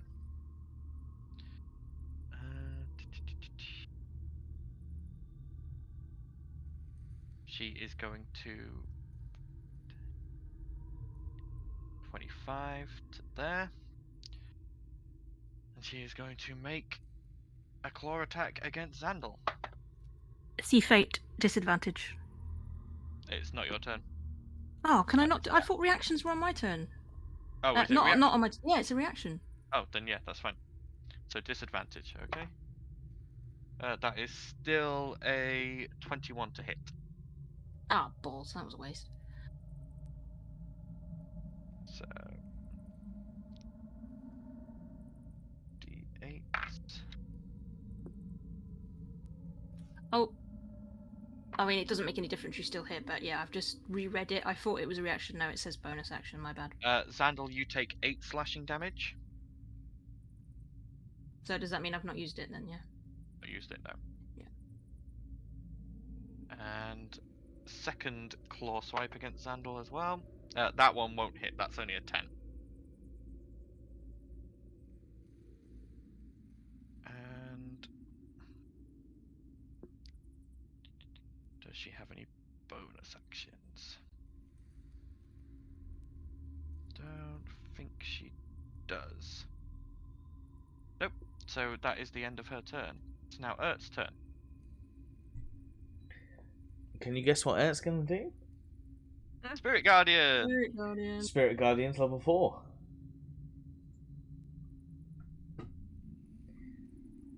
And that's her. Okay. Xandal, your turn.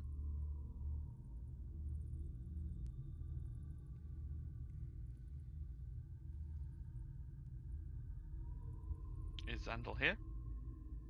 I thought he said he came back. Yeah, I'm here. Sorry, I muted. I didn't realise I was. I'm just trying to work through what I've got. Also, by the way, I sent Haga to sit with Val before the combat started. Okay. Okay, I believe.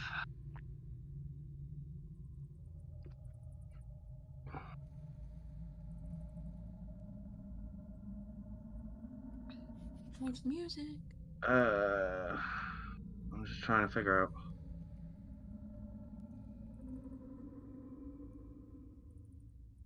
What I can do. Yeah, that's my problem as well. I've got mostly attacky stuff. Yeah. And my defensey stuff is not the greatest. Da, da, da. Okay. I am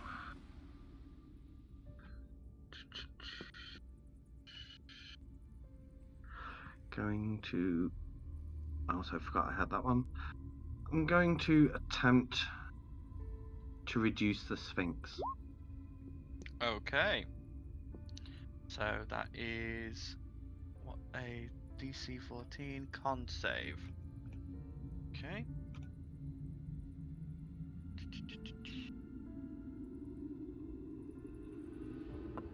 That is a 20.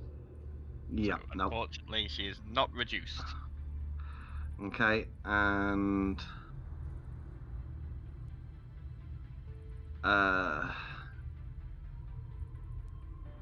it is defending self, so I'm going to have a Domiat dodge action for now. Okay. At the end of your turn, the Sphinx is going to use a legendary action. Yeah. And she's going to use all 3 of them to cast Dispel Magic at 4th level on Earth's Spirit Guardians. Oh, no more Spirit Guardians. She just raises a paw and just speaks a couple of words, and this wave of unraveling magic wave comes out and just hits Earth's Guardians, making them vanish in tiny puffs of pink smoke. Okay, Talia, it's your turn. What, we're defending, right? Not attacking? I believe that's Admittedly, all she said was attempt to defend yourselves. Oh, right, okay. Do try to defend yourselves. I'll just move away, I think, first.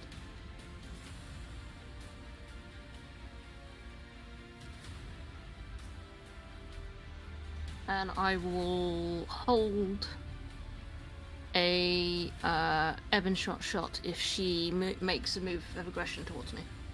Okay. Vienna, it's your turn.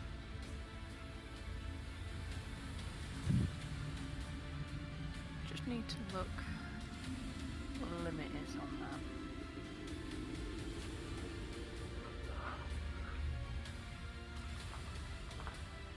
Just out of curiosity, what do I estimate Yisma actually weighs?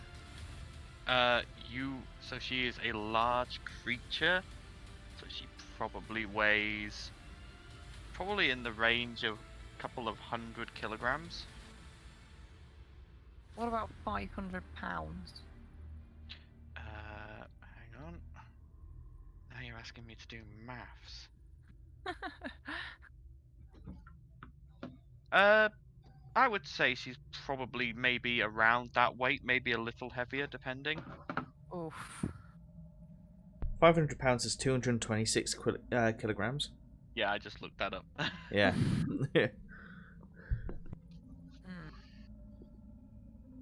Lion weighs about 200 kilograms, that's roughly. Not quite sure on the size of the Sphinx, but... No, I That's a don't know what comparison. size. If it's a large creature, then. I think a lion's a large creature as well in D&D. Oh, okay. Oh, well, that's why I was comparing them, because they're relatively similar, aren't they? Yeah.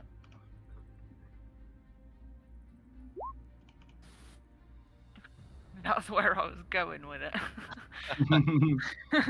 Okay, do you want to try and cast that? Levitate away, darling. Yeah, I'm gonna give it a go. Constitution saving throw then. That's another 20. Not nat. So Oh. I'm afraid she resists. Again, she starts to lift off the floor and then she sort of shrugs it off and sort of looks at you and goes, dear, I have wings. Yeah, that's true. I didn't know sphinxes have wings, but Oh, now the I do. sass. I know. Okay. That the end of your turn? Yes, I don't have bonus actions, so. Okay. It's her turn now. She sort of looks at you all and goes, I don't think your resolve's quite fair yet. And she holds up a paw towards you, Vienna. And I need you to make me a charisma saving throw, please. Can I counterspell it? You can if you want. You will need to roll me a d20 though, and depending on what level you are casting at. Well, I'm warlock, so it automatically casts. Does it not? So it should be At the 4th highest level. level. Yeah. Yeah, so that's fine. So if you do counterspell it, we'll counterspell it. Yeah, I'll counterspell. Okay, you cast the counterspell, and her spell fizzles out, and she goes, well, that's a little better. And she is then going to, I don't think she's going to move, but at that point, the lair action kicks in. Actions. So, I need everyone, including Val, because Val is actually here, to make a Constitution saving throw. Okay. Joy, not my strong suit. Does that count as aggression? Pass. No, this is a lair action. Damn it. Oh. Xandal fail. Pass. Con save, yeah? Does Fail. 12 and 12. Adomiat need to make it? No, they are not affected by this. Okay. Does 12 pass? Right. 12 does not. So Xandal. Xandal, how old are you? I am 20. You feel yourself shrinking, and you Oh all watch. shit, you as just got Xandal- younger? You watch as Xandal is suddenly like there's this puddle of clothes and a tiny baby head sticking out of it. Xandal Oh, is now dear 1 God. year old. Oh, Oh mate. no. I hope that's not permanent. Talia. Oh my Oh, god. God. What? That's 2 nat 20s. Talia, you feel yourself. You suddenly look at your hand and there's just wrinkles growing all over. Ew, she made me Aged. old! You have aged by 20 years. Fucking hell, that means she's 40 something. Yep. Ert's turn. Hang on, yeah, she'd be 42 if she's aged. Would you say 10 years? Yep, you have 20. 20 years? Oh, she's 52 now. So you are now officially 52. Oh, good times. rolled That better not be 20. permanent. What? Rolled a 20. Yeah, oh no, Ert's fine. Talia's 52. Oh, you said next, so I was like... Oh yeah, it's what? Ert's turn. Oh, okay. Sorry. But yes, In Xandal is now a that 1-year-old case- babby. Ah, 50's not that long.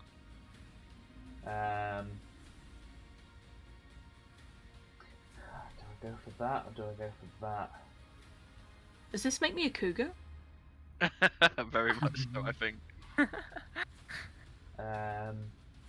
This isn't permanent, right? Yep. Well, no, Yeah, we can't have unless- Xandal being a baby. Xandal. We have to undo this. What? Unless it's reversed, it's... Ertz goes for 1 level up, but rather than go God, for for, like, Spirit wrinkles. Guardians, she's going for Spiritual Weapon at level 5. Okay.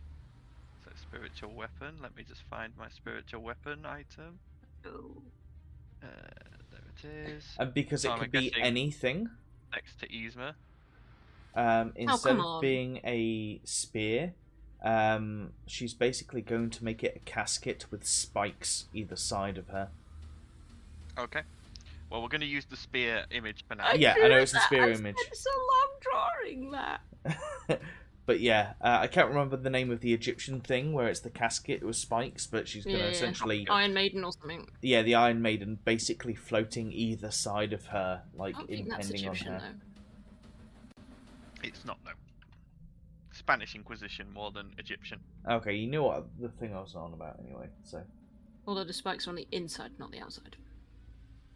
Right, and I'm guessing that's going to make an attack. Yes. Go ahead and make your attack then. 17. just hits. 12 damage. Okay.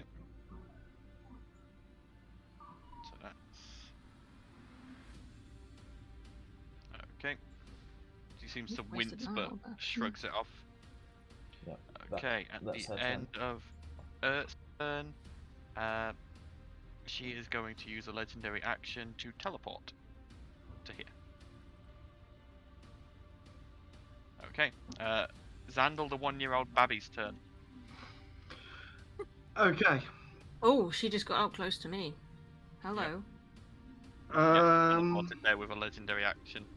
So, I'm assuming I lose my hold action soon. the damage Yes. a 1-year-old can do with simple things. Yeah, seeing as you're 1-year-old, your mind has been regressed that far as well. I'm going to need... Oh god, I'm we're gonna have say to fight make with a an whiny intelligence baby. check to see how well you can remember what you're meant to be doing. So, say that again, sorry. Intelligence check. Intelligence check. Yep, you can Where's a remember smart what you're baby? meant to be doing. Yeah, so... Xandal has... Baby Xandal has a bunch of stuff. Would you say he would be able to fire off a crossbow? I would say he could, but it would be at disadvantage. And you Little won't be baby able fingers trying to load it pull in a time to crossbow. fire Baby next Xandal turn. do. Baby Well, Xandal. well, it's more so explosive round. I'm not. So this building is, or this area is held up with pillars. Yeah. No, the pillars are just there. Okay. You This gotta is collapse just- it all it's on an us. open, it's like an Right. open desert environment with just random pillars, crystals scattered around it. Okay.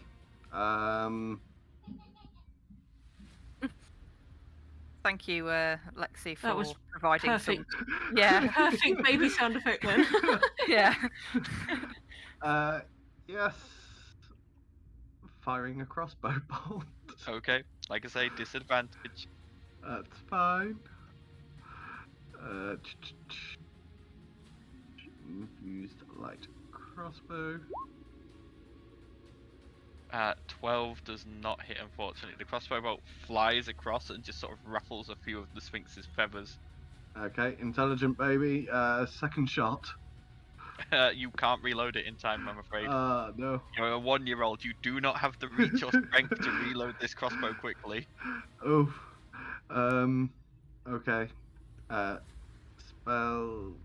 Nothing in my spell, so bonus action. Hager's coming back into play. 20, 25, 30, 35, 40. And, yeah, raw. Okay. So that's a dex save. Yeah. Is an 11. So that is, I believe, a fail, yes. Yes. So she takes the 7 damage. Technically, does that mean that Xandal is incapable of making a sound decision?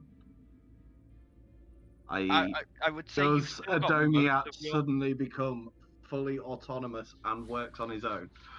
I'm gonna have you make intelligence checks each turn because your Okay. body has de-aged, not your mind. But Yeah. eventually, you get the feeling that the body is going to make demands of your mind that you're not used to. So Yeah. it's going to be Okay. passing stuff. Yeah.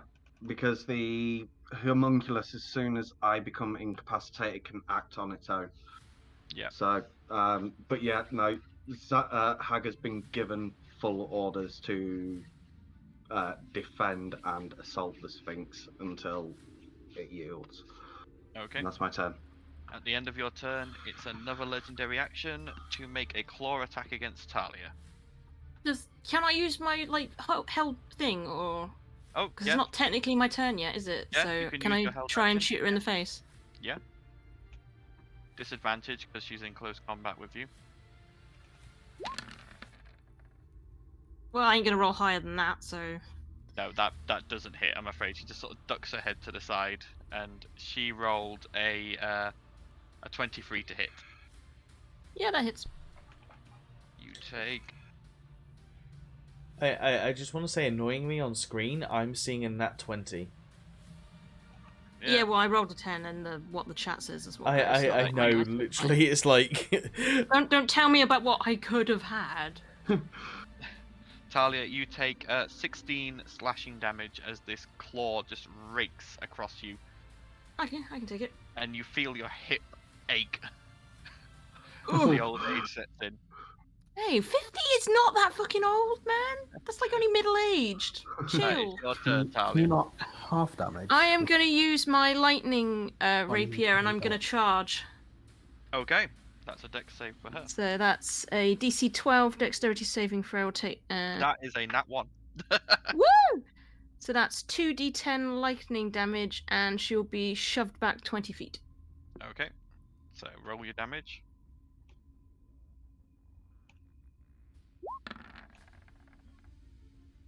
Not bad, 21. That was 2d20, not 2d10. Oh, sorry, I rolled the wrong one. Sorry. I thought I clicked that one. Oh, Slams okay. into that pillar. 9. I'd say that's a bit more reasonable. not quite as exciting.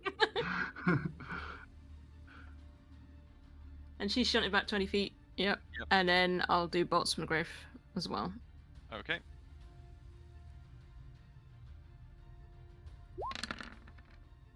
Oof, miss. 14. Yeah. Oh, for fuck's sake, that was 23 necrotic damage. Aw. Okay. Vienna, it's your turn. So we're going straight on attack to Would've this lady now. Lady thing. Mm-hmm. Eldritch Blast. Go for it. Good old faithful. That one hits. And And that one hits. Cool. Okay. Her turn. She smiles and lifts one of her paws and just licks a bit of the blood off it and goes, "Getting better." And she's going to raise her paw to you, Talia, and I need you to make a charisma saving throw, please. Charisma, okay. Finding it. Where are you? There you are. 18. That is a pass as you feel some energy trying to take you and force you from this place, but you manage to shrug it off. And Yzma just smiles and goes, "Very good." She's then going to take to the air, land there. Okay, Ert's turn. Well, I must thank you for that, because now I can move my bloody sword within range of her, or my spirit weapon. Yep. So I'm going to move it as a bonus action. Move it 20 foot to right next to her. Attack again. Okay. All right. Right.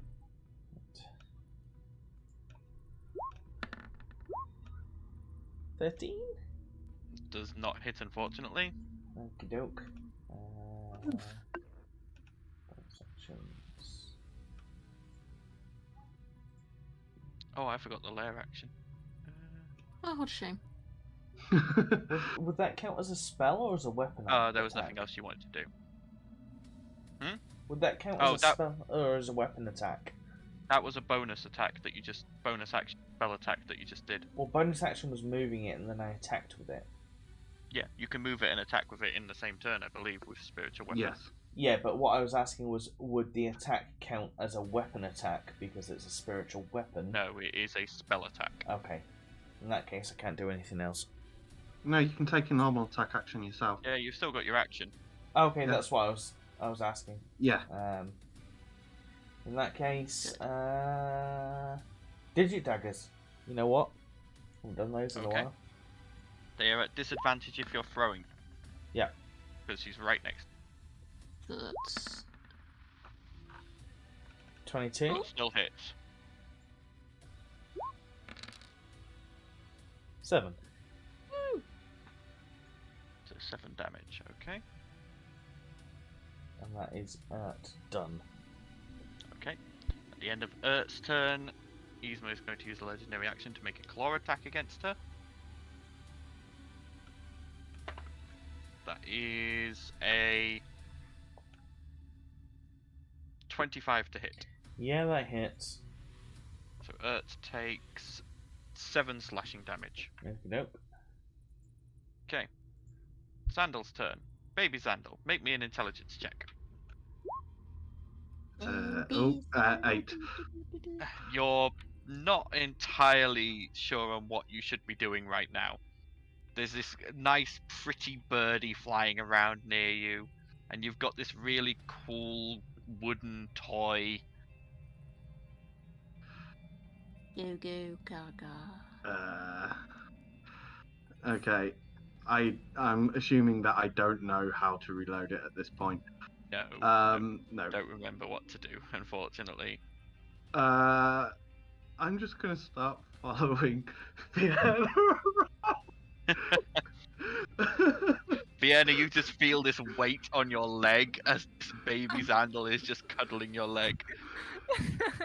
Haga is already under his orders, so let's see whether he gets his. Oh, he does. Yep. So up to there. Another roar. That one is a save, so she only takes half damage. Oh my god, that's a good time to save. And is Zandal technically incapacitated at this point? No, still not incapacitated technically. Okay, so Adomiak can't move. Okay, that's pretty much all Zandal can do. Just hug Vienna's leg. I don't want children! At the end of Zandal's turn, Get it away. second legendary action for another claw attack against Ert. That not going to hit. That was only a 13. Yeah, that doesn't hit. Okay, Talia, it's your turn.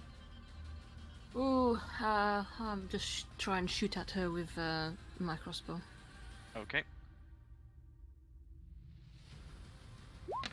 Come on, hit. Fuck. Oh, 18. That does hit. Yay. And you do get sneak attack. Yeah, go for it. Okay, so that's 8. 26. Okay. And I'm gonna move a little bit as well. Okay. And that'll do me. Can I just ask that any time somebody says to us, "Was that enough of an adventure for you?" They just put some tape across my mouth. Yeah, I was gonna say I'm instantly regretting this. Nobody listens to Talia. God. I did say the spiritual one would have been easier. Right, at the end of Talia's turn, last legendary action for a final claw attack. That is a 21 to hit. Against who? On Ert. Yeah, that hits. Ert takes another 14 slashing damage. Okay, that's fine. Okay, Vienna, it's your turn.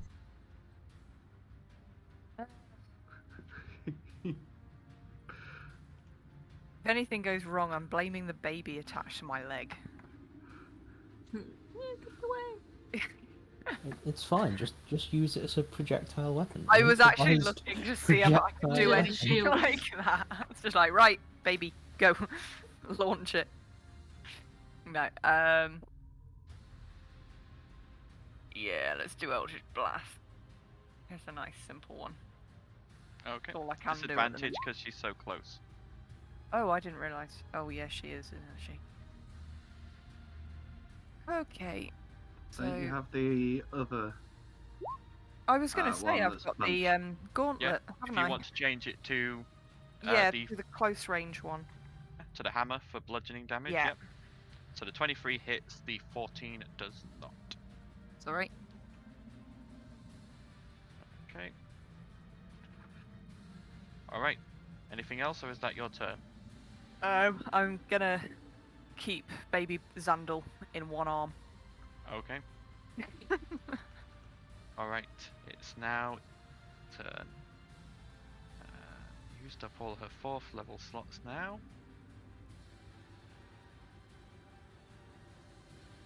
You know what? Gonna use her 5th level slot. Let's do this. I need both Vienna and Talia to both make me charisma saving throws, please. Oh man, come on. Ooh, 19. That's fail. Uh-oh. Talia, Uh-oh. you feel that same energy try to wrap around you, and again you shrug it off. Vienna, you feel it wrap around you, and you all watch as Vienna vanishes. Oh my god, did she just cast freaking that thing where you make them go somewhere else? I can't. Banishment. Vienna, you find yourself in a very strange place. Where's baby Xandal? Baby Xandal Did baby drops Xandal go with her? Baby Xandal takes 2 bludgeoning damage as he falls to the floor. Vienna, you actually appear back in front of the ferry. Oh, Oh wow, your That adventure's is over. that is your native plane of existence. Oh, punishment. And Yzma goes, I thought she had more resolve than that.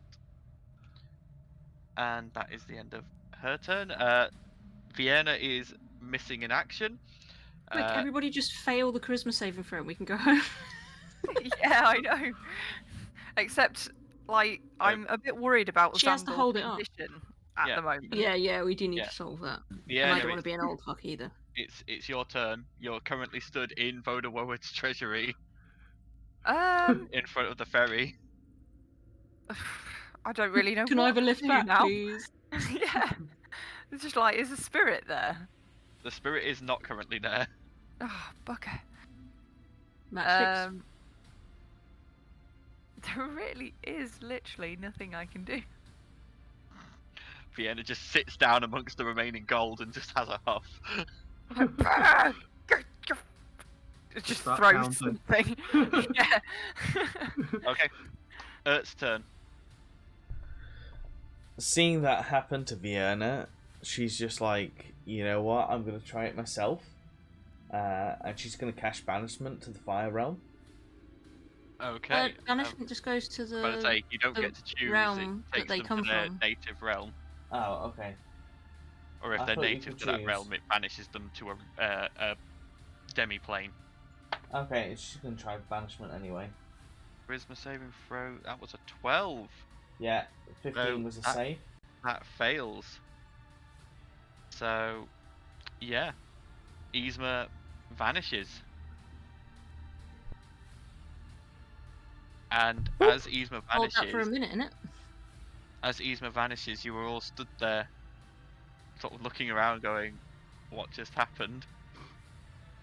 Bang. Bang. And then a few seconds later, your visions all go back, and including Vienna's, and you find yourself back in the Jade Tower. As Am I Yzma, still an old fuck? you are, and Xandal is still a baby, and Yzma just sort of shakes her head and goes, "An interesting solution to my test, but you showed the correct amount of resolve and resilience. Very well done. It's a good thing I can transport people out of my demi-plane from here as well as there, otherwise you probably would have been stuck." This, aging thing is an interesting experience, but can you Oh, yes. undo this? Kronk, if you would, and the Andro Sphinx walks over, and he casts Greater Restoration on both you and Xandal, returning you to your correct ages. Oh, thank God, I really didn't want to have wrinkles yet. Question. Seeing as I just suddenly shrunk, I was only like... Oh yeah, your clothes 3 have been left behind. Oh, no. finally. Now it's even now, right? You've seen us naked, now we see you naked. Yeah, but you'd see with Xandal that his chest is completely sort of like riddled with like a gem and like wires. I mean, I'm covered in scars, darling. I don't think little things like this are going to really bother me. Yeah, no, it's just more an observation. as he suddenly goes, "Huh, that was unusual," and just attempts Wait, to so cover if he's himself naked, over. if he's naked, then he needs to make he needs to make the dice roll. It's only fair. Yep, roll it. Roll How a big are d20. you, buddy? Wang roll. What am I rolling? You're Just for rolling D20. Flat D20. The highest we've had so far is a 12. I'm a halfling. What do you expect? It's proportionate. Proportionate It's to your size, proportionate. bro. Oh, well, it could be worse, I suppose. Talia's checking out At Wang, this by the way. point, brings your clothes back from the demiplane and lets you get changed. But then she goes, "For those of you who passed," and she flicks a paw, and the upper trapdoor opens, and a pearlescent ladder descends. "You may enter." And that's where we're going to end because we've overrun a little bit. I was going to But I say hope- hard finish was supposed to be half Yeah. past. Yes, but I knew we weren't going to be much with the combat because it was only lasting till you took her under 100 hit points, which you nearly were at. So Awesome. Does she get me my stuff back for me, though? yeah, she got your stuff back Okay. for you. Good. Cover yourself up, bro. Thank you. That is where we are going to end. Hope you have all enjoyed, and yeah, next session will be the 17th. See you all then. Be another hard finish. Bye. Hard 10. Another hard finish one, yep. Bye, guys. Bye bye.